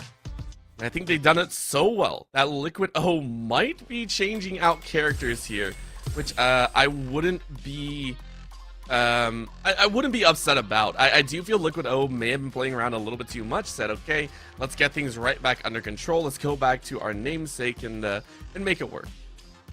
Yeah, and we'll see what happens. I mean, any of his pocket characters are an interesting matchup against EC and against Juri. That seems to have a lot of success with the Dalsim. That's what we saw come out against Haruto. So I am a little curious what's going to come out here. And it's also a chance for him to catch his breath, to kind of mentally go over what just happened in the past game, and force EC to cool down a little. Because obviously EC with a whole head of steam now, hot and heavy, and very much warmed up. But now doesn't get to jump straight back into it and loses some of that precious early momentum. I'm going to be sitting here and going, hey, you know, what's going to happen and how is this going to play out? EC so far looking comfortable, but now Liquid O possibly changing into that more comfort level character. And yeah, here he comes. Here comes Dalsim. Alrighty, let's roll it. Let's have some fun. Oh, yeah, man. Forces a bit of space to start things off. Heavy on the Yoga fireballs. We've been seeing that into the Yoga teleport cross-up that Liquid O likes so much. But EC, not wanting to give him any room to press, reads the grab attempt and keeps him splatted against the wall. I mean, this is EC to a nutshell. We mentioned EC is so good at his control, refined movements, and maybe hasn't played against Dalsim before, but should know some of these combinations. Once you get the mix-ups inside, you're going to be good. Nice little teleport to try and move to the other side. But again, EC reads that one, says, please. No chance to get away with this 1, 2, 3 times. Liquid O playing with a pretty low HP bar. Yeah, I would say so. You know, not much gets lower than 0. And EC trying to make sure Liquid regrets switching. I mean, I think this is going to be EC putting themselves on 2-0 position. Liquid O might be looking down the barrel of an unfortunate position. I mean, the Dalsim just trying to get that teleport in, but not really finding heavy connections. We're not finding those combos that we saw earlier, and instead it's all EC. Look at that damage come out here. Forces the corner action once again. Yeah, and doing very well at reading things like the teleport attempts, parrying these fireballs, but here comes the cross-up again, blocks almost the whole darn thing. Liquid might be able to get a bit of momentum here, but he's caught in midair with the dive kick, and EC drive rushes straight back in to maintain the pressure. Bit of a reset, but reads the teleport again, gets caught midway through, can't quite follow up with a proper punish, and here comes the super. Liquid probably going to steal the round. I mean, it's going to be close, I think. Not quite enough to kill, but that's a lot of momentum for EC to make up for. Might not be able to do it. Stuck on the end of that long limb. As you said, might not be the finish, but the finish was the extended limb that was sent out EC. Recognizing that was a little bit dicey, but still has their own. Level 3 could be expended if they so wish. If they find the right opportunity, there's going to be another foot grab, making sure to force Dalsim into a little bit of a corner, but the jump up is red. Liquid O starting to get a little bit of momentum in their own corner. And look at these kicks just trying to take care of these fireballs, and it's not working as well as they thought. Yeah, he's really just doing a good job of keeping EC in place, but not able to keep it up forever, and gets grabbed, forces to the corner for his trouble. Straight into the super comes EC, and that's a lot of hurt. Not going to be enough to steal the round, but it feels like a bit of a response in kind to the previous round. Like, oh, I can do that too. Oh, 100% it was a response. 100% it was a response because EC knew that they have the round advantage, and they take it. 2-0 here. One more game to finish it off, and we might have our winners finals locked in. I mean, Ruffian versus EC is a matchup we have seen time and time again. It has been grand finals at least once. You know, the two of them are recurring champions, between them most of the championships in Breakout series, and also training partners who spar at least every Friday on the same team. And right now we are trying to get into the match. We're trying to spectate the matchup and see what adjustments Liquid O can make. I think Liquid O, I'm not liking. I'm really not liking the Dalsim and then some. I want to see that comfortability come back. I want to see that true comfortability come back, not mixing it up with all these different characters. I understand you have a good Ed. I understand the Dalsim is good, but I mean, they don't look as comfortable as before. Right, so for Liquid O, I want to see going all the way back to the previous. EC looks way too good right now. You gotta bring your OG main to the table. Yeah, and it's going to be a big question of how to avoid EC's pressure because the mix-ups with Dhalsim just aren't working. The yoga teleports aren't there. The aerial evasion is being read like a book, and it's going to be a question. Like, EC's just playing so fast and so controlled, and that's interesting. He's sticking with the Dhalsim. He's clearly seeing something us commentators are not. Oh. You know what? I've said it before and I'll say it again. I love being proven wrong. I love being told I am wrong and proven wrong in many angles. So Liquid O is going to try their best, but EC is like, nah, we're going to prove you guys right. Look at the control. This time around, it feels like Liquid O has no shot at responding so far. 50% already taken away. Yeah, and already just a tall mountain to climb. He has to factor in that if he cannot make something happen this game, he's taking a free plane trip down to lower bracket, and that is not a very enviable tourist destination this time of year. I hear it gets real cold down there. Oh, yes, this is going to be a chance and a half, but EC reads it once again. A little bit of blow back with the reversal fireballs to keep him at bay once again. Liquid O just playing for time. How quickly do you want this round to go by? And a little bit of exploration as you find him in the air. Good catch. Yeah, he's doing very well at getting these catches going and reading when the drive rush is coming too. You've seen that happen several times where EC kind of drive rushes himself onto it, and Liquid O gets a lot of success out of these situations where he traps EC between his fireball and his teleport, a bit like Ruffian does with the Blanca dolls. Oh man, this is getting close. Another foot grab here, chance in the corner, and you find a second. EC has used that grab before in multiple occasions to really bring about effective ends to rounds, and right now it's one away. And part of the problem is that Liquid O's playbook is quite readable. He's doing a lot of keeping EC at bay with the Yoga Fire and setting up the teleport, and comes back to that angle again and again. And you can't do that against a player like EC, who has 2 championships to his belt and so many top 8s. Hey, my gosh. These counters are reaching into the skies here. Liquid O praying for a chance. One of the few times we've seen a full grab come out here, but EC took that one personally. It felt like went straight on the offensive. One single combo could go ahead and end this set. See what I mean about readability and predictability, though? You know, he not only catches him on the jump in, but backs off immediately to restore neutral, but baits out that grab and takes the round, keeping himself alive a little longer. Well done, well done. But we're waiting for just a single turn left. EC now getting juggled back. Liquid O really turning on the afterburners here and trying to force an end to this game. Maybe getting a chance at a reverse sweep, but will it occur? What a chance in punish counter. Yeah, this is not where Liquid O wants to be, but he jumps over the grab attempt, sticks into the air, but gets walked under.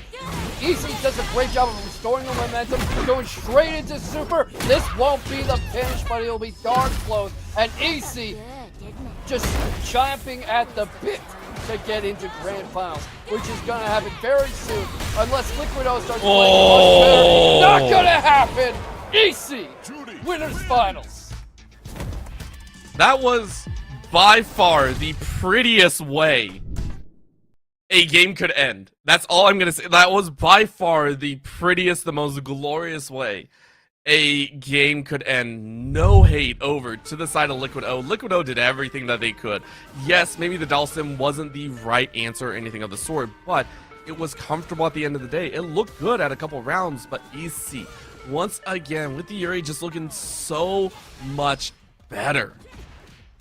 Yeah, I mean, EC is just 2-time champion for a reason, you know. Very good at reading your playstyle and figuring out how you tick, working with your habits and exploiting them. You see him bait out the grab here, shimmy Liquid O, get him into the corner, does a bit of a cross-up into a grab, and also just not being very predictable. You couldn't really settle into a rhythm where you knew what EC was going to do before he pressed the button. I mean, that was an ending of all endings, and honestly, well done overall. EC headed into the winners finals, going up against Ruffian MX. So we got champions upon champions fighting it out for a new crown here in a new year. Yeah, absolutely a matchup they are both used to fighting in and very comfortable with. So it's going to be interesting to see what happens there. And I am definitely looking forward to it. But of course, we have a lot of bracket to go. Plenty of people down in lowers. And that is a pool full of sharks.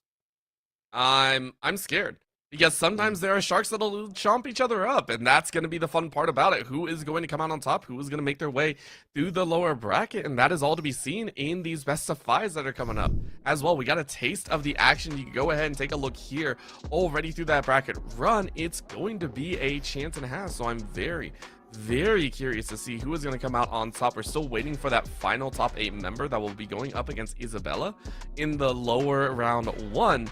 It's going to be Claudia and Haruto to face off, and the winner of that goes off to face against Hakuyan. So a lot of fun matches ahead of us.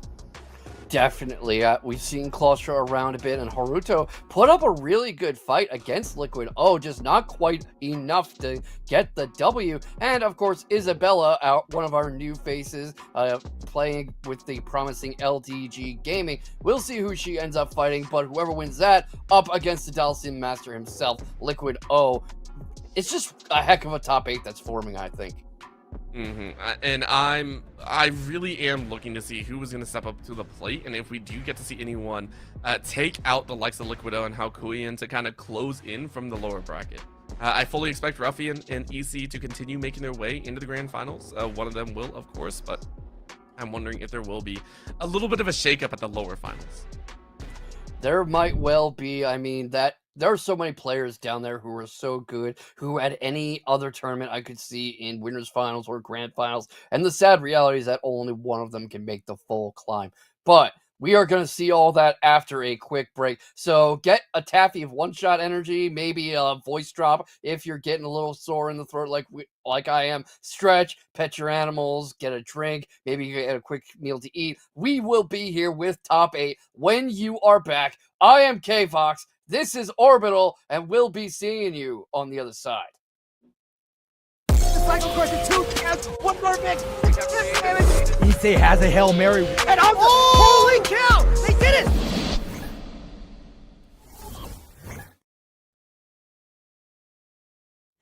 Don't be afraid of the dark. Be careful with stars. Not every light is gonna guide you, baby. Don't let them rain on your spark. Keep it close to your heart. All of the pressure's gonna drive you crazy. Close your eyes to the madness. In the morning, it's all gonna vanish. Don't be afraid of the dark. Be careful with stars. Not every light is gonna guide you. Not every light is gonna guide you. Yeah, when I blow up, I'ma soar high like Peter Pan. In real life, be living out my dreams. If I'm waking up, it's in a foreign land. Whole wrist covered up in ice. Dealership, never asked the price. I hit the molly ball with my dogs. Yeah, I swiped it once without thinking twice. Cause this what I was made for. Man, I know this what I came for. On a big stage, couple thousand people, and they do whatever I say so. Have chicks that color of the rainbow. Yeah, chains on me like Django. Be a long way from my tank low. Cause my Tesla charge for them bank rolls. And I'm grinding. Money on my mind, and I'm headed to the top. I won't stop until I find it. Write my name in diamonds, but all these lights are blinding. I wonder, is it worth it? Feel like I'm losing my mind. Yeah, remind me. Don't be afraid of the dark. Be careful with stars. Not every light is gonna guide you, baby. Don't let them rain on your spark. Keep it close to your heart. All of the pressure's gonna drive you crazy. Close your eyes to the madness. In the morning, it's all gonna vanish. Don't be afraid of the dark. Be careful with stars. Not every light is gonna guide you. Yeah. Don't be afraid. Don't be afraid.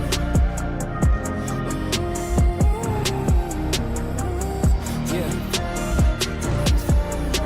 Look, since I blew up, everybody telling me that I'm the man. Same people gave me the finger, they reaching out for me to give a hand. In a different city and my pills came, cause this tour don't happen, I feel pain. And the girl with me say she down for life, but she don't even know what's my real name. Just try to get what she came for. And ain't nothing I got safe though, cause when the money go wild, everybody get a piece. But it's looking like I ain't on the payroll. Got a big house made out of Play-Doh, and a plastic crown for my halo. But still a long way from my tank low, cause my Tesla charge for them bank rolls. And I'm grinding, money on my mind, and I'm headed to the top. I won't stop until I find it. Write my name in diamonds, but all these lights are blinding. I wonder, is it worth it? Feel like I'm losing my mind, yeah, remind me. Don't be afraid of the dark, be careful with stars. Not every light is gonna guide you, baby. Don't let them rain on your spark. Keep it close to your heart. All of the pressure's gonna drive you crazy, cause you rise to the madness. In the morning it's all gonna vanish. Don't be afraid of the dark, be careful with stars. Not every light is gonna guide you.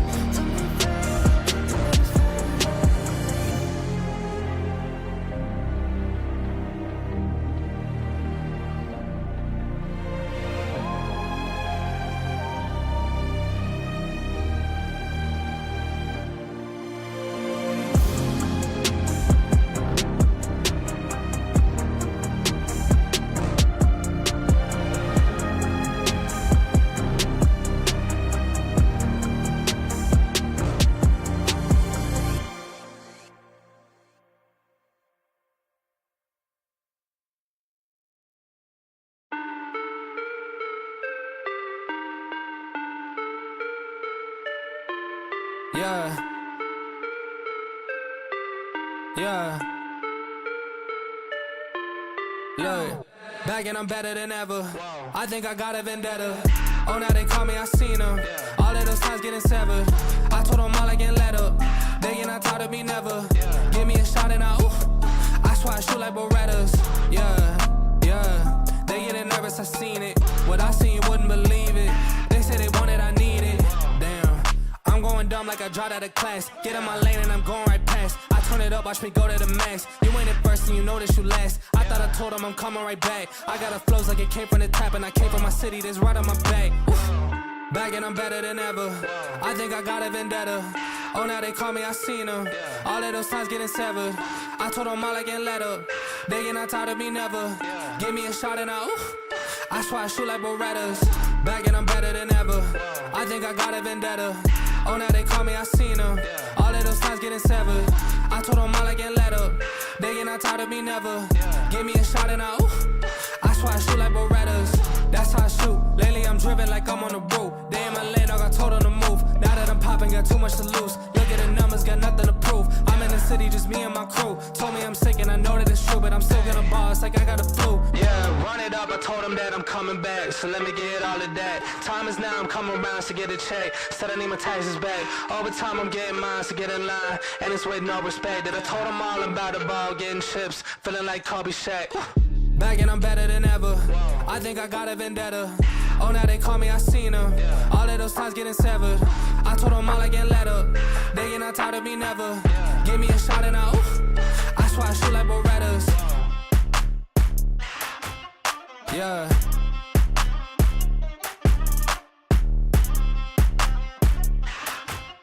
Yeah. Look.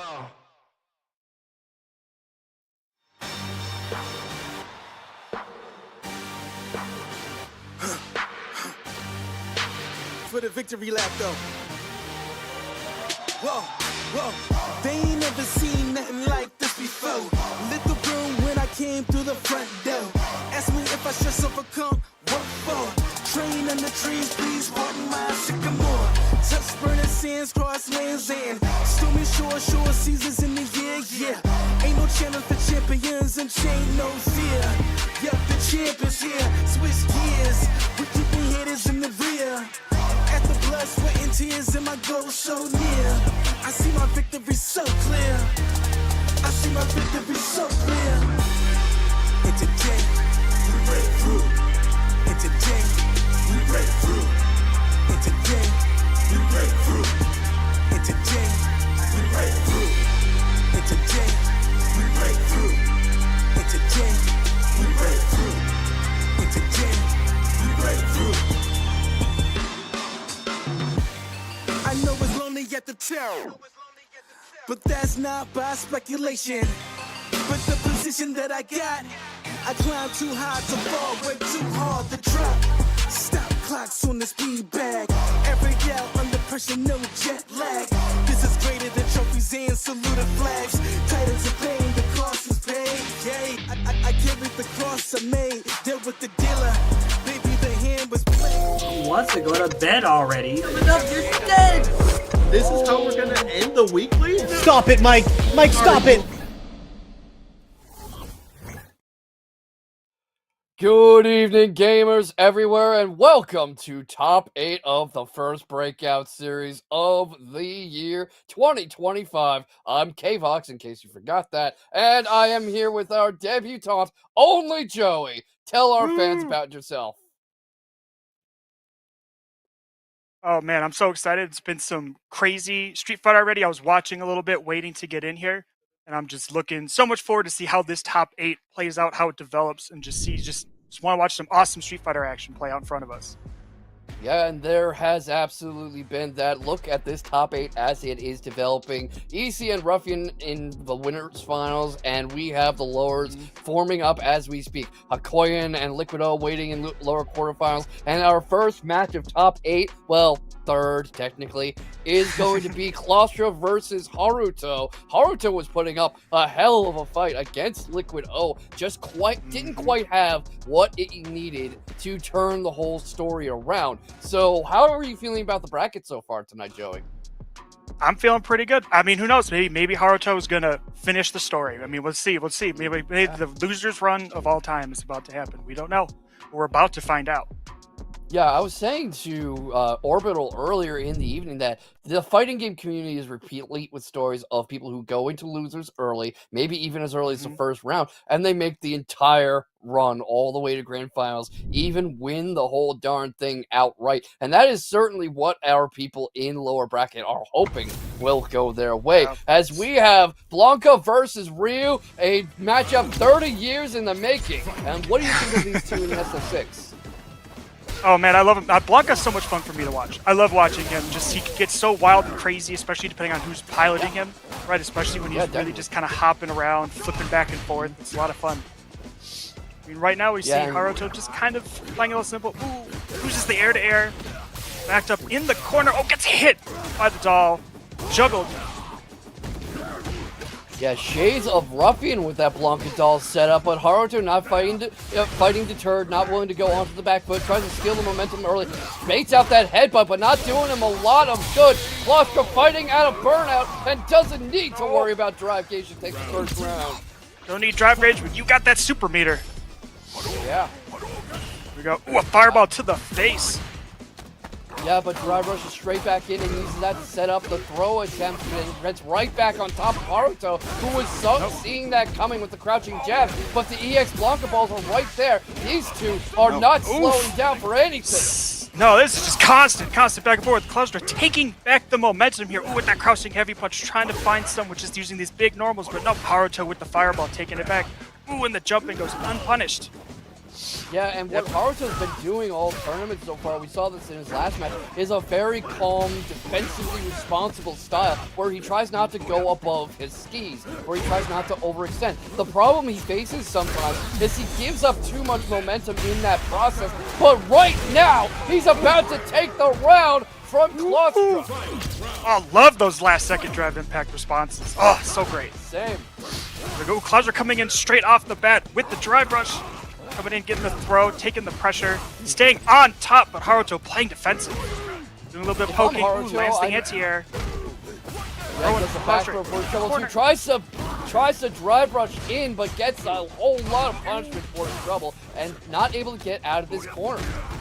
Oh, Haruto there, just throwing it back in the corner. Oh, stay in there, get thrown. Ooh, Claustra trying to just poke his way out, taking it back to the mid-screen. Yeah, what Haruto's doing... Stock. Yeah, he's trying to take stock, as you're saying, and a lot of what he's doing is trying to trick Claustra into pressing something. Several points, you'll see him step back just enough that Claustra will whiff, and he comes straight back in. And that's why they're dancing back and forth like this. They both know that's coming. The drive rush is what's going to break the stalemate, but Haruto's coming up ahead. Oh, checks the drive rush this time. Come in with his own big combo, sending Klausner in the corner, closing out the match with the level 3. I mean, Haruto, please, he's just so good at baiting Klausner into pressing when he shouldn't, and has that response ready. It's like he's got him on a timer. I mean, it's like we're saying that defensive style, that really just being super patient. So patient, just like, I know you're going to come at me, I know you're going to come at me, I'm going to wait as long as it takes. Yeah, goes for an early jump in, gets right in Klausner's face, goes for a grab that doesn't get anywhere. Drive rush is in, but he's caught, blocks the drive rush in return. But here comes the low punches again from Klausner, using them to open him up. Ooh, using the block ball to get in, sneak it, jumping over that attempt, getting the throw in, getting him in the corner. Oof, Haruto trying to jump out, making something happen. Yeah, but whiffs the grab attempt from Haruto fighting out of the crowd, gets a sweep going, gets the cross up, baits into the grab from those parries, from those blocks, and keeps him stuck in burnout in the corner. Both in burnout. If he wants it. Yeah. Blocks the level 1, gets the punish. Haruto taking this first round. Haruto getting a lot of good work at fighting out of the crouch and getting the sweep going in this set so far. Yeah, doing a great job getting Klausner into the corner, then keeping that pressure on and just making those correct reads to just keep his pressure going. Yeah, and you can see him continuing this shuffle back and forth, this kind of very neutral, heavy, footsies heavy style. Klausner gets the cross up going, but Haruto very quick to respond to it, and it's a question of can Klausner consistently stay in. See Klausner getting in now. Ooh, baits out. DP blocks it. Big punish, big juggle into the corner. Waits, wins the air-to-air. Keeps it going, activates level 2. We're going to get silly. Oh, yeah, and with bad drive impact. That looked like Haruto isn't familiar with that attack and thought it was over. Yeah, I think he thought it was done, and no, it was not done. It was not close to done. But Haruto with just a little pixel and a pair, but not enough. Klausner taking his first round of this. No, I'm sorry, not the first round, except the first round of the game, and already starting to retake the momentum and get in his face. And Shay's a ruffian here. What he and Klausner like to do is use that Blanca ball as a get-in tool and set it up a tick throw straight off. Landing the forward heavy punch. Ooh, overhead does not find ground. Ooh, trying to cross up, keeping Haruto in the corner, punishes the neutral jump. And he's starting to get the read of Haruto's style too, because he knew Haruto was going to jump if he went for that drive rush, and he just kind of stops early and sets up that heavy kick. Klausner answering back. We now 1-1. Ooh, Haruto getting in there with the little jabs, running up throw. Oof, trying to bait something out there. Misses the donkey kick, lands the second one. An interesting little interaction we're seeing a lot too is that Haruto's tricking Klausner into parrying early. Then he steps back a moment and hits it. Yep, so it's just that classic stagger pressure. I'm going to get you to do something defensive, back off, and then hit you when you're open. Here we find Klausner getting the little corner combo here. Gets the doll set up, but uses it to distract to land the throw.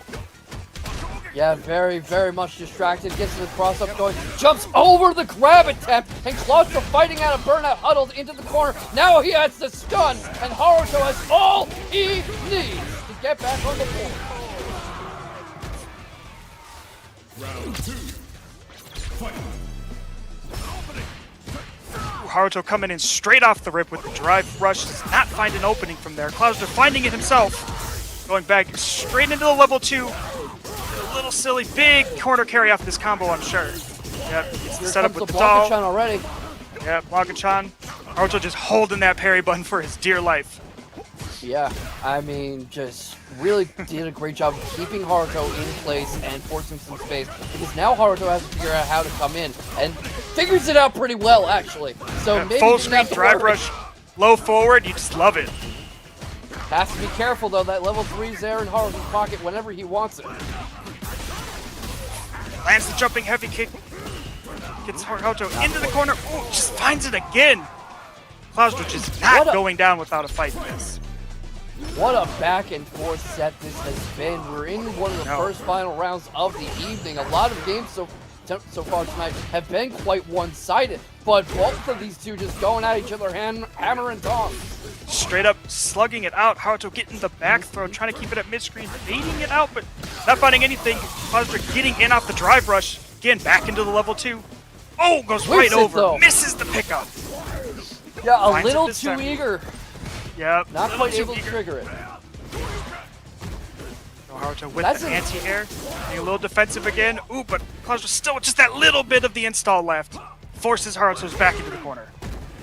Yeah, and Haruto over-anticipating a little. You see him jabbing the air a bit, trying to read Claustra coming in, but this time able to get the DP, force him into the corner, and deal out a hefty load of punishment, including the super, to seal the deal, going up 2-1. Oh my goodness. Do you think Klaustra's going to take the next one? You're going to see 2-2? We're going to final round? Maybe. I would not be terribly surprised. Ooh, there we go. Haruto with the sweet punish off that block forward heavy punch. Yeah, Klaustra that back drive rush is against there the for wall. him. A little bit of a trade action there. Klaustra just swinging with those big buttons, but finds the ground, gets the side swap. Yeah, I like how happy Claustra is using the side swap, but has to be careful not to go to that well too often, because Haruto seems to get the read on him quickly. Does, but he called out that fireball attempt. Really great. Gets that quick little combo. Gets Haruto jumping out of the corner though. Klaustra putting himself in burnout to take the space back. Oh, does not fall for the wake up reversal. Oh yeah. Klaustra going up first round. Yeah, and taking the first round, obviously not decisive or anything, but very important for momentum, especially when you are already down a game in a best of 5, because it shows that you are not mentally beaten, and you are not going to be overwhelmed by your opponent. But Haruto definitely wants to continue telling the story of this match. He is not out, but again, Klaustra getting off at level 2 again. Loving that install, taking full advantage of it. Haruto just holding on right now. Doesn't quite get the cross up, but finds ground afterwards. Yeah, Klaustra getting that reversal. Little get off me action right here. Hiding behind the blocker Chan. Haruto does not care. He gets that sweep. That was an interesting attempt at a mind game, though. He was hoping that Haruto would be reluctant to come in because he could see that Blanca-chan, and that would give Claustra an opening. I think Claustra was too happy to hide behind the Blanca-chan, though, and waited too long, and Haruto realized, you're not going to do anything until I come in. Yep. There we go. Haruto still in, burnt out, but just a little bit of time left, trying to hold on. Still sitting on that level 3, now with critical art. Yeah, and Klaustra that might be... Just down backing in the corner. Oh, he's got meter, and he's using it. Yeah, but here we go. Haruto puts himself on set point and still has that in his pocket whenever he wants to put an exclamation point on the match. There we go. Haruto playing a little bit more spaced here with these fireballs. Klaustra just kind of not answering. Tries to land the heavy punch. Doesn't get it, but finds it after the drive rush. Back into the install. Big juggle on Haruto, sending him all the way to the corner. Oh, and he gets hit by the Blanca-chan on wake up. Uses the Blanca-chan doll, as you were just saying. Shades of Ruffian there, too. Both of them really like using that doll as a way to keep you between a rock and a hard place. And right now, Haruto trying not to give him a chance to bring that out. He has 2 more of them if you want. Here comes the level 3! Oh my god, is this going to be enough? Might be. Not quite. Little bit left. Little left. Klaustra. Haruto in the best spot. In burnout. Now getting tagged. There's a side switch. Gets the throw set up, and that is a little sliver of help. And the second game! You called this! We are going into a final game! Just back and forth, back and forth. 4 matches in a row. Yeah, you just can't tell how any given round is going to end, let alone any game. I think if they played a first to 100, they'd both win 50. Exactly. And it'd be just one after another, back and forth the entire time. There we go. Klaustra using that Blanca ball, aerial ball to get out of that corner, get back into the mid screen. Forcing him back a little and trying to find a way to get around those fireballs. Uses drive rush to get in, but Haruto very disciplined about maintaining neutral. He'll do a quick exchange and then he'll back off. A lot of that is giving people too much room. That's what cost him the match with Liquid O. But against Claustra, it seems to be doing wonders. He's doing a great job of it here, right? You said keeping it spaced. He knows that at this range he can try and at least preemptively react to whatever Klaustra might try to do. So he's going to keep control of the pace of the match, keep control of the space. Slowly walking Klaustra back into the corner. He's taking his time. Ooh, punishing the whiffed airball. Yep, we got throws. Klaustra not falling for it. Yeah, but he's jumping in out of the burnout. driving pack. Comes out of it, gets him stuck in the corner, tries to fight out of burnout. They both have level 2 if they want it. That's now critical art for Haruto, but Claustra on set point.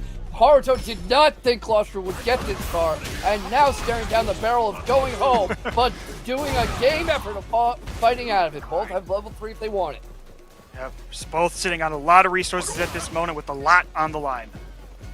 Yeah, you saw this interaction a game or two ago too, with using the Blanca ball to Blanca-chan to kind of hide behind it and keep Haruto guessing, keep him from getting comfortable coming in. He's looking to set that off. Whenever Haruto comes in, sets it off there again, uses that to try to change the eye levels, but Haruto, very defensively responsible, blocks most of that exchange. Yeah, Claustra basically got nothing almost out of that install attempt, right? Where they're back at mid-screen, just a little bit of damage on Haruto. He blocked so much of that. Oh, and he gets bounced off the wall. Claustra at low life. Yeah, and Haruto has that level 3 if he wants it. You know, throws him out of the corner, manages to drive rush in, gets Haruto in burnout. He's backing off a little. He's a little wary of Haruto's options. Haruto has shown him so much so far. Backs away to get away from the jump in, and right now Haruto fighting out of burnout. Has level 3 if he wants it, but the level 2 is right there looking tempting for Claustra too. And remember, Haruto's one bad interaction away from going home because Claustra's the one with tournament with set point. He's still sitting on that install. We've got the Blanca-chan to watch out for. Haruto just holding on. He's out of burnout. Chip is no longer a problem. He's still sitting on that critical art. Probably hoping he can hold on to it because he wants that for the next round, but if he needs to, he's going to cash out. Yeah, and that is a little bit of health, but they both have low enough health, and they're both running out of time. So you're going to see one of them pick up the pace. Claustra tries to drive rush in, but eats a fireball, and now it is mutual set points. Oh my goodness. Final game, final round. There we go. Haruto checking the drive rush. Into the crouch punch, and you know, we were talking about Haruto sitting on that level 3 and on that critical art for when he needs it. I would not be surprised if he's going to keep that until the moment Claustra's health is exactly low enough still. Exactly. Putting himself into burnout right now, but still kind of staying offensive here. But nope. Backing up, jumping away. Yeah. Keeping space. Claustra kind of afraid to go in, but gets the slide.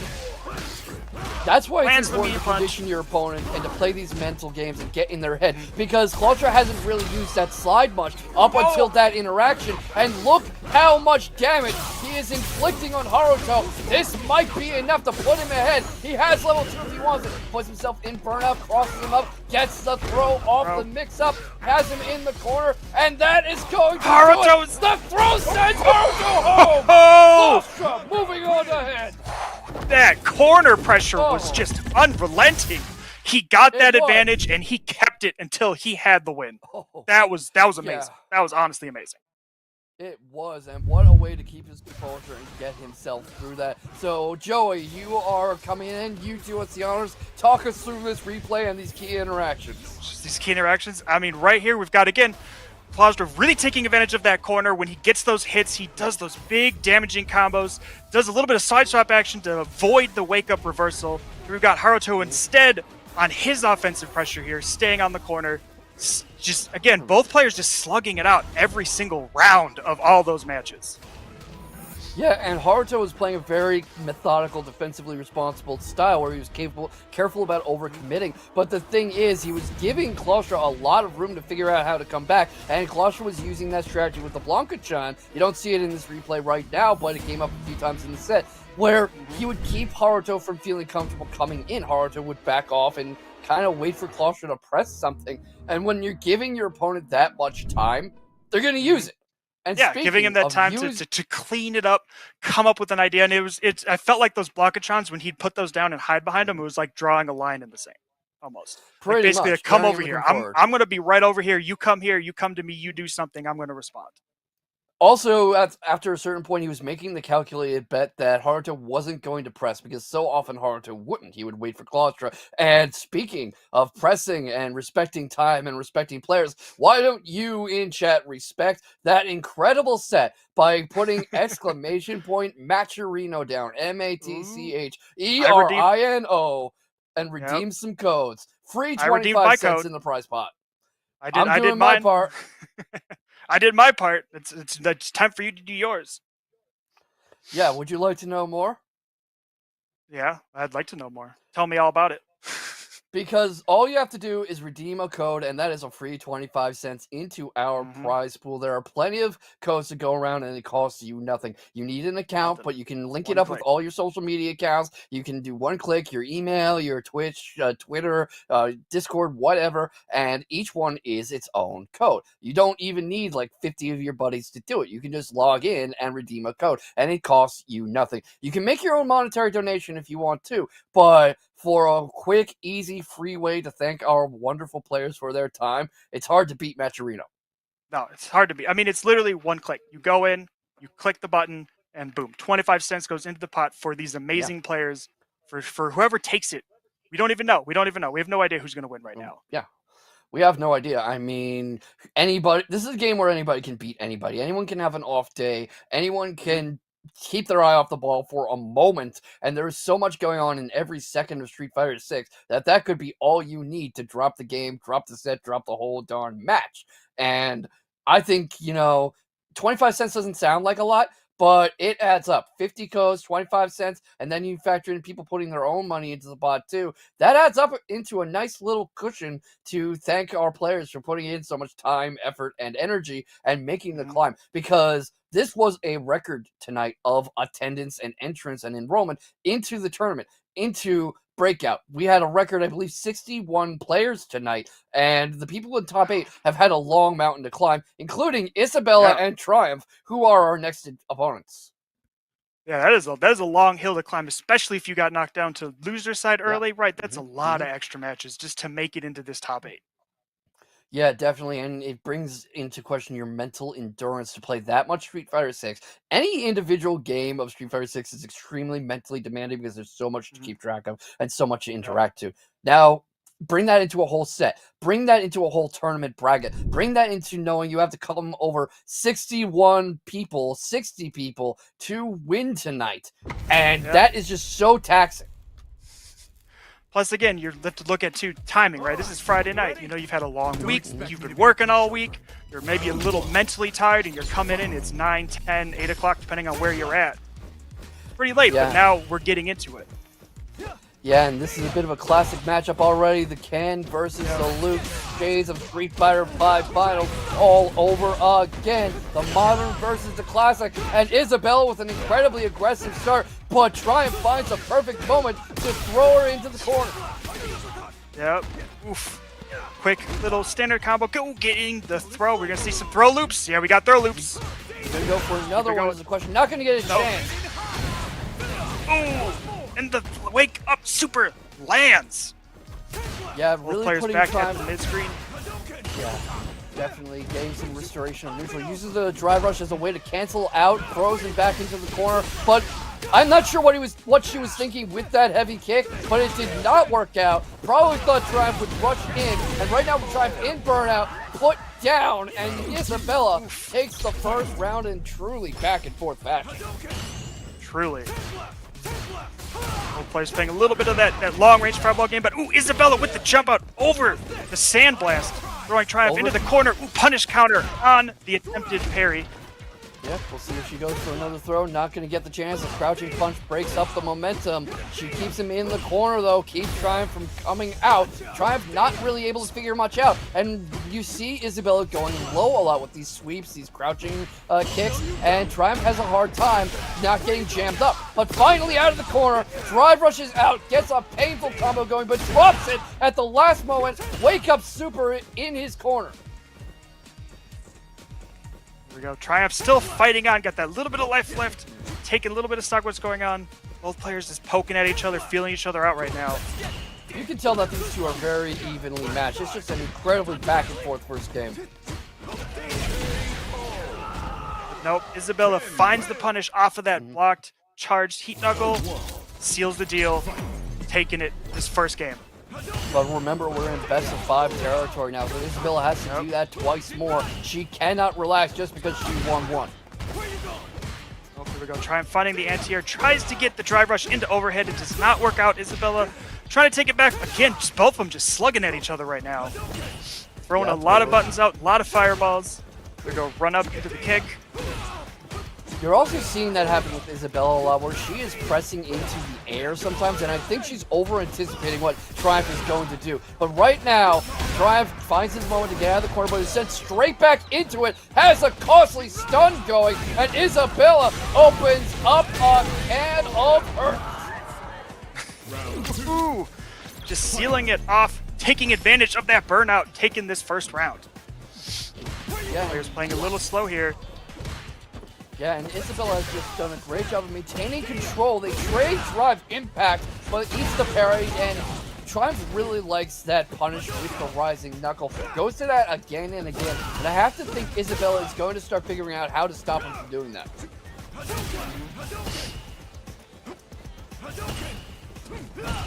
Now they're finding ground here.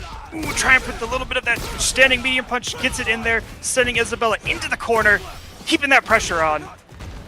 Gets the anti-air. Nope, you stay in there.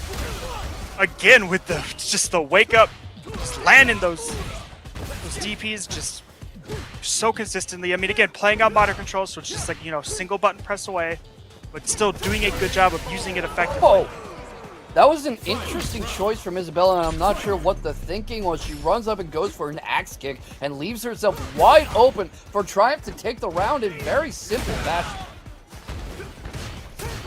Triumph with these just OD DPs off of just little buttons, little interactions, just letting that rip. But it so far has been effective. There we go, Isabella winning the air dagger with the jumping medium punch. Yeah, Triumph trying to get right in her face to start things off. Having a lot of luck with these quick little dash-ins, but not prepared to stop the back throw. Gets caught in the corner again. And Isabella again over-anticipates with that parry. Stuck in the corner and eating a lot of punishment. Stuck in burnout. Has critical art if she wants it. Probably going to be pretty careful about using it, but needs to find a way to interrupt Triumph's momentum. And Triumph himself now in burnout with the wake That's up. Blocked. Level That's 3 blocked. does not land. Triumph hitting the Chicago punish just to seal it off. Taking a point, answering back. Yeah, that was just Isabella leaving herself wide open for anything Triumph wanted to do. And Triumph has been doing a good job of reading when Isabella is going to overcommit like that. Both players with just the OD reversals back and forth. Isabella jumping in with the Dragon Lash. Trying to find something, but ooh, Triumph with the drive rush to take his turn back. Ooh, blocks the wake up drive reversal. Ooh, a whiffed button goes punished.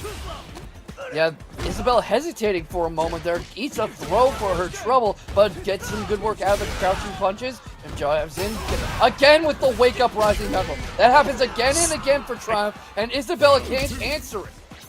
No, on wake up, on block, he is just letting that rip. He's just full sending it every time. Yeah, playing Beyblade at the same time as Street Fighter 6. My friend is actually a voice actress in the Beyblade franchise, so she'd be happy for the shout out. Oh, heck yeah. There we go, Isabella getting that anti-air, keeping the pressure on, but the perfect parry on the low. Ooh, a little bit of a drop there from Triumph. Isabella punishing that with her own, but again, just with the rising knuckle. Every time. Yeah, does the job every time. Just kind of chipping his life away right now. Not really committing to anything big or damaging, but just chipping that health off. Little hits here and there, little lows that are going unblocked. But Triumph lands the throw. Second throw. We're going to get a third. One. No, not going to go for it. Rising knuckle again. I guess if it's not broke, don't fix it. Right, Joey? No, if it's not broke, you keep going. If they're going to keep pressing buttons, you just get them off. Yeah, they both have critical art if they wanted. A good way to force some momentum shift. Either one would get a kill, but Isabella drive rushes in and gets through the burnt out guard. Chips out Triumph, and we're going into a final round.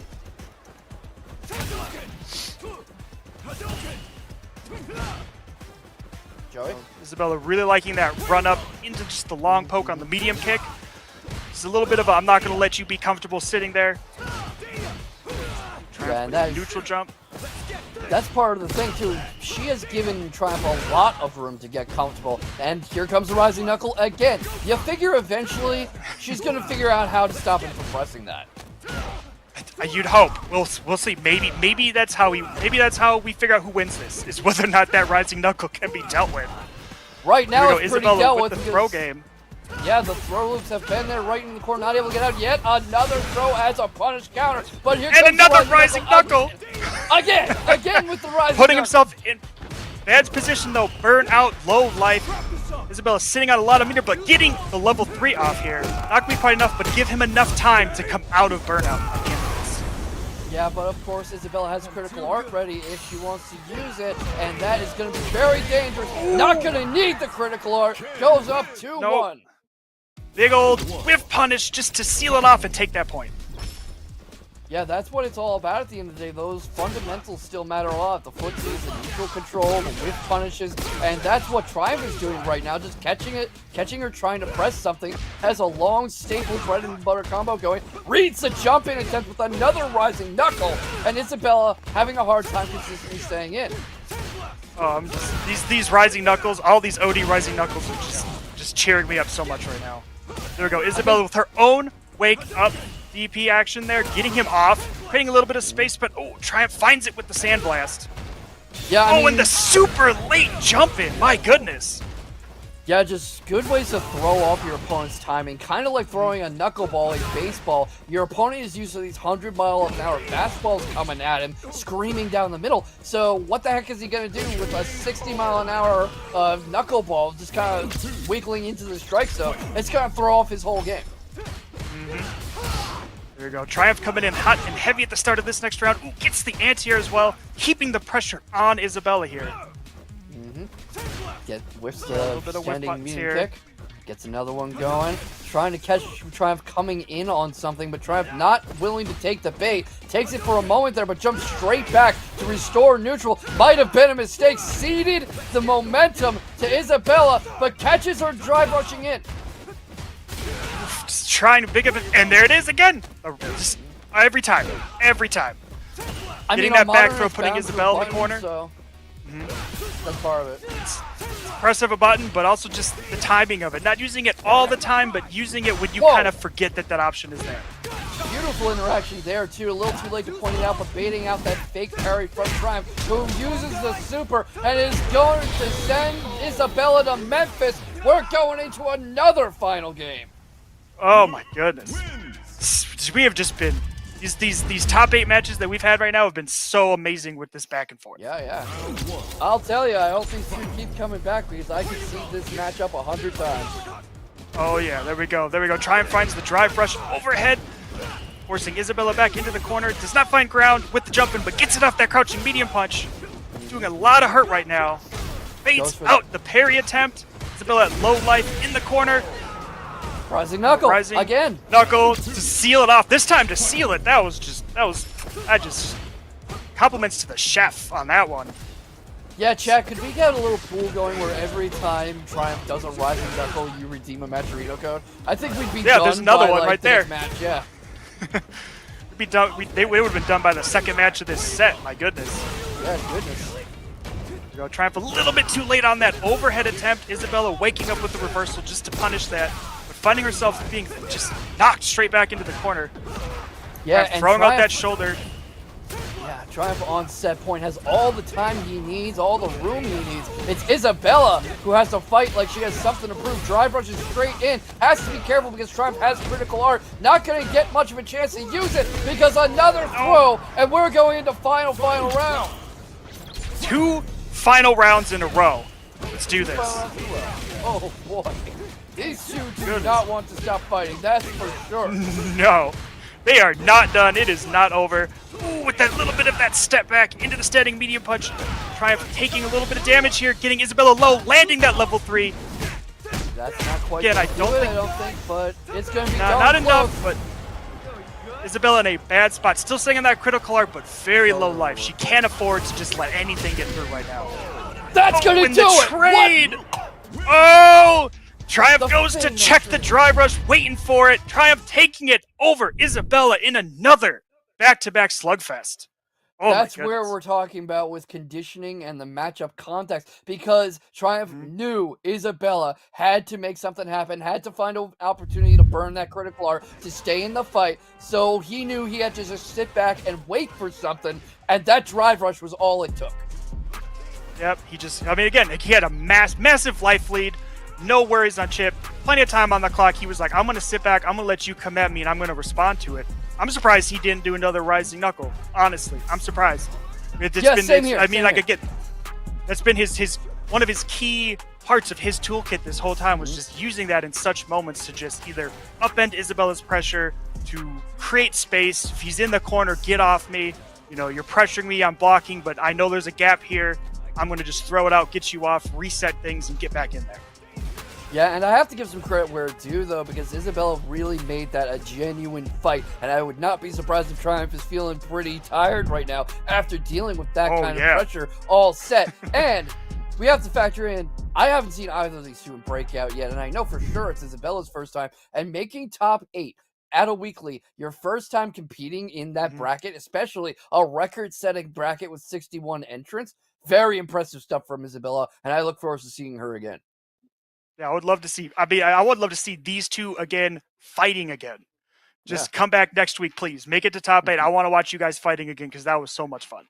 Absolutely. And I mean, what is a recurring local weekly? What have you without rivalry? Over in TNS, we have Punk and Knuckle Dew, and in Tekken in Breakout, we have Peeling and Joe Crush. Let's make Isabella and Triumph one of those great rivalries. That's the budding rivalry of the Breakout Street Fighter Weekly. Yeah, I love that. I mean, you need a rival. You need someone who pushes you to excel, to keep upping your game, to keep sharpening your skills. And that is what's so great about these kinds of online recurring formats, because you get the same people coming in, you get the same people sharpening their skills and strengthening themselves. And that is how talent blooms. I mean, the miracle of Korean Street Fighter or Pakistani Tekken is these communities that keep making each other stronger. Yeah, and especially with these online communities too, because not everybody lives somewhere with a strong local scene where they can have places to meet up with people in person. Exactly. Now, I know I'm lucky that I live somewhere with a strong local scene, but if you don't, these online brackets are where you find that, where you find those rivalries, where you find those people to train with, where you find those people who push you to keep upping your game. And speaking of upping the game, we saw Claustra just a couple matches ago, and now he's fighting the great Hakoyan. Welcome to Losers Quarterfinal, everybody. There we go, Claustra again, getting in there with that crouching. There's the crouching action, forcing Hakoyan into the corner, keeping the pressure on. Ooh, does not go for the wake up. DP, a little bit of that drive impact, hoping to get the burnout, but getting it this time, and now with the stun. Yeah, and that is a bad time to be stunned, especially against Claustra, who is ready to run away with this. And this is not the kind of style that you need against Claustra. Claustra was getting very frozen up against his last opponent, but now baits Hakoyan into an ill-timed standing medium kick, and that's all he needs to take the momentum. Yep, and again, Hakoyan back to the corner. Claustra on top of him, throwing out the Blancachan, keeping the pressure on. Not faltering yet, but getting hit by the throw. Again, holding down back a little bit too much, getting thrown out of even the reversal. Goes for it again, just not but letting up. Yeah, got a little too predictable, though. Now he's in burnout, getting driven steadily back to the corner. The drive rush in to keep the combo alive, and breaks it up with a punish counter, drive impact. Hakoyan on a sliver of life, reads him coming in for the dragon punch, has level 2 if he wants it. The cross ups there through the drive impact, the side switch is there, but Claustra not able to capitalize until now. Takes the first game. Oof, I almost felt like Claustra was waiting for that burnout to happen. You're at low life, you're low on drive meter, you burn out. I just need to get that little bit of chance. Honestly, wouldn't be surprised. That checks out. Ooh, landing the command grab. I've not really seen that much. I love the idea of keeping that thing kind of in your back pocket, not bursting it out too often so you get too predictable here, but punishing the whiffed crouching medium attempt here. Getting the Blancachan out, getting the throw pressure started. Hakoyan again with the wake-up reversal, not finding ground. Claustra just sealing that quick. Yeah, and there's something interesting with that interaction too, because you don't even really need to use the Blancachan. You need the threat of the Blancachan, which Claustra gets a lot of mileage out of introducing. He puts it out there, and his opponent has to keep that in mind. Now, that could be activated at any time, and his entire strategy starts to shift around that fact. Whoa! With the level 1 response to the Blanca Ball. You'd love to see that, but ooh, Hakoyan, no, but Claustra getting the jumping heavy kick. Big combo here. Hakoyan just kind of jumping himself back into the corner and gets hit. Claustra going up now, 2-0. Claustra's playing a lot more comfortably and confidently than he was against Haruto. What do you think is driving this change? Because it's been almost all Claustra this set. I think so much of it has just been his pressure has just been allowed to just run. There's only been a few moments where Hakoyan has actually, really switched things around and tried to take it to Claustra at this, but now finding the throws, getting that corner pressure, throwing the Blanca-chan out, and just letting it sit there. He's keeping that mental stack overloaded for Hakoyan, and he's just, so far hasn't really been able to find a good way to get out of it. Yeah, this is a decent way to get out, though. Hakoyan driving him back far away from that Blanca-chan doll, kind of making him wasted. But Claustra springs out of the pressure, away from the drive rush, starts to electrocute him, gets another drive rush in, puts himself in burnout. But that's all price he's willing to pay to put himself on set point. Oh my goodness, Hakoyan is really got to find answers to these things that Claustra is doing. Yeah, trying to punish with the drive rush. Ooh, but with the wake up, OD ball, not quite finding ground. Hakoyan now sitting on top, keeping that pressure going, but nope, Claustra out, side swap. It's caught up backing there for a second. Again, another one, baited out. Yeah, getting a little predictable with those wake-up Blanca balls, and a lot of damage ensuing from it. Hakoyan keeps him in the corner in burnout. Has a level 2 if he wants it, not going to get a chance to use it. Hakoyan takes his first round. Claustra again playing a little bit slow, but trying to drive rush in, keeping that pressure up. Ooh, needs a little bit of plasma to the face. Drive rushes in. Gets parried though, and that's a lot of momentum to steal back. Claustra stealing his turn, but drops the combo. Hakoyan gets up, backs away from the electricity, but an ill-timed dragon punch. You don't get to make those mistakes against Claustra. Nope. Claustra went for that drive impact at the end there to try and get the burnout, but Hakoyan just held on with that little sliver of drive meter, forcing this back into the mid-screen. Again, Claustra playing a little bit slower now that Hakoyan has started to gain some momentum here. Ooh, a big perfect parry there from Hakoyan, as we were just talking about, finding his little answers. Yeah, looking backpedaling a little, but gets caught on the come in again, parries the drop kick, parries the jump in. Bit of a side switch going, uses it for a tick throw, and that is not a lot of health to get back. Goes straight into the super. The install's there, but whiffs the grab, gets a few parries, and not able to really punish, not able to really counterattack Hakoyan's increasing momentum. And Hakoyan has that level 3 whenever he wants to use it. A little bit of just kind of some jumping action there. Hakoyan finding an opening, getting in there. As long as he can close it out, and he does. Here we go, Hakoyan taking a point. Yep, using that level 3, sealing, finding that little opening, doing the combo, landing it, popping off that level 3 to secure his first point here. That's definitely a start, but if I'm Hakoyan, I have it in mind that I need to win 2 more like that, and I can't let Claustra get comfortable, who drive rushes straight into the throw and gets right back into Hakoyan's face for another. This is incredible aggression from Claustra. Yep, coming in heavy. He is not happy about his victory getting taken away from him there.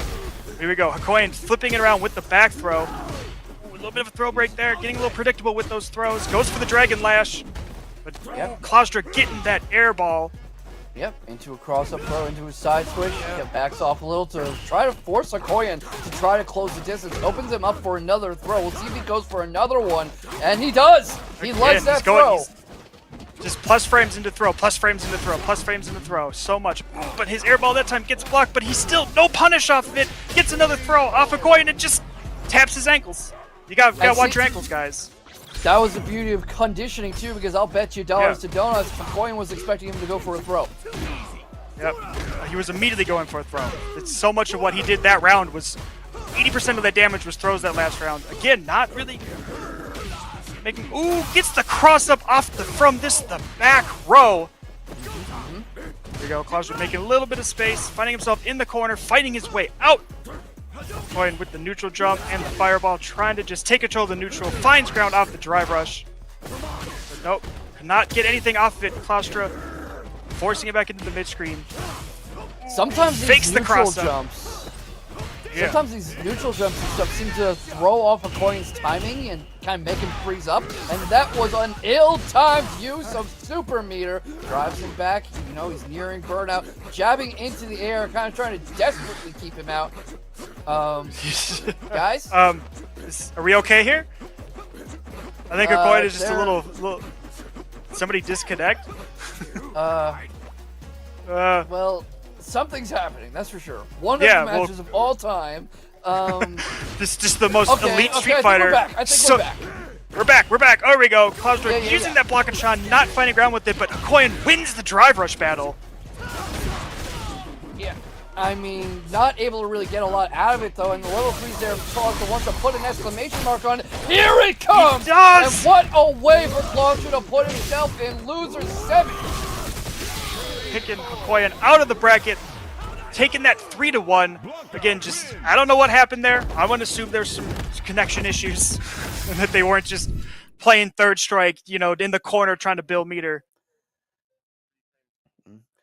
Yeah, if you ask me, me for my money, my guess, my educated opinion, it was probably some rollback frames going, and they were trying to kind of even it out and make sure that things would go fairly, and that they could really tell what they were doing, because this is a game that is so fast that if you have any lag going on, you're basically playing against a guy who can teleport, and not in the fun Dalsim way either. No, and even then, too, on your side, if there's that lag, you're going to drop your combos, you're going to mistime your pressure. If you're trying to stagger, you might stagger for too long and just eat a crouching button to the face that they're just going to, you know, drive rush cancel off of and just send you out of the bracket. Yeah, definitely, especially in lower quarterfinals. Both of them like to see their night continue. And Hakoyan, you know, he had several moments of brilliance, but most of this match was all Klaustra. What do you think Hakoyan could have done different? I think, you know, really, I think just taking advantage of those opportunities where he could take his turn back. You know, he'd get thrown in those first 2 matches, he'd get put in the corner, and he would just be playing pure defensive. He would not really take advantage of any little openings that Klaustra was putting in there. Anytime Klaustra would back off a little bit, you know, he wouldn't let anything out there. He was just being a little bit too over. He was turtling a little bit too hard, and Klaustra just went, oh, if you're just going to let me keep doing my thing, I'm going to do my thing until you're out of here. Yeah. And not the first time Klaustra had faced an opponent who plays that sort of small Street Fighter. That was his immediate previous match against Haruto, who frankly seems a lot better at that highly defensive style. So I think Klaustra just had a lot of room to get into his comfort zone. Yeah. I mean, again, he's coming off of that real big battle where he just was playing the defensive opponent, but who would be defensive and really throw in punishes, really take advantage of just any opportunities. Whereas Hakoyan was just, I think, just maybe overwhelmed, maybe the mental stack, getting tired, right? We're at the end of the bracket. It's a little bit harder to think clearly and just like overwhelmed until finally he started making those moves by that third match. He kind of started to understand and get the, you know, the download on what Klaustra was doing so that he could start finding those openings, taking advantage, getting his pressure started, forcing things back to neutral, and just, you know, finally just kind of at least taking a little bit of a point there. Yeah, and it seemed like at several points, Klaustra was kind of able to freeze him up, like he would fake Blanca Ball jump-ins to get an attempted anti-air going or an attempted air-to-air, and you would see Hakoyan over-anticipate a lot, where he would throw medium kicks or jabs off into the ether, expecting Klaustra to be there, frankly. But yeah, we're moving on now, and we have Triumph versus Liquid O, both of whom have been playing some incredible Street Fighter tonight, even though they are in lower bracket. What do you think of this coming matchup? Oh man, I just want more. I just want another one of those slugfests we've had in those first couple matches here in the top 8, right? I want a lot of good back and forth, but we'll see. I mean, how many Rising Knuckles are we going to see in this game? I don't know. I was about to say. All right, so he baits out. Liquid O likes to do that, where he'll take to the air to kind of anticipate someone's rush-in attempt, but right now Triumph not letting him get anywhere with it. Ooh, I love the little bit of juggle here into this corner, throw pressure. Oof. Triumph trying to get out of there. Liquid, trying to get out of there. Triumph punishing it, keeping that pressure up. Oh, punishes the crouching medium punch, but no. Liquid trying to teleport out, but gets caught. Triumph quickly taking this first round. Yeah, what do you think happened there? Because that was like he started the teleport animation and then just dropped it. I think he just got clipped. I think Triumph just got a button out there just quick enough to catch him before his hurt box fully disappeared there. Ooh, here we go. Triumph again, catching him out of the air, landing it on the wake up. Tries to go for shoulder Oki, but Liquid with the drive reversal to keep him off. Goes for the cross up, but it's not working. Then whiffs the throw when he lands. Yeah, caught off the wall, and this is one of Luke's bread and butter combos for a reason. And you can tell Triumph has been labbing this over and over, straight into the super. And that's the first game, everybody. Triumph doing a great job, especially right there, anticipating the attempted drive reversal and punishing it appropriately, right? Because as Dhalsim, Liquido does not have very many get-off-me options outside of burning super meters, so drive reversal is a common option. Triumph was ready for it. I'm a little surprised in fact that Liquido is sticking with Dhalsim because this might be a matchup that calls for his Ed, for example, maybe even his Rashid, but we've seen him get a lot of results out of this setup before where he Yoga teleports straight into a throw, so maybe going to play more to that dimension. And we'll see. So far, Liquid trying to keep it at the full screen. Ooh, no punish there on the whiffed. Light knuckle, but ooh, trying to get the cross-up off the teleport. Triumph holding on the defensive front. But running straight into that fireball, though. Yep. Liquid this time doing a great job setting the pace and controlling the match with his big, long buttons that Dhalsim has. But nope, eats it. Eats it on the teleport. A little bit too predictable on that. Yeah, this is opening himself up a lot, though, because Liquido will send out those long pokes, and he will get hit as his hitbox is pulling back. And Triumph is just running around like a fox in the henhouse, frankly.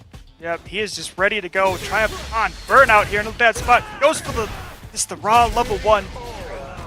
Liquid punishes appropriately, sealing it off, answering with this round. Yeah, and what a round to seal it off with. You can probably see him working off a lot more with that fireball. And not as many rising knuckles coming from Triumph. I'm a little surprised. No, nothing a little too crazy. Again, in good moments, anticipating the teleport and throwing it out there. Here we go. Liquid with the big level 3 here, just getting a bunch of damage and the burnout here at the start. Yeah, interesting way to start things off, but I guess if you're Liquido, you want to steal as much momentum back as you can.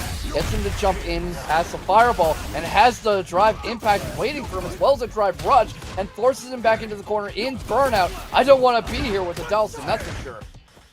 Oof. Triumph again trying to, do the common Dhalsim tech where you hit the extended limbs and then try and drive rush in to punish, but he's just not getting it far enough to make that follow-up land. Yeah, and getting a lot of results out of that sort of punish counter you just saw, but this time Triumph anticipating it, has his critical already going straight for it, and that's probably going to be the round, or darn close. Not close, you're going to be burnt out in the corner with the sliver! Just the sliver! What is Liquid going to do on the wake up? Get punched. That's what he's going to do. Yeah. He's going to get punched, that's what's going to happen. You're going to eat a standing medium punch to the face. Triumph's speedy game is top notch. He's very intimidating in the corner. He is very much. You are going to wake up with something happening, but Liquid here really playing that long range game. Triumph not having too many answers, just kind of waiting for that teleport approach here. Yeah, it feels like Triumph knew that teleport setup was coming, but he wasn't quite ready to react to it. No, he's trying to anticipate it, but Liquid here changing it up, realizing that Triumph is waiting for that and now not committing to it anymore. Yeah, you could see him freeze up for a moment as if he wasn't sure what to do next, and he was waiting for Triumph to approach within the range of those stretchy limbs. But what he's also been victim to a lot in this set is Triumph hitting the extended hitbox. Here we go, Liquid with the big perfect parry combo into the level 3. Should be enough even with the scaling, I believe. Yeah. Absolutely. Absolutely. Sealing it off. Answering again, that's... Oof. So many level 3s we've seen so far. Quite the adjustment he's made to get back in the game against Triumph. Yeah, especially after that first game where Triumph came in hard and heavy and Liquid was just not able to create the space that he needs to get what he wants started. Now he's managed to figure it out, find his way, but there we go, a little bit of the light knuckle there. Waiting for the Triumph, Liquid just floating in the corner there, Triumph waiting for him to come down. Jumping around a little bit, playing some leapfrog. I think what he was hoping for was throwing off Triumph's timing and his momentum with that float, and it seems to have done a bit of the trick, because now Triumph is stuck in burnout and wasn't able to do much against that teleport setup that Liquid has been coming to again and again. Here we go, Triumph with the wake up OD knuckle. Whoa! Oh, I love that momentum stop, charging up the knuckle, staying out of range, and then landing it in. Triumph is doing a great job of varying up his timing, such that Liquido can't get too comfortable with these counterattacks. He's baiting Liquid into going either too early or too late. Here we go, Liquido finds a little bit of space with that drive reversal. Triumph back in Burnout. Low life, burnt out, bad spot, eating heavy kicks to the face. Manages to land the level 1, but not quite enough. Liquid putting himself into Burnout now. Yep, trying to survive Burnout and catches Liquid trying to come in. Liquid tried to walk him down and wasn't anticipating the super coming out. I don't think he thought Triumph could do that. Nope, I don't think he was anticipating it, but here we go. Liquid creating that space, getting that big, that long throw that Dawson has, going for the teleport setup again. Triumph jumping out of there, trying to jump in, but eats the crouching heavy kick to the face. Yep, throwing out the Sandblast, trying to get it in. Ooh, drive rushes into the standing heavy kick. Yep. Misses the grab though. Rising Knuckle comes out when he needs it, straight into the super. Not sure it's going to do a lot of good against Triumph. It's not. Throws him straight out of it and goes through the iframe, so didn't even get any damage for his trouble. Nope, kicks him out of the net. Yep, got the rising uppercut. Ooh, a little bit holding that parry too much. Liquid punishing that with the throw. Oof. That feels like it's so far away. No, I think it just sticks. Those extended hurt boxes, they can hurt sometimes. Yeah. I think so. One of the Triumph and Burnout with. Sure. Yeah, I'm loving how Triumph is staying on that offensive there for a little bit. Oh! I think he tried to do something a little, tried to hit him out of the air, not anticipating the teleport to bring Liquid underneath him. What he was doing was he was baiting out a button, any button, and then he was looking for the window that button was still animating to teleport in.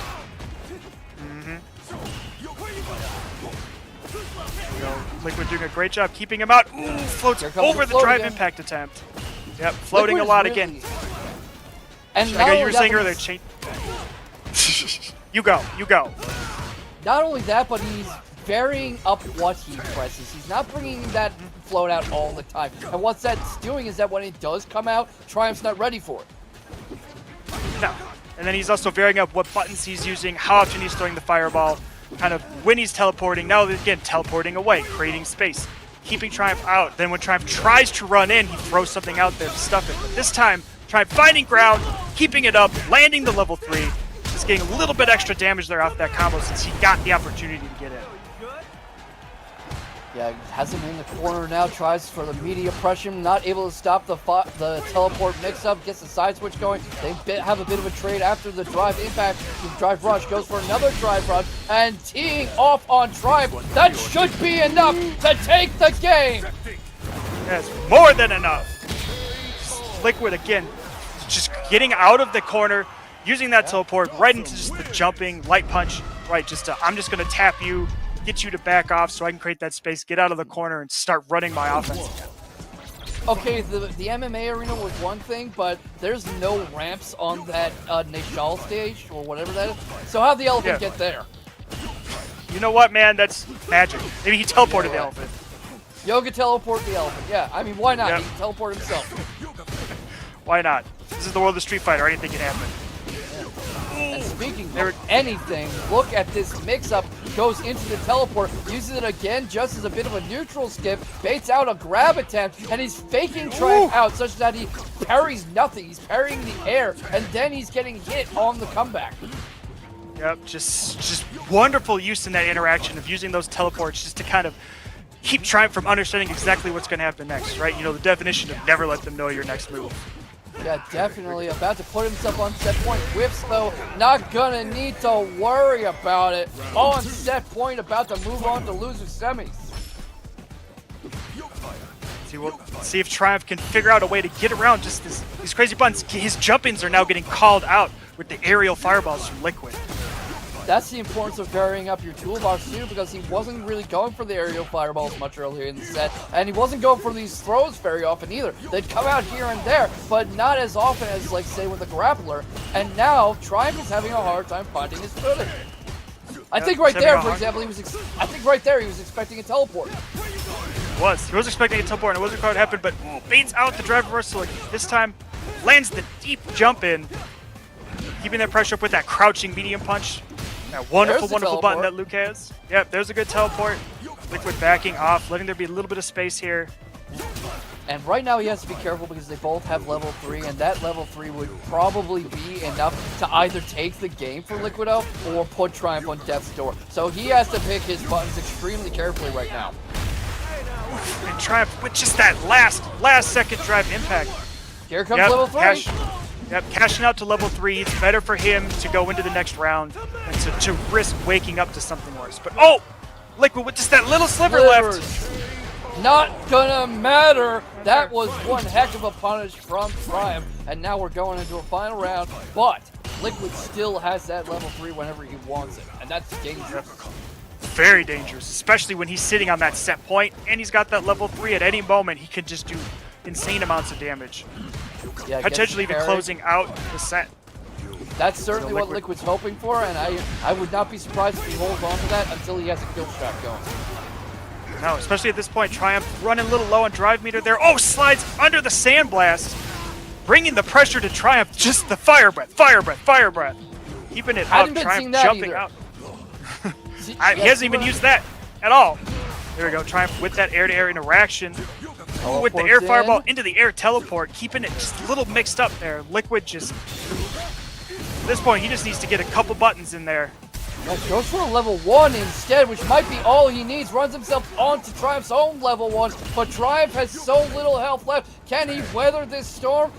Liquid backs off a little, and there's not a lot of room, but Triumph has to press something sometime. He's got to do Just something. sit here turtling, jumps in, and Liquid misses. Doesn't miss that time! Liquid goes on to losers semifinals, not winners final. Oh my goodness, that was just... You know, that first round, Triumph came in so hot and heavy, just really just getting in there and breaking everything up. And then Liquid just took that match and went, all right, I'm going to change up my timings. I'm going to change up what buttons I'm throwing out. I'm going to get a little bit more. I'm going to move a little bit more so it's harder for you to hold me down in place. Definitely. That's why I kept calling out that Liquid had started varying up his toolset. He would go entire rounds, entire games, without using things like the Yoga Float, the Fire Breath, the Slide, which I think maybe only came out once that whole set. And it meant that Triumph never truly knew what pitch he was sitting on. Yeah.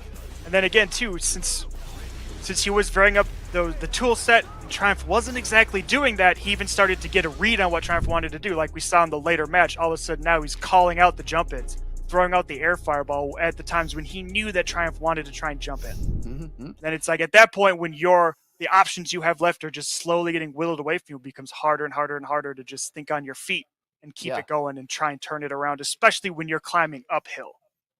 Yeah, absolutely. And I've been comparing Street Fighter 6 to baseball a lot lately in my commentary. And right there, you see that because in baseball, the pitches are coming at you too fast for you to raw react to. You are going off the pitcher's patterns, your knowledge of the matchup, your knowledge of habit, and you're essentially making an educated guess because by the time you see the pitcher wind up and let go, the ball's kind of already past you. So what you saw there was a masterclass in mixing your opponent up and not letting them anticipate anything, which I think we're going to see a lot in the upcoming winners final between Ruffian and EC. Both of them multiple-time Breakout champions.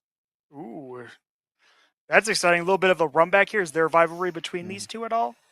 A bit, but they're actually training partners on the same team, and they run money matches every Friday. So maybe this will replace one of them because our tournament's on Fridays now. But this has been grand finals before. I think he's actually beaten Ruffian for the championship before. And, of course, Ruffian, our winningest player, 6 titles to his name in Breakout Series, including 3 in a row at the very start of the tournament, at the start of the series. The first 3 weeks were all Ruffian, so it very much feels like Ruffian's world, and we're all just living in it. Yeah, right? I was just going to say, too, if they both make it to grand finals, that's a money match right there. Yeah, absolutely. Literally, one of you's winning a little bit more than the other. Yeah, definitely. And, if you want to sweeten the deal, chat, we have plenty of Matcherino codes left. ! MATCHERINO. I know that Ruffian and EC would love to have that proper money match. Yeah, they're probably eyeing that right now. Come on, if you haven't clicked that button, come on, just do it. One click. That's all you got to do. Literally maybe a takes you couple 1 more second. if you got to log in, but it's just click a button. It gives us money in the pot. It lets us, just thank the players who come here and do these great matches on stream for us. If you don't want to look away from my handsome face, do it during a game because then you just have my voice. You know what? That's a fair point. That's a good point. Hey, yeah. some of them maybe they don't want to look away. So it's like, do it during a game. They don't want to look away from my dingy basement I'm sitting in right now. Yeah, well, you do have the beard going on. It's got a nice little lumberjack look to it. So it's like, yeah, they're admiring the chin locks. They are great. I know. Gotta keep it warm. It's cold here. I'm up in the Midwest. Yeah, We absolutely. got snow today. It's kind of chilly. A balmy 23 today. Yeah, definitely. And like today here was like the first time in a week that the wind chill hadn't made it like a single degree or negative. Oh man. I know. I don't know, man. Growing up, January was always like below 0 for me. So yeah, like this yeah. feels so like easy to deal with. Yeah, by comparison, I am sure. I mean, it's downright balmy. My partner actually primarily works out in the Caribbean, so like 72 degrees is sweater weather for her. And I was saying to her, yeah, maybe don't come visit because I think in a proper northeastern weather, after getting used to that for years, you'd die. You'll just die. Walk off the plane and die. Oh my goodness. Yeah. She would do the Sonic thing when he's out of rings and he gets hit and he just does and jumps off the screen. Yeah, I think, what was it, years ago, my wife went on a trip somewhere and she had a layover in Texas and she had to wait a whole day. And it was like 60, 65 there. So she's in a t-shirt and shorts walking around having a good time. And there's people in jackets and sweaters. And someone stopped her and was like, do you need help? Do you need a jacket? Like, are you... And she was just like, no, I'm from the Midwest. And then they're like, oh, okay, that makes sense. Yeah. I mean, just the way your body can acclimate is unreal, and it has something to do with here in Street Fighter and esports and Tekken and everything too, because your mental stack gets so fine-tuned when you acclimate to these conditions, as we are about to see, because both of these two coming up are extremely familiar with this matchup. Winners finals, teammates turned into rivals. Jury, Blanca, Ruffian, Easy. Here we go. There we go. Ruffian coming in straight off the bat there with the double drive rush, but doesn't really find ground, but Easy just answering back, getting hit, taking the jumping heavy kick to the face, getting juggled into the corner, breaking the throw, landing her own anti-air. Yeah, interesting way to break up the momentum, though. You're going to see from Easy a lot of familiarity with how Ruffian likes to play, so he's going to look for chances to disrupt these combos before they can start, but you know, that's not how you do it. That's how you do it. Ruffian finding his openings here, bringing it down just a little bit of life, but loses the air dagger, but gets the anti-air, sealing it off, taking this first round. Yeah, Ruffian is just so good at this kind of pressure and at keeping the momentum once he has it. And I think also throwing off your expectations a little. Drive rushes straight into a sweep and quickly batters Easy into the corner, but has the drive rush coming in to store momentum and get a bit of a neutral skit going. But they're playing right in each other's faces. It's a little hard to keep up. It is hard. It's just relentless. Just completely relentless. Ruffian here with a big combo, damaging into the corner. Gets that Blanca shot off. Easy not falling, but loses to the throw. Oh, and we got the shimmy, masterclass shimmy right there. Yeah, and that familiarity goes both ways, because Ruffian's going to know when to shimmy, when to hold back, when to step away, because he's going to know when something like this is coming from Easy. Yep. Easy keeping that pressure on with the drive rush, but eats the OD Blanca ball. But nope, back throw, gets you in the corner. Oh, Ruffian with the perfect parry and his own back throw. Just tossing each other back and forth right now. Yeah, I'm sorry, is this Street Fighter 6 or WWE? Because that's a lot of throws, suplexes, tosses into the corner. I know, right? Single individual hits here. There we go. Blanca ball from full screen. Yeah. Blanca-chan, excuse me. Yeah. Easy not falling for it, keeping that defensive front up. But gets thrown out of the drive impact attempt. But finds it with the crouching medium kick. Keeping the pressure on with the drive rush, forcing Ruffian into burnout, chipping him down, taking the round. And what a way to take the round indeed. A good way to not only forcibly take back some momentum, but put things in perspective for Ruffian, who has to know he's not going to have an easy walk to Grand Finals, to his 7th Breakout title. It's just not going to be that simple. No, it's not. You're not going to walk in there easy. You're going to have to fight every second to get in there.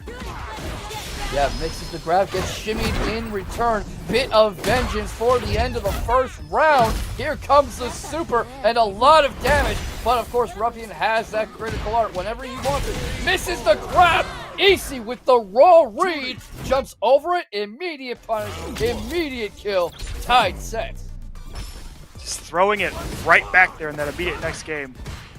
There we go. Ruffian again, bringing that pressure. OD Blanca ball lands straight into drive rush. But Easy again, drive rushing in past the Blanca-chan. Goes for the shimmy.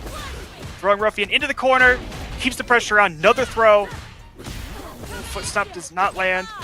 Ruffian keeping it up. But again, throw, burnout. Just can't get out of that corner. Ruffian is not fighting like himself. I was talking up Easy's familiarity with him, but usually it's a bit more back and forth than this. The past 3 rounds have been all Easy.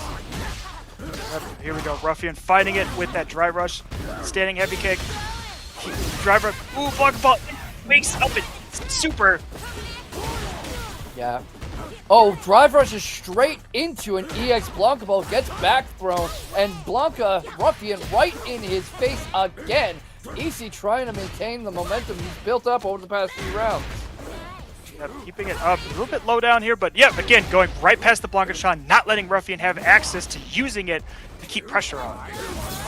Yeah, goes for the Blanca-chan setup again, but a little too far away to really accomplish anything, but catches him with it. I think Easy forgot about Blanca-chan, did a side switch while Ruffian was in the air, and got zapped by it.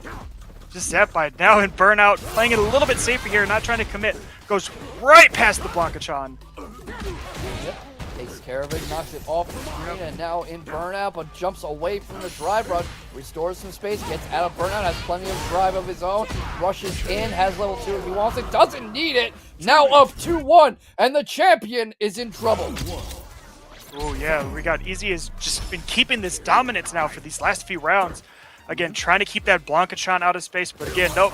Ruffian throwing it down and leaving it there, gets the slide. Blanca-chan still coming in, doesn't matter, gets thrown.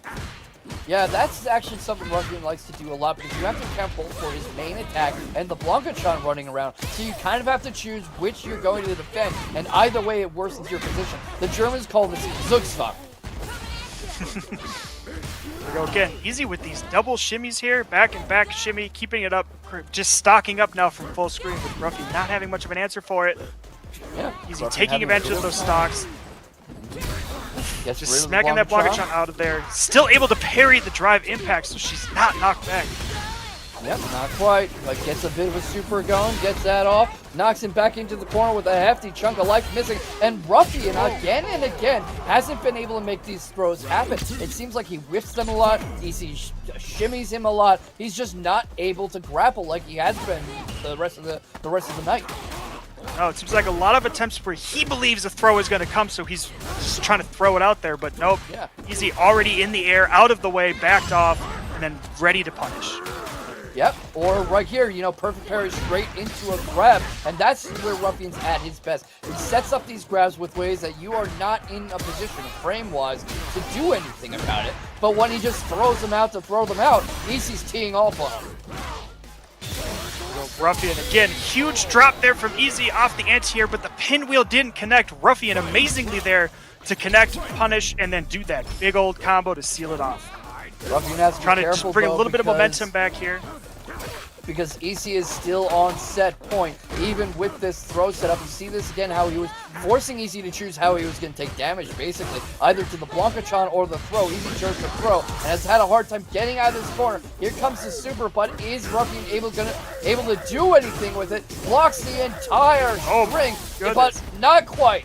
EC knocked onto the ground. Not able to give up the back, you know, Ruffian not able to get a side switch going, but forces him into burnout and keeps him up against the wall. But Easy reads the jump in coming, gets the momentum back, and of course only needs to win this one round to go ahead. Yeah, Ruffian in a bad spot in the corner, both burnt out, but Easy's going to come out of that burnout a little bit sooner, putting him into a good spot, but lands the level 3 off the critical art. Yeah, and that is not quite gonna be it, but Ruffian in a bad place. He wants to hold on to his belt. The drive rush comes in, takes the throw, uses the Blanca ball to get away from the pressure, but he's in stun! He's in stun! EC goes on to grand final. The champion is headed down to loser. Oh my goodness, that was just... You know what? You were talking up Ruffian so much before that match, but Easy just came in and just completely tore everything he was trying to do apart. I mean, it just kept it very clean. You know, a lot of shimmies, a lot of avoiding what you're saying. Like, Ruffian really wanted to land those grabs so he could begin what he wanted to do, and I think Easy understood that from all the times that they've played and went, no, I'm not going to let you get these grabs. I'm not going to let you do the things that let you start the offense that you have.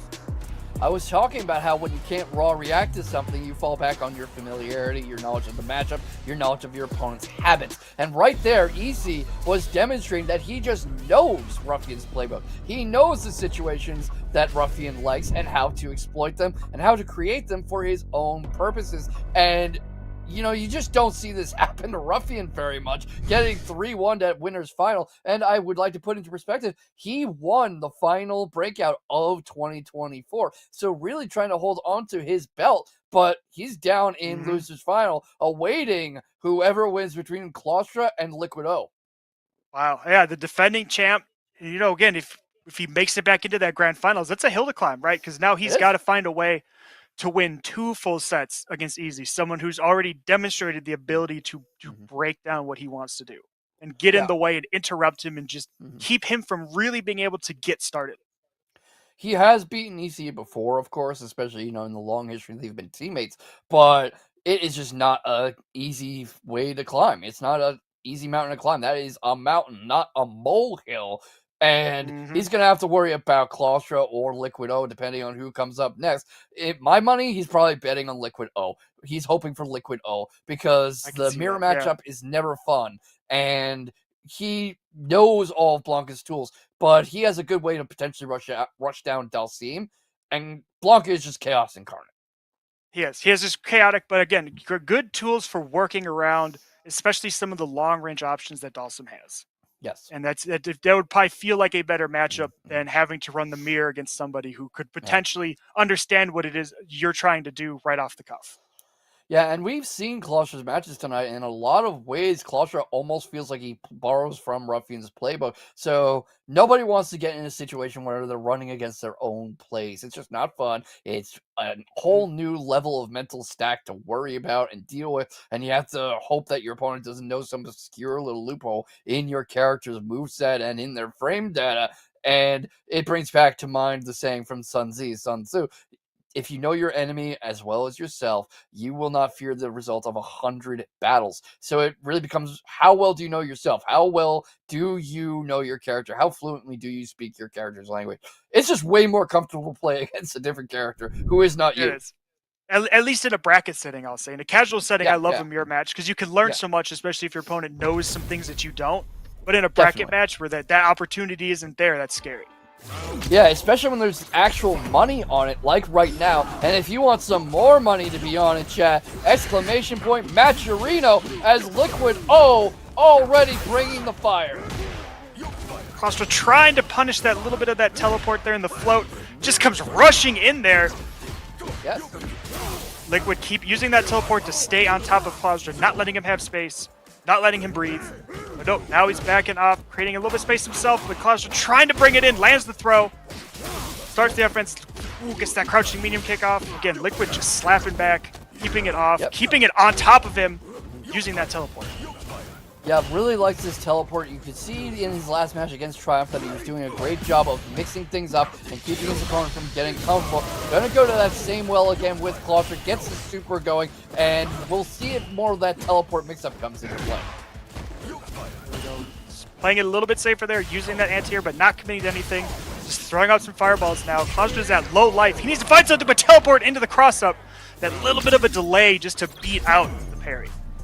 Hard to get lower life than no life, that's for sure. Yep. Here we go. Liquid with the great backdash there to avoid the drive rush attempt. Perfect parries the Blanca ball. Oof, goodness. Playing amazing defense here, but finds himself getting thrown into the corner, but the backdash to avoid the wake-up throw. Yeah, just great awareness from Liquid O, knowing what his opponent's going to do before he does it. Potentially before Clawster knew what he was going to do. Uses the teleport again, breaks that back out to get into close. Has critical art if he wants to seal the deal. Sorry, that was actually Clawster with critical art. And going to use that to try to steal back momentum. Nowhere near going to kill him, of course. But that's a hunky chunk of life. No, but Liquid just, and seeing that jump attempt, getting in there, getting a little bit of a combo off into his own level 3 just to seal it off and take this first point. Liquid really being aggressive in this matchup right now. Like really, I guess, getting a knockdown, teleporting to stay on top, so there's pressure right when Clawster wakes up, and he hasn't found quite an answer to that yet. Yeah, it goes for the slide right off the jump, but this time Clawster ready for it. Not quite able to do much. Both of them respecting the space, trying to wait for the opponent to come in. And something that's interesting, Clawster's not having as much luck picking up those extended hitboxes as Triumph was. So Clawster is on the other end of these long stretchy pokes and not able to punish them as effectively. No, but finding a little bit of space there, getting it on the throw, not getting anything afterwards, finding himself just getting pushed out. But ooh, try rush into standing medium kick, finds it. But nope, Liquid answers back, throwing him out, staying on top with the float. Yeah, you were talking about how he likes to use that teleport to stay on top. And right now, not getting a whole lot of luck, gets the grab going, and Clawster keeps him in the corner. Backs off a little, anticipating some shenanigans, possibly hoping for a Yoga teleport, and that's a lot of fire coming his way. Backs off until they get off the screen, but not able to stop this teleport. Oh, the amazing fireball right when the button land, does the teleport into a button, finds ground. Now just floating up in the air, taking a little bit of time, throwing off Clawster's game here. Ooh, jumping heavy punch, finds it, just throwing those limbs out. Yep, gets a parry, and reads him jumping in for the anti-air. I mean, it's just so hard to get in on Liquid O, almost unless he wants you to be. Yeah, he wants you to be so then he could do something a little bit different. But oh, Clawster almost with the jump in, but Liquid O with the perfect parry and the long range throw here. Giving that space, but nope, Clawster finds it in off the drive rush, but doesn't quite keep the combo going. Going straight into level 2 here, trying to keep that pressure up. He does not want to have to fight his way back in again. Yeah, gets him stuck in the corner, but eats a super for his trouble. Is he going to be able to activate that Blanca shot? Doesn't need it! Gets through the super with a grab. I think if I'm Liquid O, I stop using that, because that's the exact same thing that happened last time I pulled that one out. Yep, ooh, there we go, but Clawster does not find it with the OD upwards ball. Getting punished for it, finding himself again back at full screen, somewhere where he's had trouble finding ways to get in on Liquid O. Yeah, and having a lot of trouble indeed. Gets into burnout, jumps in off the Blanca ball. Not quite able to make much happen from it though, and picked off with the Yoga Fireball. This set has been all Liquid O. He has just remained completely in control of just the flow of these matches right here. Yeah, you could almost say he's flexible because of Yoga. Yeah, he's almost being inflexible with his inability to let Clawster just get anything really started. You know, Clawster has been dropping a few things here or there, or leaving some gaps, and Liquid is ready right there to pick it up. Switches to the Ken. Speaking of flexibility, that's an interesting call. I think, obviously the Blanca wasn't working for him. He's going to hope for a bit of a more conventional play set. But, of course, Ken's not that different from Luke at the end of the day, and Liquid O just beat one. Yeah, and again, coming in already 2 matches behind. That's a long hill to climb with the character swap this late. Yeah, and the bouncing fireball throwing him off, but gets a good Shorty Repa going and gets knocked back. He has neutral going again. Air fireball coming, floats over the Hadouken and gets the teleport mix up, but not able to capitalize on it. This time, Clawster getting through the string. Here we go again. We have talked last time about Liquid O using a lot of different parts of his toolkit. We haven't seen him do crouching heavy punch much, and now he's been throwing it out a bunch in this match. Yeah. Teleports away from the fireball to get behind, but the side switch is there, and it seems like Clawster's getting a little wise to that trick. So because Liquid likes to mix things up, as he said, I'm not surprised if we see that disappear for a bit. Yeah, no, of course not. And again, now we're starting to see a little bit of that mix-up, a little bit of a quick little float into nothing, into landing into throw. Right, he was doing a lot of quick overheads, and then now he's switching that up. No longer quick overheads, fake out overheads into throwing attempts, which worked out, gave him a round. Now he's sitting on set point. Yeah, whiffs the grab, but doing a great job of staying on top of Liquido with these dash-ins on the while Liquid's on the ground. But the teleport's there, tries to force him back. You know, gets the parry off the fireball. Drive rushes in behind his own Hadoken. Has level one if he wants it. Liquido with the level 3 floats over the Hadoken again. Anti-air fireball. Drive rushes in, and Claustra forced onto the back foot. Claustra in, back to the corner, but Liquid on low life, but sitting on 3 bars, but Claustra with a big pickup here. If he could seal this off, he could do a lot of damage and take a round. And there we go. There we go. Sealing it off. If I'm Claustra, that is a big breath of air I absolutely needed, because obviously Liquido on the door to losers finals, and Claustra not only has to win this next round, he has to win 2 more games. Big hill to climb, but again, getting that first round is just that first little step to trying to take this game back for himself. Ooh, finds a little bit of ground there off the low. Goes for the jump in. Liquid is ready with that perfect parry, throwing him back into the corner, trying to take the pace back of this match. Yeah, Claustra trying to respect the spacing bit, backing off, trying to make Claustra try to rush in. But of course, he's playing from behind, but he's already got a healthy life disadvantage. And Claustra very happy with these parries. Sometimes you'll see him quickly baited out into parrying into thin air because he's too early on it, which shows me that he's very quick on that button. He's very quick on it. He's trying to anticipate when these happen. Ooh, great jump over from Claustra there to stay out of that fireball and stay out of that mix-up that Liquid was trying to put on. Again, not falling for these teleport mix-ups, holding that defensive front, having to get thrown because no button is getting in. Yeah, parries the Hadoken, though. What a quick reaction from Liquid O, because he was in the middle of a move when that came his way, but he still parried it no problem. So Liquid going back to that long-range game that he seemed to be a little effective for, especially back against Triumph. Oh, slides under the fireball! Is this into the level 3? Will this be enough? Oh my goodness, it might be. It might be. It's not quite. No, but Claustra with just a little bit left. And Burnout gets hit by the double fireball. Oof. Straight into Burnout, straight into chip damage. Hey, sometimes that's all you need. Sometimes you need the chip, and that is it. I have seen boxing matches and MMA fights end with a jab. You don't need the whole enchilada. Sometimes you just need a little bite. Just that little push, right? You took your opponent to the edge. You just give them that little tap, and they just fall right over. Again, we're watching here, seeing just Liquid doing a great, amazing job just shutting down all the options that Claustra had as is Blanca, right? Keeping him out, anticipating the jump-ins and throwing out those good anti-airs, just keeping the fireballs up, keeping the mix game going with the teleports, throwing off, timings with floats, the meditations and floating around and just kind of screwing it up, and Claustra just had to find something there. Switching to the Ken, taking a round, kind of getting some momentum, but it just wasn't quite enough. Yeah, I actually have a question because Claustra was starting to do a lot better once he switched. Do you think he might have been able to take the set if he switched to Ken after the first game? We'll never know. I feel like he at least would have had a better fighting chance based on just how that Ken match went, right? Because that first match with Ken, you'd almost expect it to be a little bit of rougher because you're having to switch over to a different game plan, different buttons, kind of different defensive options. And so it's like a little bit of a mental switch, and you always anticipate that first match might be a little rough. So seeing it on a potential final match was kind of a big gamble.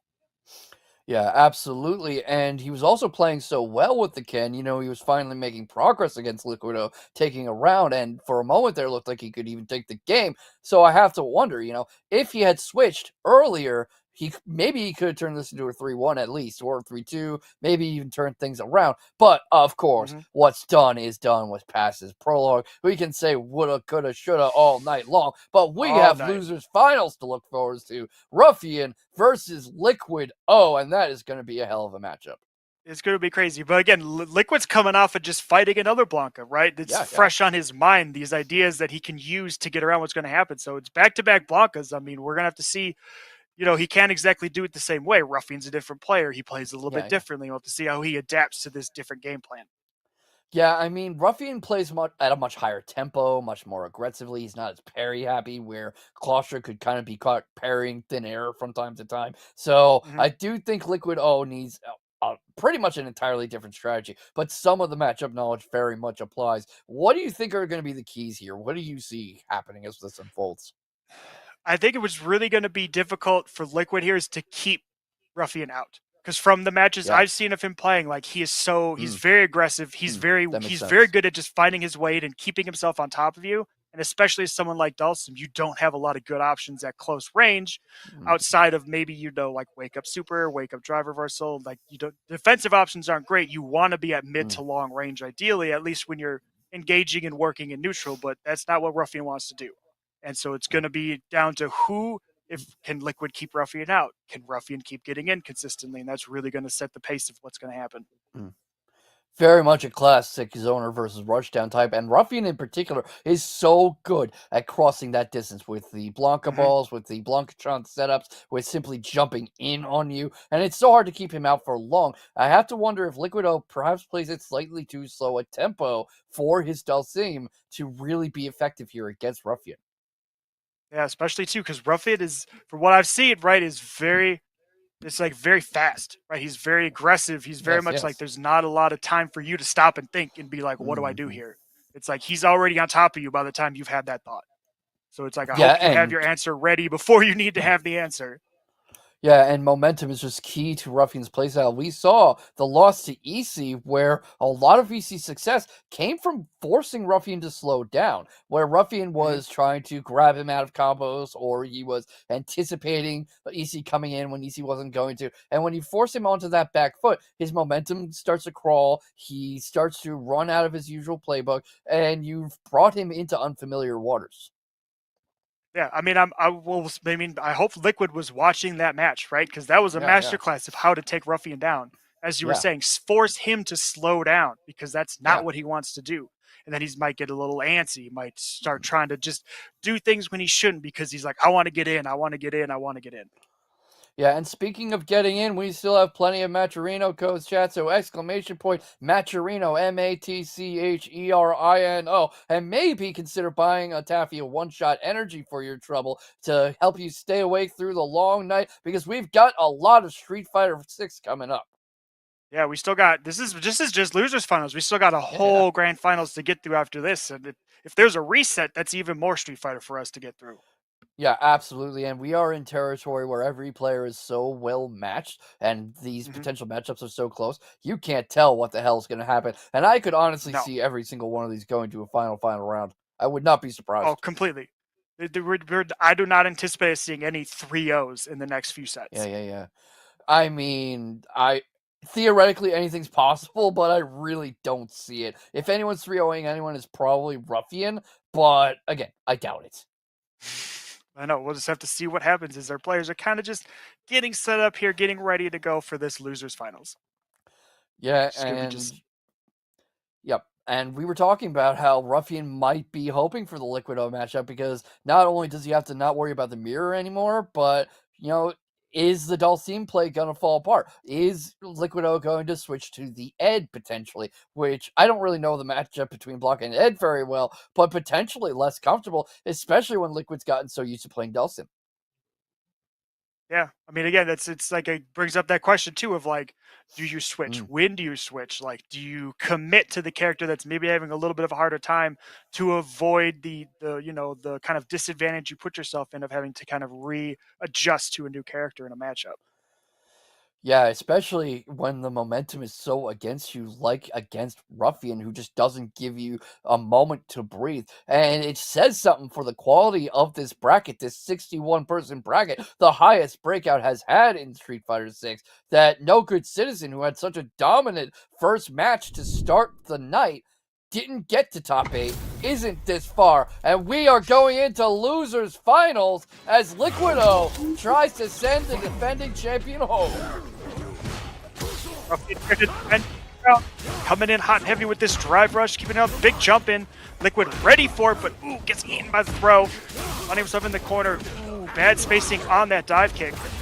Yeah, good way for Ruffian to force Liquido to open up, gets the drive rush straight into the throw attempt, goes for another grab though, and an interesting strategy from Liquid, bringing up the teleports to force spacing and disrupt Ruffian's timing. Yep. Here we go. Liquid attempting to try and set the pace of the match, trying to slow Ruffian down here, avoiding that Blanca-chan. Getting the aerial, but gotta watch out for the Blanca-chan. Doesn't matter. Again, like you said, he forces you to think about the Blanca-chan, and you're not thinking about the throw. Yeah, and he loves to set up his throws like that. He got a lot of results off that all night, especially against EC. That was mostly when he was competing with the throws. Not gonna need to worry about it this time. I mean, you can teleport in on it, but then you're right in the face of an angry Ruffian, and what are you gonna do then? Angry Beast, who's just doing a great job right now of staying on top, gets the air ball. Again, Liquid waking up with wake up level 2. I don't know what's going on with this. Oh, but Ruffian knocks himself into it. Oh, and even eats the fireball. Yep, he just spun right into it. I was just about to say it hasn't worked, and I just ate my words. Yeah, I was interested in the fact that Ruffian kind of just froze there for a moment. I'm not sure what he was thinking, but he takes the first game pretty quickly anyway, so maybe that just knocked the cobwebs out. Yeah, he just was quite not sure what to do, but ooh, finds it with the jumping off that jumping heavy kick, throwing and just juggling Liquid here into the corner, stays on top of him, Blanca ball to stay on, just finds it again, keeping it going, gets the Blanca-chan out, Liquid teleporting to stay out of that corner. See if you can remember Blanca-chan is there, but no, he gets hit by the crosser Blanca-chan. Low on life, just nothing left, falls to the throw. Ruffian just dominant round here. Yeah, very, very strong showing from the returning champion, but not as much this time. This time, Liquid able to read him coming in and force his space and keep him from being able to comfortably drive in. Gets in off the yoga ball, Blanca ball. I am keeping track of 2 characters at once. Jumps over the grab attempt like he knew it was coming, and here comes a throw into the corner. Yep, Liquid doing a great job here of setting some pacing here, slowing Ruffian down, denying his jump-ins, denying the Blanca balls. Falling to the throw right here, but we'll see. Yep, throw. Ruffian staying on top, goes for the low, straight into the level 2 activation. Getting a little crazy here. Juggle it straight into the corner, gets the Blanca-chan out. Liquid waking up, getting that drive reversal, creating that space, teleporting in, getting the cross and finding ground. Again, just quick overhead there. Straight into just level 1 activation here. Just not quite enough. Liquid finding himself in burnout. Gets hit by the cross up. Liquid. Oh. Alright, he might not. He goes for it again. And it worked! Oh, wait. It worked! It worked! It worked! Ruffian ran right into it, ran himself onto the activation, and that was quite the read from Liquid O to know that he would run into it.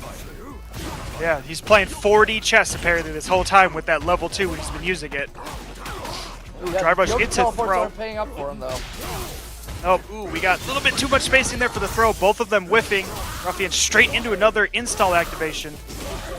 Playing a little bit of just basketball over here in the corner. Definitely using the Blanca-chan to dribbling Blanca-chan for extended combo. Just quite not enough to finish it off, but doesn't matter. Lands the crouching medium kick. Taking another game, 2-0 Ruffian. Yeah, Liquid O sticking with his guns, credit where it's due, not even thinking about switching straight into the next game and taking the fight right to Ruffian. Backs off away from the slide. Here comes the Blanca-chan setup again. We'll see if Ruffian is going to activate from out here or if he's waiting for Liquid O to approach closer. Brings the fight to him, sets up another throw, gets it back towards that corner, drive rushes in and hounds him, but misses the grab and an anti-air Blanca ball, but runs himself onto an air fireball and Liquid able to claw back. Just amazing pickup off of that. Seeing the air fireball land, drive rushing in to catch it up, and then into the level 1 activation just to kind of throw that extra damage on, put Ruffian in burnout, stealing it off, answering with this round. Yeah, and that is a desperately needed round. We've been talking about momentum and the mental stack. He activates the Blanca-chan, no sign of it, might have been knocked off the screen, and keeps himself cool, calm, and collected. Keeps Blanca and Ruffian on the other end. Floats away from the drive rush, reads that coming in, and this is all Liquid right now. Floats over the Ruffian attempt. Yep, keeping it up, landing that overhead into the quick little combo here, forcing Ruffian back into full screen. Again, he's noticing when these throw attempts are coming. He's jumping out of them. He's avoiding the short Blanca ball into grab attempts now, throwing out of it. Ruffian trying to get something started with the level 2 activation. Liquid with the drive reversal, teleporting out, letting those buttons, answering back with his first point. I mean, we were saying we're not going to see any 3-0s this point forward, and not even believing what you're saying. The perfect parry off the wake up Klonka ball to start the round, and they are just going at it.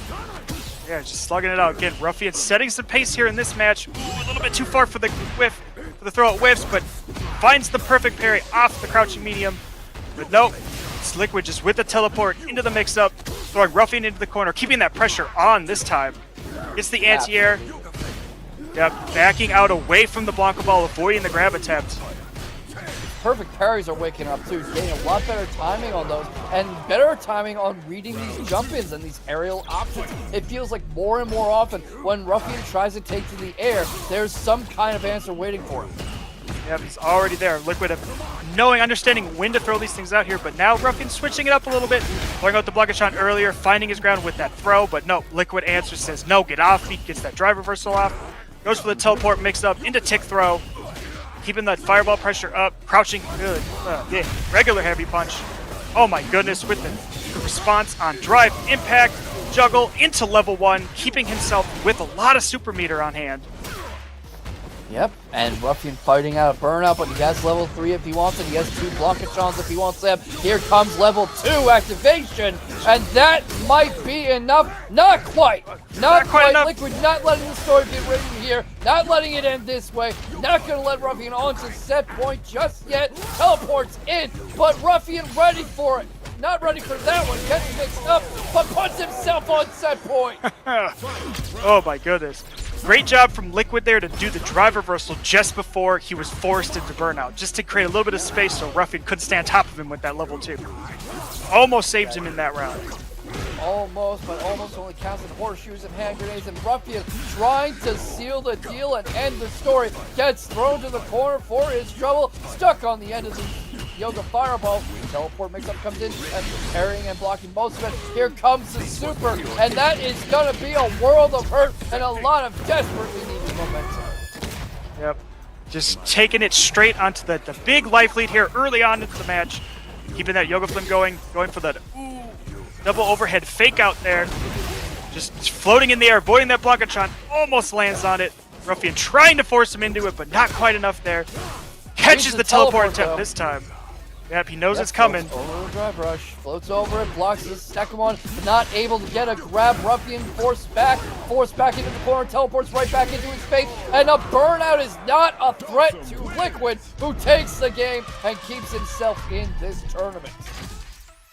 Oh my goodness. Woo! So much is happening. I don't know why that scoreboard never updated, but in the meantime, it is 2-2. Yeah, Ruffian tries to rush in, but that float comes out for him, and Liquid, teleports, and Sim pays for even trying to get in. But right now, Ruffian finally doing what Ruffian does. Keeping it on, but no, Liquid fighting a little bit of answer there, but not quite enough. Gets thrown, but jumps out of the grab attempt from Ruffian there. Ooh, but this time, the short Blanca ball finds it, lands early, gets the grab, blocks the wake-up drive reversal, but not able to punish it appropriately. Away. Yep, teleports out. Again, perfect parry on the Blanca ball. Doesn't quite keep the combo going. Ruffian throwing him in the corner, getting a double throw here.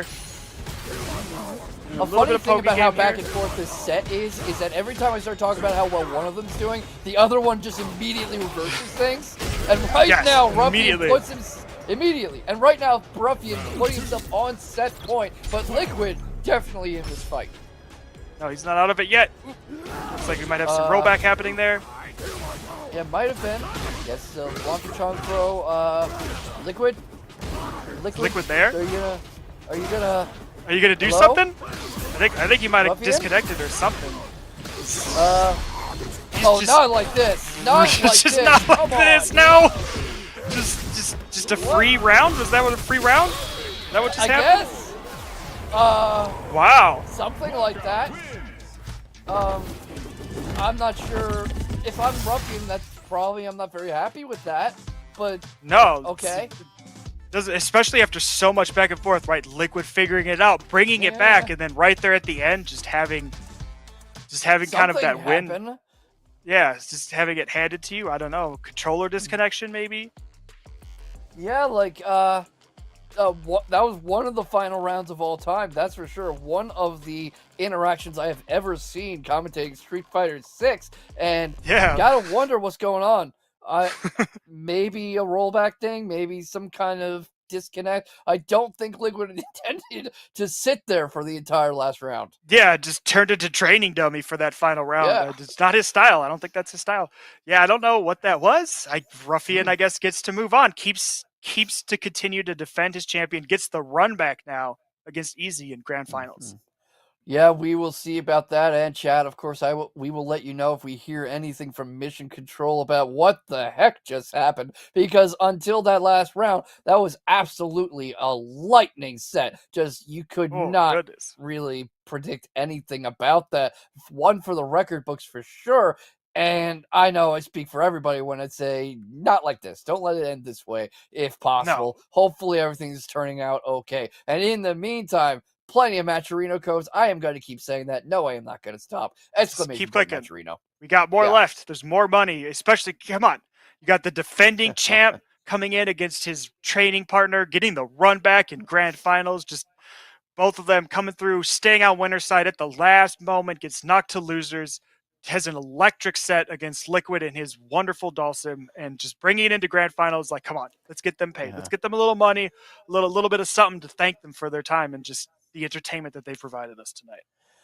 Yeah, and what entertainment there has been. I mean, even that round, whatever happened, was pretty entertaining in its own right. I mean, you don't see that every day. I am pretty sure it's a connection thing or something, because you could see at the start of the round that they both kind of froze up. They both did like a mutual little crouch. I think there was some kind of lag, they were feeling each other out and trying to figure out which one was having issues. And of course, if I'm EC, I've been able to chill and put my feet up all this time. And it's a recurring question in any kind of competitive fighting game and stuff, which is, would you rather be the one waiting for the run back, the waiting at the top of the mountain, or would you rather be the one who fought their way up? Because the guy who won loser's final is going to be nice and warmed up. Whereas if you won winner final, you've had time to get cold feet.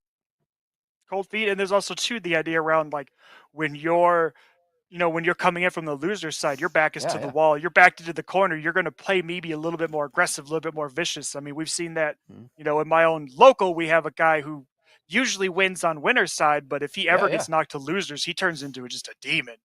He's just, as soon as he has like that thread of you're almost out of bracket, he just becomes a complete demon, plays completely differently, and just changes up his style. Yeah, and it's wonderful to see the adjustments that people make when they are forced to adapt to survive. And we are incredibly adaptable animals. That is why we have made to the point that we are not in trees picking fruit anymore, unless we want to. And, we're sitting here watching video games instead. Like, a bit of perspective really goes a long way. Video games over the internet. Like, explain the internet to somebody 100 years ago. That would just blow their mind. Yeah, I mean, we made a bunch of rocks, we electrocuted them, and now we watch video games and talk about them, and some of us actually get paid to do that. It's our jobs. And and also, like, we don't have to worry about like starving to death or dying in winter or being in burnout when our opponent has critical heart rate. Well, maybe we have to worry about that one. We got that one's still a bit of a threat. Yeah, that one's a bit new. Yeah, still a little bit. Yeah, especially if you're burned out and your opponent has level 3, and it's just like, if your health is low enough, they can just let that go and kill you with chip. Yeah, absolutely. You can get the chip damage. I think that's the only time you get chip damage, when you're in burnout. And speaking of chip damage, anyone had Pringles lately? Because not a fan.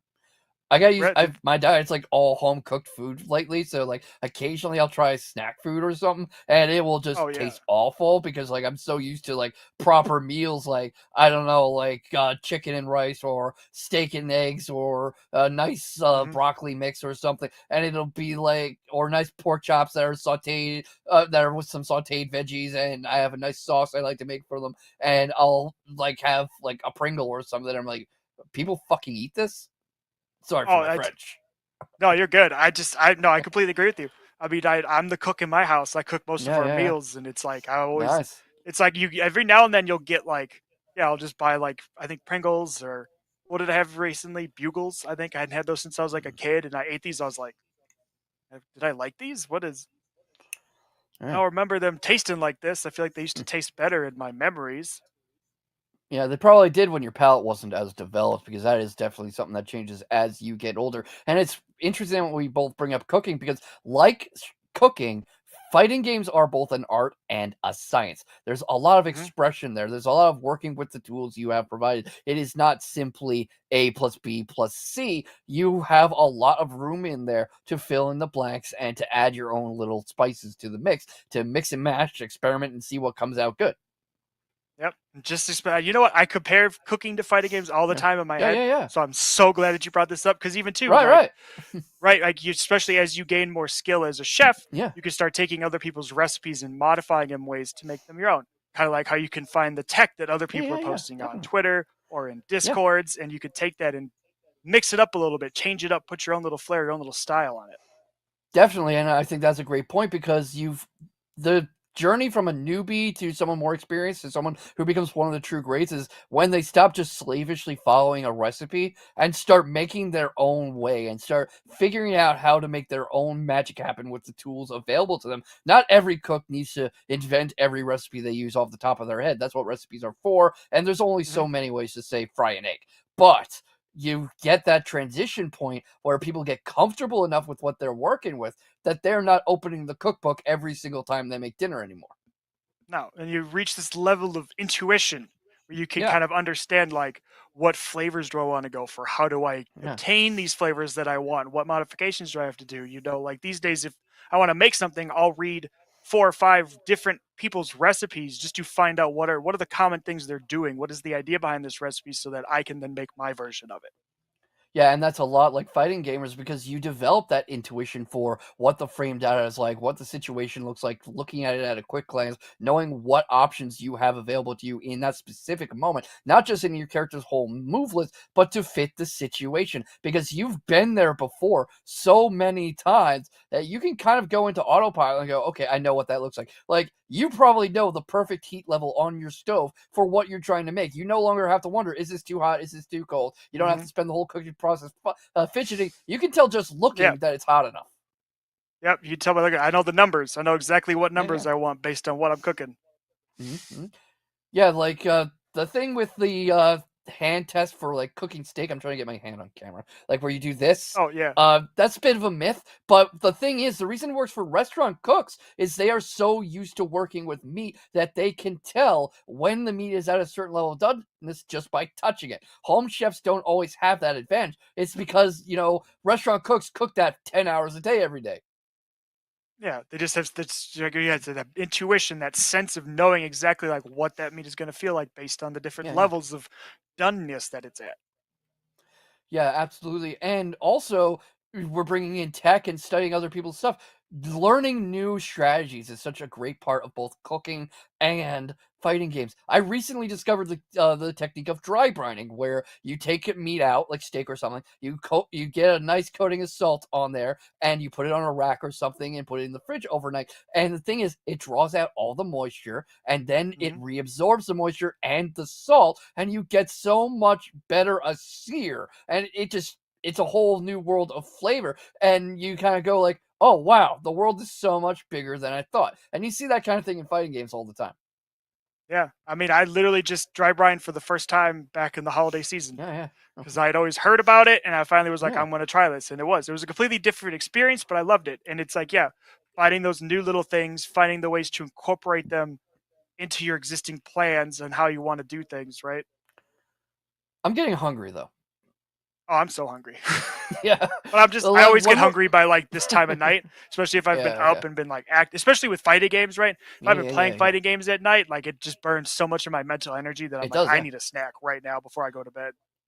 Oh, that actually does burn calories, having your mind in overdrive like that and trying to think so many moves ahead and keep so much in mind. I actually read a study once that studied like chess grandmasters, and they found the same thing. Chess grandmasters and high-level professional players have to eat and work out like professional athletes of any discipline, because the brain uses so much energy when they're thinking through chess games. That actually uses up a lot of your physical energy. Mm-hmm. It does. I think there's even too your normal resting caloric intake, right? How much your body Yeah. burns in a day. Most of it's just to Yeah. keep your brain running. It's the reason why it takes us 18 years to go from a baby being born to a grown adult is because our brain takes up so much of our energy just to run and process that there's not a lot left for the rest of our body to use to grow you. Absolutely. That's why babies and stuff are so helpless for like 5 years, because that's all brain. And that's kind of what made us what we are. So, the good with the bad, right? We aren't like baby cows that are immediately running around as soon as we're born. But, the baby cows aren't the ones eating human steaks. No, and they're not playing video games and talking about them online. I'll take that over standing in a field all day. That's for sure. Yeah, that's true. But that mental energy, it really burns you out too. And there's some days where I'm just too tired. I'm like, you know what? I can't think tonight. I'm going to throw on something single player, whatever RPG I'm into, and just grind it out. Yeah, it's just especially because lately too, I've been playing a lot of Tekken, and Tekken has so much going on. Every character has so many things happening, and then you have the third dimension where now it's like part of your movement is so essential to your defense, but then movement is different based on whether you're on player 1 side or player 2 side, because then left and right is different. You have to remember which left is left. And every character has like 20 years of movelets baked in. Like King has all his moves from Tekken 1 in Tekken 8. Yeah, he's got the biggest list. I think it's like 120 something. I think total. Most of them are throws too, I think. Well, a lot of them are grabs, right? Because he's got the chain grabs, which have multiple options, and then you have to learn how to break those. Because breaking them isn't as easy, and throw grabs is like Street Fighter, where you just either throw tech or jump out of the way. It's like, no, you have to press a specific button based on which throw I did. Yeah, and you also have to guess which button you have to press, which, you see that a lot in Street Fighter 6 too. But in Street Fighter 6, you can just press the throw button to get out of the throw. You don't have to worry about getting thrown 5 times because you got thrown once. Or if you do, at least you landed first. You're not getting one throw into another within frames of each other. Yeah, or you don't have to worry about the mythical rolling death cradle where he does. I think it's like 65% of your health or something with sounds like about one right. grab. Yeah, sounds about right. Yeah. Oh my god, I'm hungry. Once this is done, I'm like cooking a little meal, even if it's like a little egg and toast sandwich or something. Have some cheese in there. That sounds good. Yeah. It does, yeah. I've just made myself so freaking hungry with the cooking metaphor. Like, oh my god. I'm just thinking about I made like baked pasta, like a pasta bake tonight. Oh, nice. And I'm just in like garlic bread, and it's up there in my kitchen, and I'm just thinking about it now. I'm just like, it's waiting for me. Like, there's just so much left over that I'm like, I'm gonna just heat some of that up and eat it right after this. Yeah, really putting the midnight snack. And thanks for being so patient with us as we wait for these speed tests, everyone in chat. And while we're at it, how about you add to the pot? Tell us what you had for dinner tonight. Yeah, let us know. Did you cook something? Did you eat out? Did someone make something for you? Like, let us know. I want to know.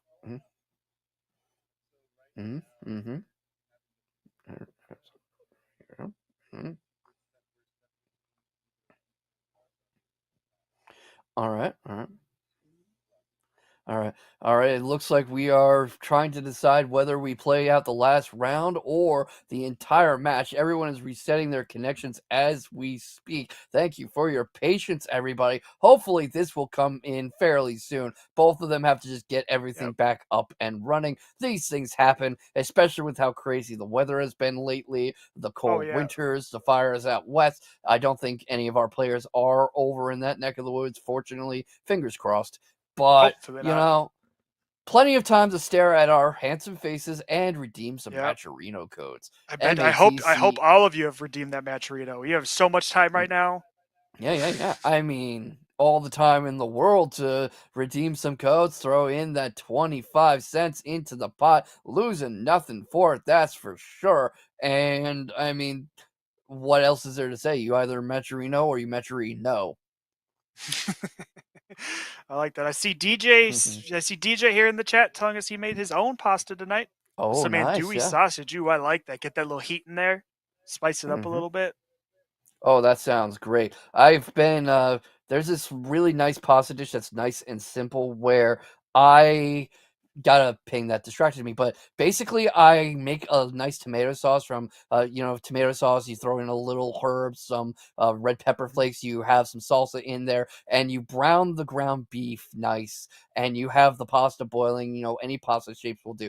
And you're turning that in. You mix the sauce in with the ground beef, and then you put that all on top of the pasta once the pasta is done. And it makes so much damn food. I have leftovers for like a week, and it hits the spot every time, especially with a little crusting of Parmesan on the top. And what I like to do is I'll saute some leafy greens and stuff, and I will separate the stems and the leaves. And the leaves will kind of ring the top of the meat and sauce and ring around the Parmesan, and it'll look nice and flavorful and classy. And you have the vegetables mixed in with the pasta. That sounds delicious. You're making me even more It hungry is. now. My goodness. Yeah, Oh I my can't make that goodness. tonight because it'd make a huge mess, but I'm definitely doing it Oh tomorrow. yeah, definitely. A little bit more time tomorrow too, I imagine. Yep, certainly a bit more time to do it. It would be a little weird to do that whole setup at midnight, that's for sure. Yeah, right. Just be like that Rugrats meme where Stu's just in the kitchen making Jello at 2 in the morning. It's just like, what are you doing? It's like I've lost control. I've lost control of my life. Jinx. I can't talk now. What do you want me to do? Yeah, it's like, I mean, that's probably going to be us at this rate. It's going to be 4 in the morning. We're going to still be talking Street Fighter 6. I don't mind. I can go all night, but hopefully all you day. folks in chat are enjoying the show and enjoying the extended close-ups of our beautiful faces and enjoying those Matcherino codes. And this would be as good a time as any to consider some orders from One Shot Energy. They have taffies that are as tasty as candy, very potent, as much caffeine in one of those chews as a 5-hour energy. And they have new products and new models like Focus Chews for when you really need to lock in, but you don't want the caffeine. And they're working on things like hydration, sleep candies that'll help you go to sleep when you're a little too keyed up. I know I have that problem. And for you commentators out there, or for people who use their voice, they have throat drops and voice chews that will help you soothe your throat through a long set. That is One Shot Energy, one of our beautiful sponsors here at Breakout Series, welcoming the fighting game community to their candy factory. Really, the Willy Wonka of the FGC. I kind of might have to pick up some of those like, what was it, the throat chews you were talking about? I might have to get some of those. That sounds wonderful right about now. I've been talking a lot. Yeah, you've definitely been pulling a long shift today. That's for certain. Yeah, definitely. My throat is starting to feel it, but no complaints here. It's still nice and fun, and I'd rather be doing this than breaking my back in a coal mine. Fair. Can't argue with that. No argument here. Yeah, there's not a lot of frame data for chunks of coal that you break up with the pickaxe. I mean, I guess you're always plus on block, right? I was gonna say, how much startup do you think there is to throwing a chunk of coal? What's the startup on that? I mean, maybe it's about as much as a fastball. You've got the same startup frames with bringing your arm back and releasing at the arc of your throw. So really the question is it plus or minus? I imagine it's a bit heavier than a baseball, that's for sure. Oh, yeah. A little bit more solid, too. A little more dense. Hurt a little bit more. Got those jagged edges on there. Might cause a little bit of extra, a little extra damage as it hits you. Yeah, I know it ain't Christmas anymore, but Santa's not happy with you one year, and he just waits outside your house and fastballs that lump of coal at you. He's definitely not happy with you if you're not cashing in that Matcherino. Hearing some word from Mission Control.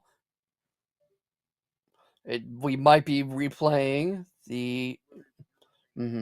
We're replaying the match, it sounds like. Word from Mission Control. Makes sense with how we wrap things up, that unfortunate speed test issue. So I hope you're ready for some even more Street Fighter 6, everybody. This is going to be beautiful. And, of course, the interesting thing to factor in here is both players have had a whole set that now kind of doesn't count to get used to each other, to build a plan. So I wonder how their new game plans are going to shake out. Yeah, and a little bit of time. single final match. Here we go. Liquid already getting off that anti-air, throwing Ruffian off to the other side, trying to set the pace of the match here. Jumps out of the boy at the Blanca ball, but gets caught on the way down. Ruffian getting that jumping heavy kick. Just juggling it, making it hurt.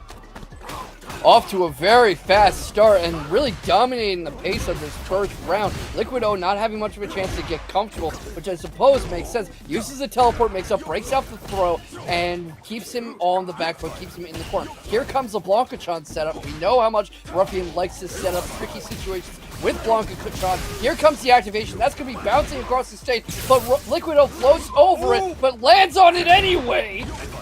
Oh my goodness, both at low life. Liquid just trying to hold on, but just survives and gets the drive impact off. Liquid taking it over Ruffian. Already on set point here. Other way around, but I totally understand you getting mixed up there because who wouldn't be? And Ruffian trying to earn his way to grand finals. I don't think he's happy about that speed test. Gets thrown out of the way of restoration or neutral. Teleports back in. Yoga floats over the grab. Teleports back in. But Ruffian was expecting that. Oh wait, I understand what happened here. The names are mixed up. That's why I was. Yeah, the names are mixed up. Yeah. There you go. Ruffian getting that insta. Ruffian's got the install, but Liquid not letting him have a chance to really take full advantage of that meter he just spent. But no, Ruffian finds his way in, gets the throw. All right. Liquid sitting at low life. Oh, and Ruffian just. Yep. Another final game, final round. Okay, this time I am right way around. I was just looking at the health meters and that. But here we go. That throw is faded out. Not able to get there. Super comes out. This one has worked on Ruffian a lot after a night full of no luck. Floats over that, but Ruffian loves that Blanca ball into throw setup. Here it comes again, another throw, and Liquid really needs to make something happen back. He does. He tried to go for a drive reversal, but Ruffian was prepared for it. Did a long jump in just to avoid it. Liquid in a bad spot. Low life, burnt out in the corner, gets caught teleporting. Ruffian taking it in this replay of the final match. Again, moving on to grand finals, getting that run back. For real this time. And I'm sure he's a little happier about that one after that long delay and after the speed test issues. But a beautiful read right there at the end because he's used to the game plan now. Like I was saying, might be the case. And you see him just very in control. Not the whole set. That was incredibly back and forth. But his adjustment is unreal. His ability to mentally adjust to what his opponent does, his opponent's game plan, is why Ruffian has 6 breakout titles under his belt. Yeah, again, especially like calling out that teleport right there at the end when it was just a clutch moment, knowing that he's in the corner, he's burnt out. The first thing he's going to want to do is get out. And what is Dawson going to do to get out? He's going to try and teleport. Go for one of his classic little mix-ups where he might hit you with an overhit, he might drop down and go low, he might just wait and throw you. But instead just being there with the button ready to go just to seal it out. Yeah, and you could see it coming out here again as he was very good at mixing Ruffian up with it. But the thing is, you can only go to the well so many times before that well's gonna run dry. And that's what happened right at the end, that final interaction, which was Ruffian reading that teleport attempt and turning around to face it, knowing it was coming. Yep. Just amazing. Just so many amazing matches. Such a great set, even with that little bit of an intro there going into that final match. Yep, that was it right there. Just showing it off right there at the end. Just a little bit screw up on that graphic there. I mean, that was all Blanca that last round, so I don't blame them.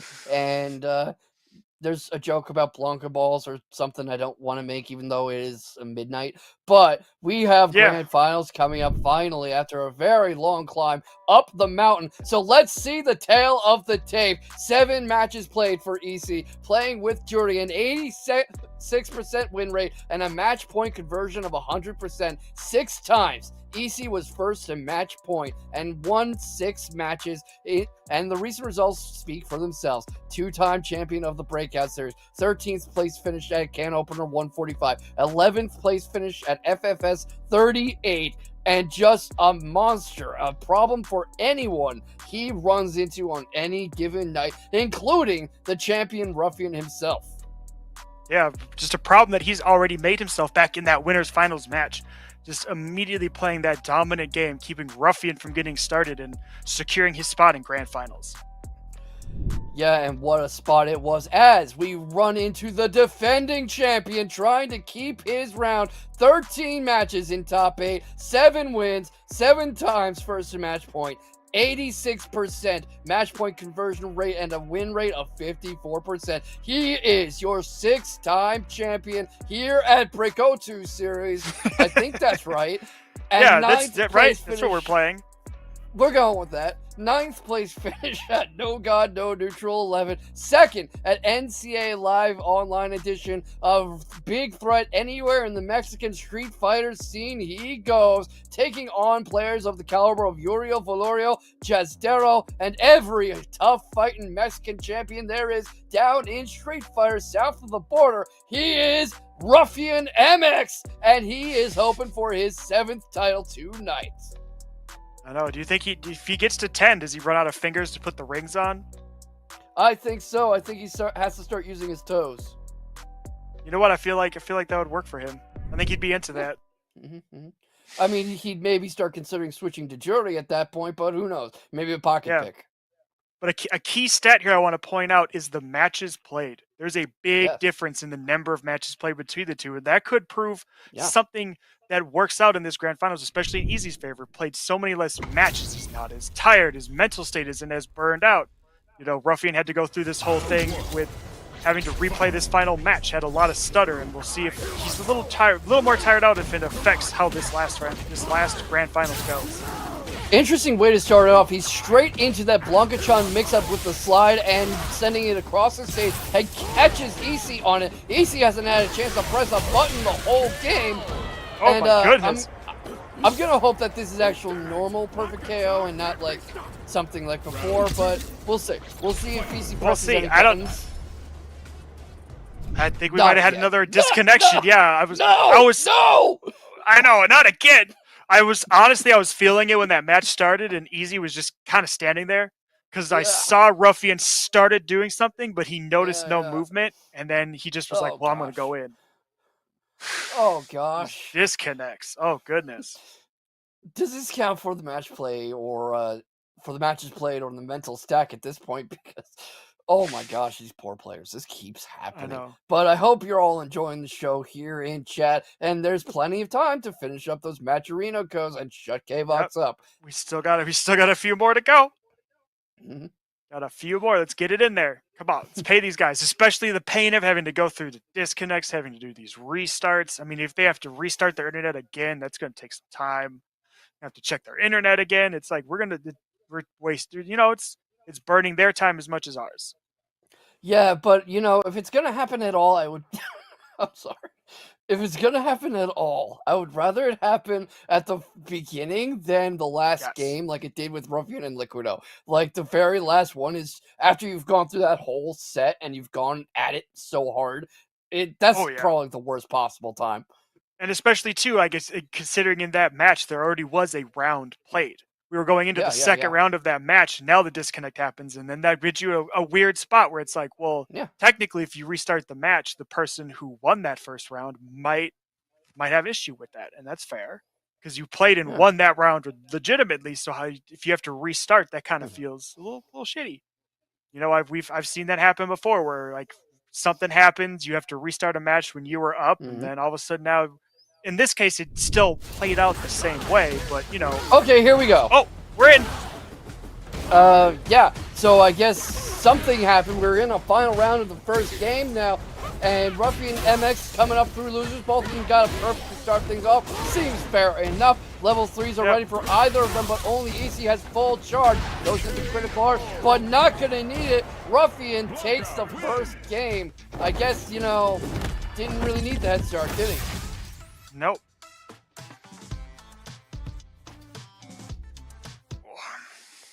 So we didn't really see any of that, but I'm sure it was a very interesting first game to start off Grand Finals. Yeah, wonderful first game. I mean, perfects. Both of them had a perfect on each round, right? Back and forth perfects. Yeah, jumping into. love to see a very evenly matched grand final like that. You know, trading perfects, trading the initiative, the momentum, leaving the custom room, starting a new custom room. I was just gonna say when I saw the perfect on easy side, I was like, is this the, you know, in Smash they have what they call the bro stock, where if you're person you're playing with dies on accident, you just throw yourself off the edge to lose a life to go with them, because it's like, well, I didn't take your life, you just screwed up, so I'll throw one away too. Yeah, it sounds fair enough that we are going to restart from 0. So welcome back to Grand Finals again. I hope you remember the tail of the tape, because I don't think we're doing that part again.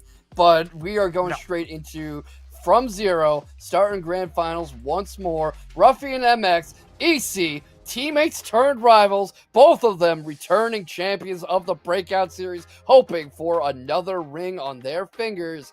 And this is going to be an absolute barnstormer. Plenty of Maturino codes left, plenty of one-shot energies to chew here at Breakout Series, and plenty of K-Vox and Only Joey to go around. I know, right? So much. It's gonna be. I'm like trying to warm myself up for keeping up with what's about to happen. Yeah, these two play so fast, so aggressive, so powerful that we at a couple points in Winter Final we had a hard time keeping up. Now it's for all the marbles. Yeah, now it's there's even more on the line. Right back then, they at least had that little bit of a give of, okay, I don't want to lose, but if I do, I'm not out of this yet. There's still more to happen. But now it's like, this is do or die at this point. Yeah, and I don't remember the exact stats for how many of those 6 wins came with Ruffian coming out of the loser's bracket. He is usually comfortably on winner's side. But he does have that to have in mind, that he has to win twice against EC. He does. I think he just had the one. He had the one because he lost in winners finals. So he said the one loser's side match to play through. But again, just so many extra. What I mean is how many of the 6 tournaments he won, he came into Grand Finals on the loser side. Yeah.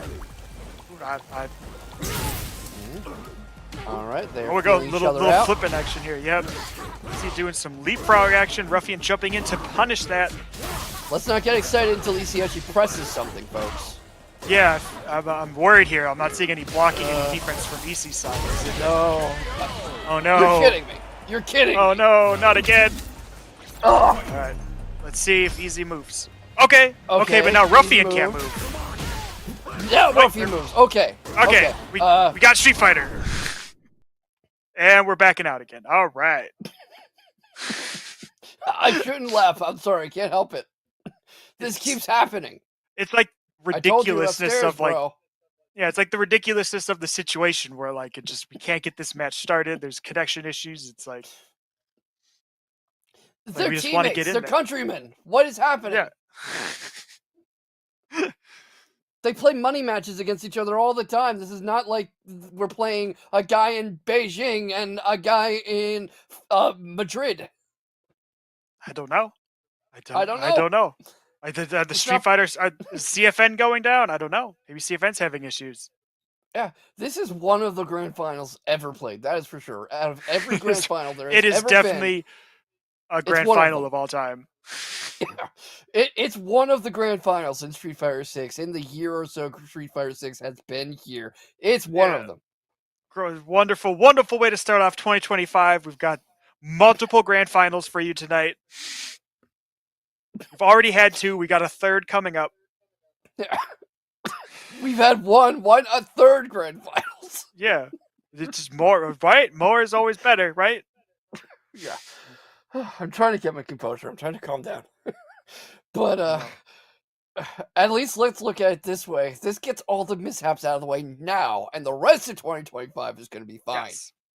Right? That's how you do it. You get that out of the way now, and then now later on we'll be zooming through these matches.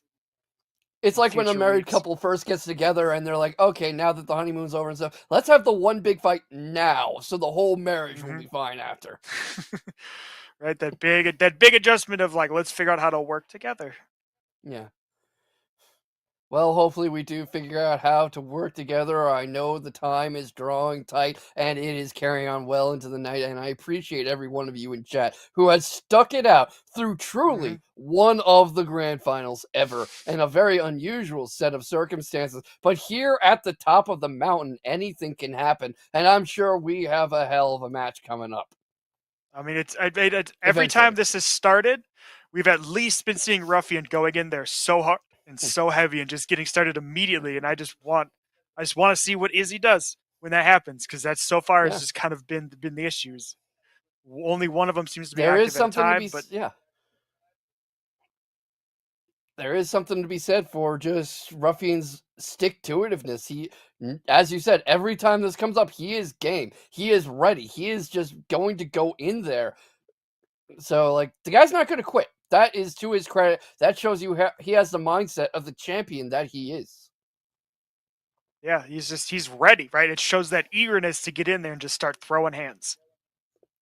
Yeah, and, you know, EC, to his credit, not shying away either, just having one of the nights ever. It happens to all of us, I'm sure. I mean, you know, net play can be a thing, crossplay can be a thing, and, you know, EC's experimenting with pads and switching up control schemes. He likes to kind of switch things up and see how he does with gamepad or fight stick or hitbox, just to try things out and keep expanding his tool set. Ruffian tends to stick with what he's got, but who knows what can happen, who knows what problems can ensue, and being part of being a great TO, a great producer, a great caster, a great player is rolling with the punches of life. I think if there's a lesson of tonight, chat, it is that anything can happen at any point. No success is guaranteed. Nothing is going to be smooth sailing forever. And what really marks a great person and a great human being is their ability to roll with adversity.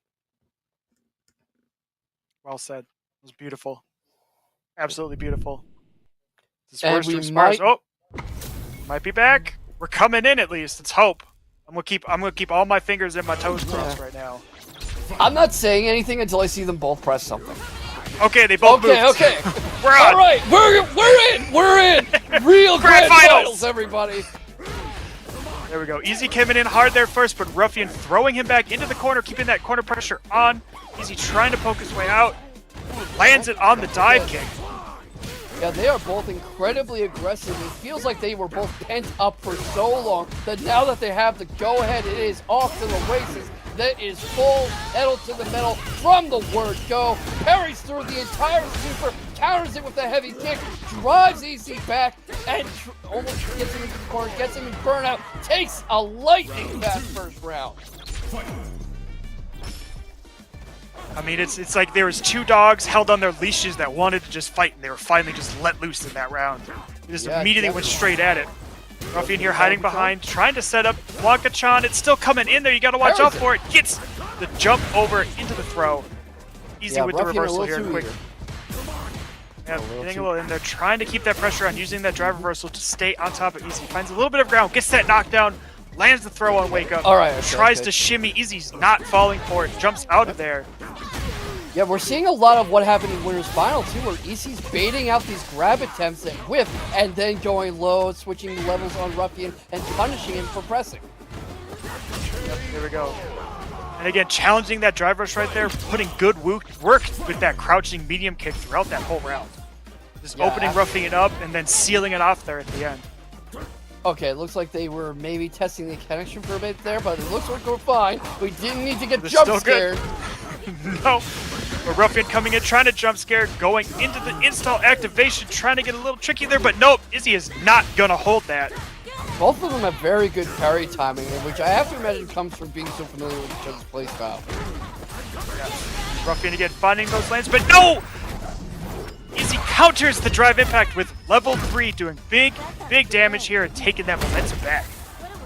Yeah, absolutely. That is a hefty chunk of life. But Ruffian not fighting deterred at all. Goes for the grab, gets tagged, jumps in, gets anti-aired rather, and Easy very happy with these drive rushes, but gets caught on a jump in, brings out the Blanca-chan, gets the slide going, back throws, but misses the Blanca-chan, was probably hoping to throw Easy into it. The fireball comes out. EC jumps in. Ruffian jumps over. Gives up some momentum. The Blanca-chan is still there. Doesn't need it. And Ruffian takes the first game. Oh my goodness, it's huge. It's a big moment there. Taking that first point, taking that little bit of a lead here. Coming in heavy here with the drive rush, double drive rush, keeping it on, juggling Easy over into the corner, staying on top of him with the Blanca ball, but nope. Easy's trying to get out with that dive kick, doesn't quite work out, getting thrown back into the corner, juggled again. Ruffian dropping that Blanca-chan, activating it to extend his combo, getting in there with the upward ball. And oh my goodness, just intense, unending pressure. Ruffian just taking that. It's that crazy first round. Okay, on the plus side, as far as I can tell, that was a legitimate perfect. Yes, that was a legit perfect. That was not Easy disconnecting again. Yeah. Which just makes that all more impressive after all we've seen tonight. Absolutely. I just started to get scared for a second there, understandably. That's fair. That's fair. As soon as I saw blocking happen, I'm like, okay, maybe something's happening here. Yeah. All right. And EC really just trying to get back in this no perfects this time and a commanding life lead. But in Street Fighter 6, that can disappear in an instant, as Ruffian is trying to demonstrate. Ruffian forcing Easy back into the corner. He's trying to fight his way out. Both players looking for ground here. And Ruffian losing to the anti-air. EC is so good and consistent with that anti-air, and it shuts down a lot of Ruffian's aerial options because he has to have that kick in mind. He has to have that anti-air in mind, and has to have in mind that that's coming out anytime he jumps. The perfect parry into the pinwheel to punish and just steal some time off of that install activation there from Ruffian. Yeah. Again, holding that block, playing amazing defense here in the corner, just holding it down. Straight into super, but that's blocked too. And Ruffian also very good on the defense. Forces EC into burnout, gets a throw into the corner. Is he going to go for another one? He is. But EC techs it, forces him to back off a little. He's gaining back meter, starting to come a little out of burnout, gets the cross up the side switch. The Blanca-chan comes out, but a little too far away. Ruffian can't get much out of it. Backs off towards it. That is giving Ruffian all the room he needs. Blanca-chan is activated, but then discarded. The pinwheel comes out, and now it's Ruffian in the corner. But he throws out. Oh my goodness. Again, straight back into this level 2 install, but so far Easy has not been falling for any of this. Able to just hold down the defensive front against just this onslaught of Blanca balls, but fighting his way out, finds the foot stop to keep Ruffian down on the ground, punishes with the perfect parry on the Blanca ball, drive rushing after, but not quite able to hold on to it. Ruffian looking to create a little bit of space here with the Blanca-chan, but Izzy does not care at all. Getting in, finding ground, big combo, big damage, big finish. Hope you're comfy, chat. We're going to be here a while. This is going to be back and forth. We are already 1-1 here in grand finals. Already, and of course, Ruffian has a whole nother set to play if he takes this one. But EC playing like he wants to go home early. He does, right? Amazing use of jumping over that Blanca-chan, dive kick to grab him out of the air, continuing the combo, going for the pinwheel heel now. Ooh, getting caught a little bit on the Blanca-chan activation, but getting hit with the command grab this time, something we don't see very often from Ruffian.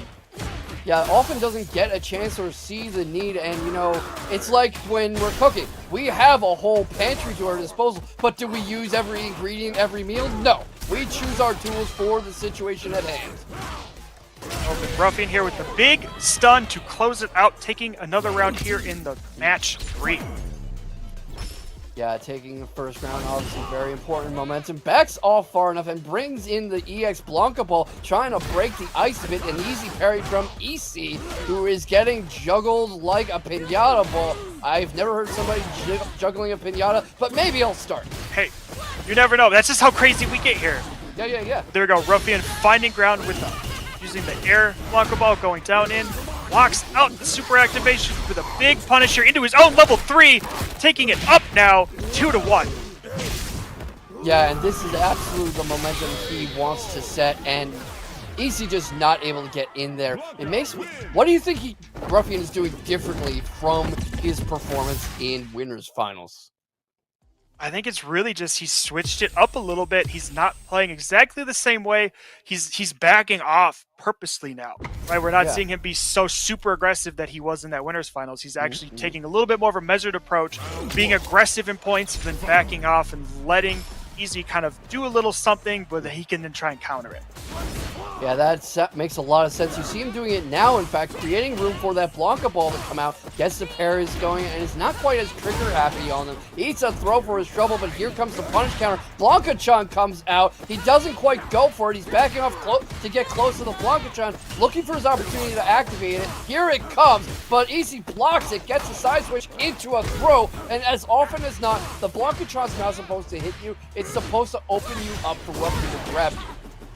Yeah, it's pretty much been his MO throughout all these matches we've seen. Is he doesn't use it to hit you, he uses it to distract you while he goes and grabs you. Because you have to block that. If you get hit by that, you're going to take more damage than if you were to just try and throw you.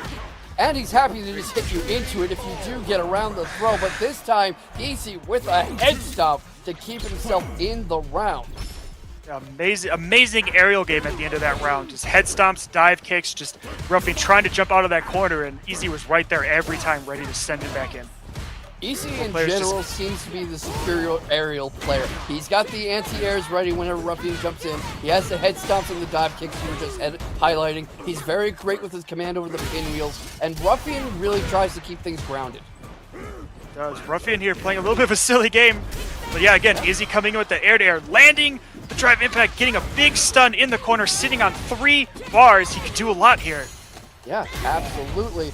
Not going to really need it. Ruffian has critical art, but it's going to be a question of if he even has a chance to use it, or if he wants to, because he could put himself on reset point with it, if need be, if properly used, lands himself on the fireball, sliver of life left, and he's hesitating. He's a little worried about going in. He activates the level 2, and is he going to do anything with it? He's kind of just waiting for his opening, his move. Playing very defensive, measured approach. Here comes the throw, finally makes some action happen. About to run out of that activation, has so little health to work with. And of course, Easy has the level 3, but not gonna need it, and this set is tied. Oh my goodness. Back and forth, back and forth. You just can't tell with these two. I don't know, but this is... I was just saying, this is the do or die moment for Ruffian. This is the match he needs to win if he wants to stay in this and continue and try and defend that championship, get that 7th title belt. Keeping Easy in the corner right now, landing those throws, keeping the pressure on. Easy with the wake-up OD pinwheel. Big whiff on the jumping heavy kick. That pinwheel is there for him again and again, as are those parries and his ability to break the throws. There comes the anti-air kick that I was talking about again and again. EC seems to have that whenever he needs it, and Ruffian backing off Lily. He goes for the Blanca ball. Oh, and the Blanca-chan heading in. It's EC with it finally, and gets right in his face with the throws grab. Tries to get him in the corner, eaten up with the pinwheel, and the aerial game is all EC. It's all been easy here. Ruffian again sticking it on the ground now, taking a little slow. Both players measuring each other out. Ruffian charging up, getting those Blanca balls off, but not able to get anything in on Easy. Easy drive rushing in, crouching medium kick, nothing off of it, but tries it again, finds ground, gets a big combo here, juggling and pushing Ruffian in the corner, ending on level 1. Not quite enough, but sitting pretty right now. Just needs to jump over the grab attempt into the foot dive. Taking it now, Easy on tournament point. About to take the belt from his own teammate, who opens things up in aggressive fashion. Another throw. Is he going to go for a third? He's not. Not going to get a chance to. Both of them trading in the pocket, and goes for the parry, but it's baited out early. And here comes another throw, and goes for the OD pinwheel. But this time Ruffian was expecting it. Gets him in the corner, puts him in burnout, and Easy can't get out. Easy can't get out. He's stunned, and Ruffian keeps himself alive. This is the final round. This is tournament point or reset point. There we go. Easy using that drive rush to go past the Blanca-chan, getting Ruffian into the corner, keeping that pressure on with the throw, dashing up, jumping over. Ruffian able to jump out, but gets clipped. Easy into the level 3. This is going to be a big chunk of damage, putting Ruffian in a very tight spot. Has critical art after this, but it's going to be a question of if he can even use it. Goes for the head stomp again. Parry gets a perfect parry into a back throw, but this is not the time to be creating so much space or going for that level 2. It's a question of if he can get enough damage going. Gets through Easy's drive rush, but Easy is blocking the entire string. This is masterful defense from Easy. Gets into the corner, but parries the Blanca ball, uses the fireball to advance, give himself some room. Has so little health to work with. Is this going to be the exchange advantage and seals the deal. Not if Ruffian has anything to say about it. Keeps him in the corner, brings Blanca-Chan out. Here comes the throw. Is he going to go for another one? Easy jumps up to avoid the opportunity. He activates. Ruffian tries to go for it, catches him on the Blanca-Chan. Is he going to reset? This is slivers of health. One interaction away. But oh, and he gets the throw! We have a new champion! EC! EC! EC! Oh! Just so much. Ruffian was doing so much there. Oh. The instant interactions, just that amazing pressure. Easy was just holding, and then finally just does a neutral jump up, lands into throw, and it lands. Gets it on there, just that tiny little bit that he needed to push himself to win that title belt. Yeah, and EC is now the 3-time Breakout Series champion, defeating his own teammate Ruffian, who was on his way to a 7th belt and was the winner of our last Breakout Series tournament of 2024. It was a long mountain to climb for both of them, especially through all those connection issues they so bravely soldiered past. But at the end of the day, there can only be one winner. We see here how he was able to put EC on the verge of giving up reset point, but you only need one read to win in Street Fighter 6, and EC had that read exactly when he needed it. He did, and there was even... my heart stopped for a moment, too, because there's a moment right there at the end when EC was pushed into the corner. He landed his standard, crouching heavy kick, anti-air, and tried to follow up with a pinwheel, but it did not combo. It dropped. And that was a huge opening for Ruffian to get in and put some damage on and get his offense started. And that's when he got the Blanca-Chan down, got the level 2 activated, started juggling him in the corner, got a bunch of damage off. But then all it took was Easy just jumping out of everything once and just punishing him on the way down. That's what it comes down to sometimes. Sometimes it is just that final blow. And what a tournament. They climbed through. Let's look at their climbs through the ranks here. This was quite a bracket for everybody involved. Both of them undefeated, coming straight up to the upper final where EC 3-1 Ruffian, who had to climb past Liquid O, who had quite a bracket himself, and both of them overcoming 60 other people, 59 I suppose if you encounter them both, because this was our largest Breakout Series yet. And hopefully next week is even bigger. Hopefully. And the people, they brought the competition this time. If you look at that loser side, there's a lot of 3-2s down there, 3-1s. These were fights where people were going back and forth. On the winner side, you see a lot of 2-0s, 2-0, 2-0, 3-0. A lot of kind of definitive matches where someone just held it down the whole time. But on that loser side, they were fighting. That was straight up just brawling in the streets down there. Really putting the street in Street Fighter, am I right? Oh, completely, yeah. Just so much back and forth. It's so many games where it would just be one person takes the match, the other one takes the match, then the other one takes the match back, and just one back and forth until you just... I don't know how many times we had to shout out that we're on the final round. Yeah.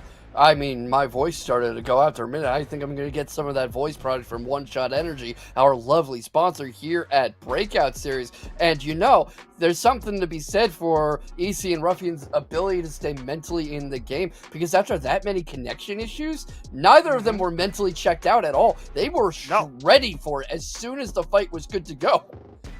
They were completely ready to go, right? You think about it, and sometimes in sports they refer to as icing somebody, where you force a timeout or something to happen to make them sit and think about what they're doing, and they had to sit for 10 minutes almost, something like that, before they could really actually start their grand finals match, and they immediately just, boom, off the cuff, were ready to go at each other's throats.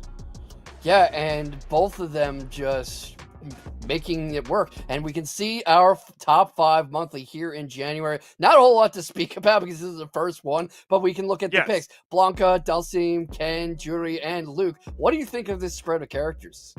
I was not expecting to see that many people playing Blanca. I'm going to be honest. I know outside of this, I know one person that plays Blanca, and that's it. Out of all the people I play Street Fighter with.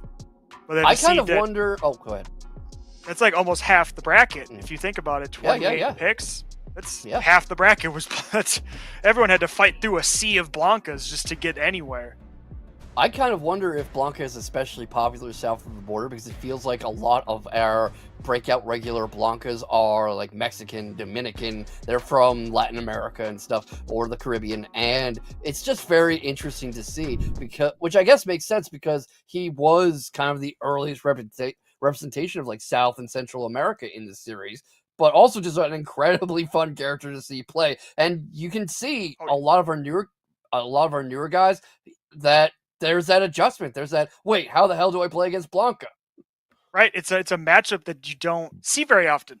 And it's something that can be very difficult, especially with the crazy movement that he can have, that the aerial attack that he can have through the Blanca ball and the different ways that he can use it, the way that he can fake you out, end it, do a different version, space it right so he lands in front of you and just throws you. And it's so quick that unless you know that's about to happen, you're not going to react to it.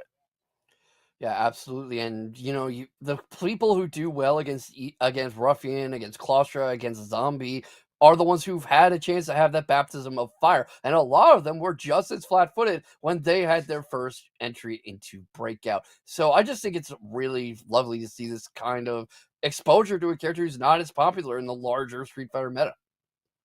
Yeah, it's great to just see that representation. I love it when a character who's not, on like a poster child, not on the top tier, someone who you're not seeing at the big majors, it's like the top 8 is just, a couple of the standard characters, but seeing like, multiple Blancas here in the top 8. And they were both played so different too, which was amazing. Very different styles, very different approaches to situations. And it just shows how much you can really take a character if you take the time to learn their tools and learn how to use their tools and learn how to kind of develop your own style of just engaging with your opponent.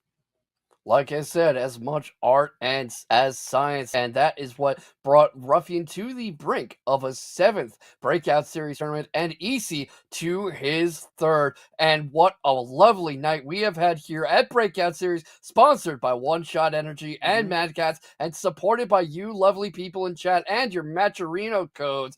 And we are going to put on a great show like this every week, Fridays at 8 p.m. for Street Fighter, Wednesdays at 8 for Tekken 8.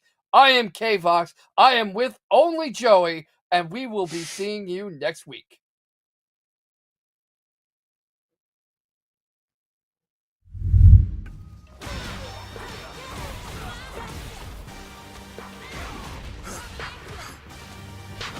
For the victory lap, though.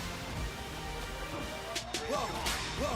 They ain't never seen nothing like this before.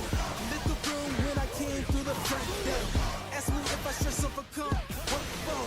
Train in the trees, please pardon my sycamore. Touch burning sands, grasslands, and stormy shore seasons in the year, yeah. Ain't no channel for champions and chain no fear. Yup, the champions here, switch gears. We keep the haters in the rear. At the blood, sweat, and tears, and my goal so near. I see my victory so clear. I see my victory so clear. It's a day, we break through. It's a day, we break through. It's a day, we break through. It's a day, we break through. It's a day, we break through. It's a day, we break through. It's a day, we break through. I know it's lonely at the trail, but that's not by speculation. But the position that I got, I climb too high to fall, way too hard to drop. Stop clocks on the speed bag. Every out under pressure, no jet lag. This is greater than trophies and saluted flags. Titles of fame, the cost is paid. Yeah, I carry the cross I made. Dealt with the dealer, baby, the hand was played. New level, next stage. Learn to lead the legend. Now tell me what's my next stage, yeah. I said the champ is here, switch gears. We keep the haters in the rear. And the blood, sweat, and tears, and my goal so near. It's a day, we break through. It's a day, we break through. It's a day, we break through. It's a day, we break through. It's a day, we break through. It's a day, we break through. It's a day, we break through.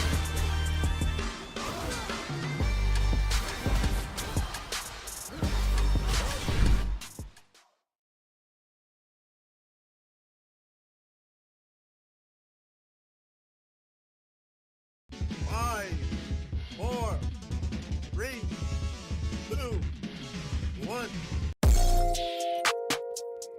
We have creative.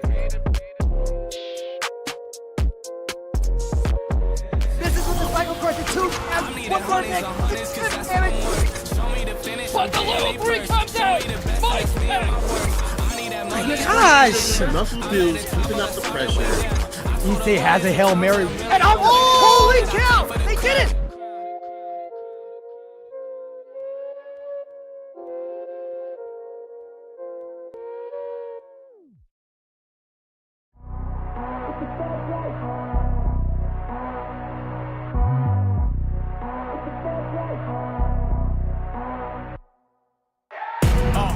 Fast life, the fast living.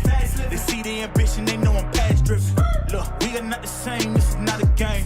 I've been swerving through the city in and out of lanes. Yeah, cause if I see it, then I want it, then you better know I got it. Ain't no options, I'm about to do the damn thing. I'm an outlaw, you can never catch me. I'm in first place, you can never. These are the moments, only got one life. This is your moment, whether wrong or right. You're your own enemy, your own enemy, your own enemy. When I fall, I keep running. Feel the pain, but I love it, yeah. You know I'm built for it, you ain't gotta ask twice. You ain't by that fast life. 100 on the dash with the cash light.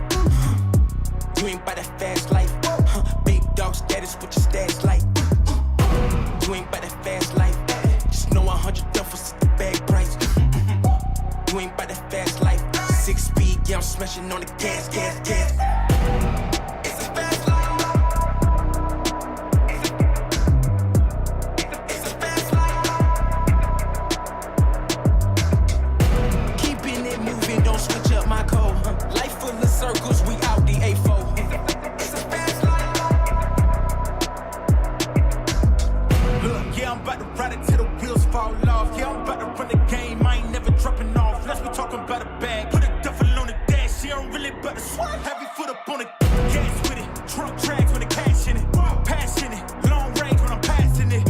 All drive, I ain't stopping unless I'm crashing it. And even that wouldn't stop me from going after it. These are the moments, only got one life. This is your moment, whether wrong or right. You're your own enemy, your own enemy, your own enemy. Yeah. When I fall, I keep running. Feel the pain, but I love it, yeah. You know I'm built for it, you ain't gotta ask twice. You ain't by that fast life. 100 on the dash with the cash light. You ain't by that fast life. Big dog status with your stash light. You ain't by that fast life. Just know 100 duffers at the bag price. You ain't by that fast life. 6 speed, yeah, I'm smashing on the gas. It's a fast life. It's a fast life. Keeping it moving, don't switch up my code. Life full of circles, we out the A4. It's a fast life.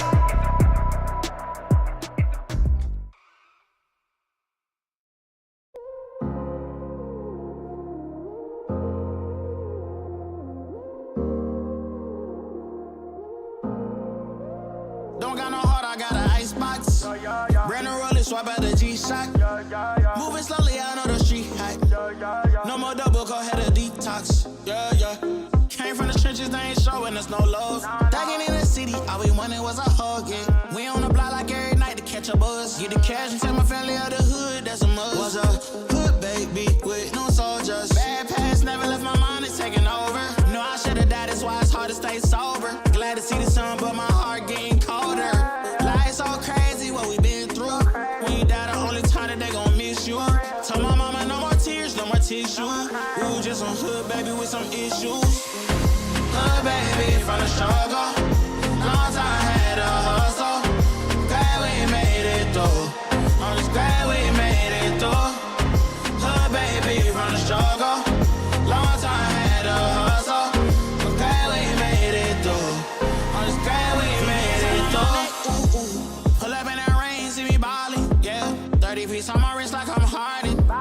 Either they love me or I'm a target.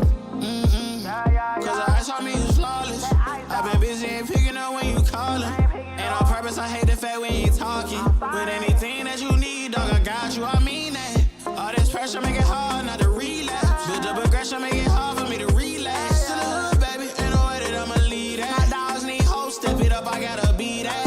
Cause life's all crazy, oh, it been through. I'ma love you way before I gotta miss you. Hold this mama by my side, gave her some tissue.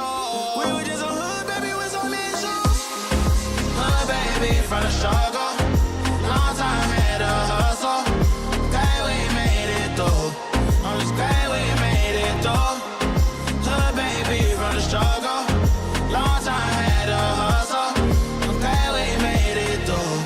I'm just glad we made it through. Just some hood, baby, yeah. Just some hood, baby, yeah. Just some hood, baby, yeah. Just some hood, baby.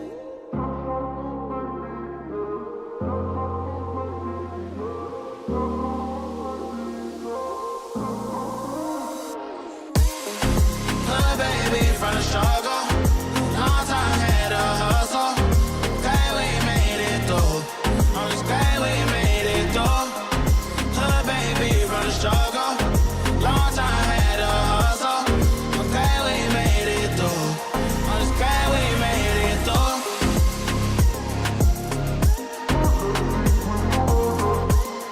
I'm glad we made it through.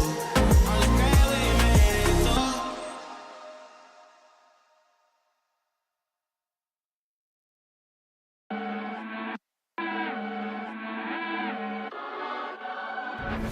Top 10 radar, yeah, we on your radar. Never miss, dog, and that's on occasion. Yeah, yeah, yeah, yeah, yeah, we on your radar. Yeah, yeah, yeah, yeah, Hey, we on your look, top floor lifestyle, chef and boy, I'm cooking up. Way too high, ain't coming down. You see me if you looking up.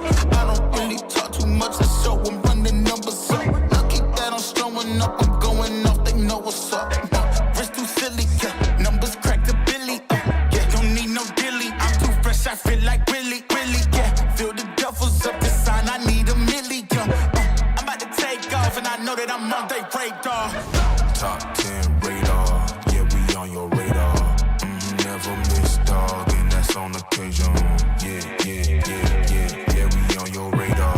Yeah, yeah, yeah, yeah, yeah, we on your. Look, I know God got his hand on me. I'm exactly where I'm supposed to be. So when they know my name overseas, that is something God oversees. Living life they think is make believe. It ain't magic, nothing on my sleeve. Never noticed what you had to give, but want a piece of what you do receive. Tell 'em, wrist too silly, yeah. Numbers crack the billy, yeah. Don't need no dilly. I'm too fresh, I feel like Willie, yeah. Feel the duffels up, this sign, I need a million. I'm about to take off, and I know that I'm on they radar. Top 10 radar, yeah, we on your radar. Never miss, dog, and that's on occasion. Yeah, yeah, yeah, yeah, yeah, we on your radar. Yeah, yeah, yeah, yeah, yeah, we on your.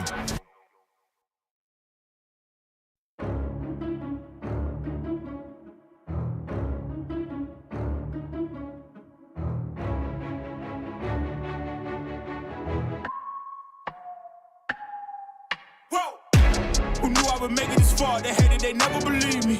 Yeah, I would never drop the ball. I know I make it look easy. Yeah, Mayweather with the defense. I don't care what a critic gotta say. I got them picking up the pieces. That to me, you really playing with your life. I'm about to come and run it all back. I'm the new era, about to snap back. You ain't fitted for it, cause you all cap like. Hold up, I shoot my shot, wait, hold up. I'm really about to run this go up. You know it's all net when it go up. Ain't got no other plans, you don't need to understand, ayy. We on overtime, you don't need to understand, ayy. You just show them how to do it when you don't know what to say. Tell me how you plan to win if you plan to play the same. Moving fast, already gone, yeah, but you bringing me back. Try to double cross me, dog, just let me relax. Stop assuming what we doing, keep it moving, what we doing. Cause it can get big right, cause it can get big right, cause it can get big right. Hey, please don't play no games with me, I promise I'm too much. Hey, I can never let up even if you had enough. Hey, this ain't for the faint of heart, we always playing rough. I had enough. It ain't luck. I needed a vision, I needed ambition, I needed a mission to beat in submission with no intermission. I see the collision, the crash in the distance, they coming off track. No, now when they ask what's the motive, don't talk, I just show them. They all about to see what I mean in the moment. I gotta keep going, I'm shaking the dice and I'm keeping it rolling. They already know. Ain't got no other plans, you don't need to understand. Ay, we on overtime, you don't need to understand. Ay, you just show them how to do it when you don't know what to say. Tell me how you plan to win if you plan to play the same. Moving fast, already gone, yeah, but you bringing me back. Try to double cross me, dog, just let me relax. Stop assuming what we doing. Keep it moving, what we doing. Cause it can get dangerous. Cause it can get dangerous. Cause it can get dangerous.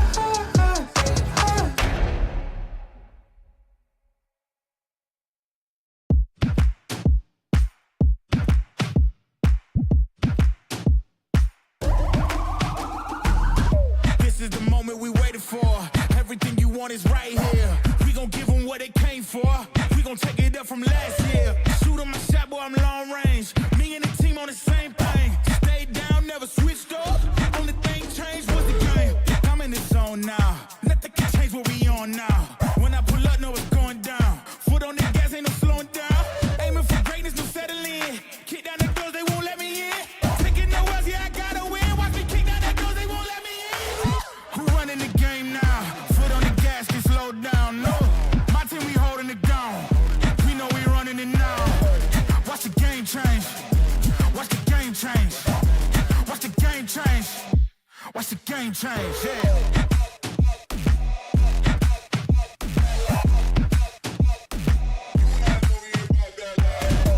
Watch the game change.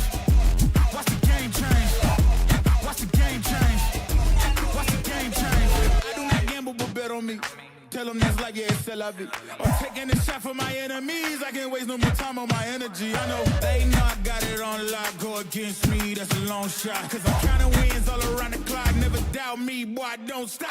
Who do you feel when they make you the monster? I am not scared of none of you imposters. Taking the lead now while they watching. Think you should leave now while the option. Taking no else, yeah, I gotta win. Watch me kick down the doors, they won't let me in. Who running the game now? Foot on the gas, can slow down, no. My team, we holding it down. We know we running it now. Watch the game change. Watch the game change. Watch the game change. Watch the game change. Yeah.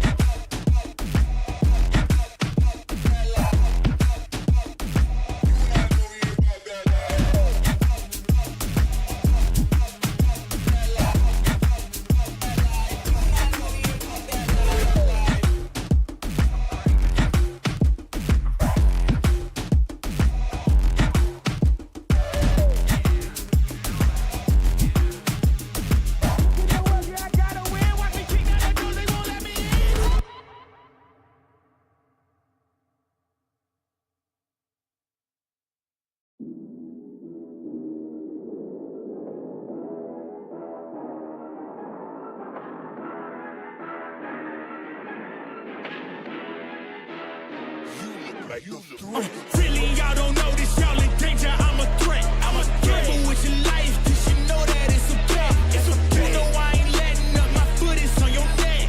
Take my word for it, it's a promise and a threat.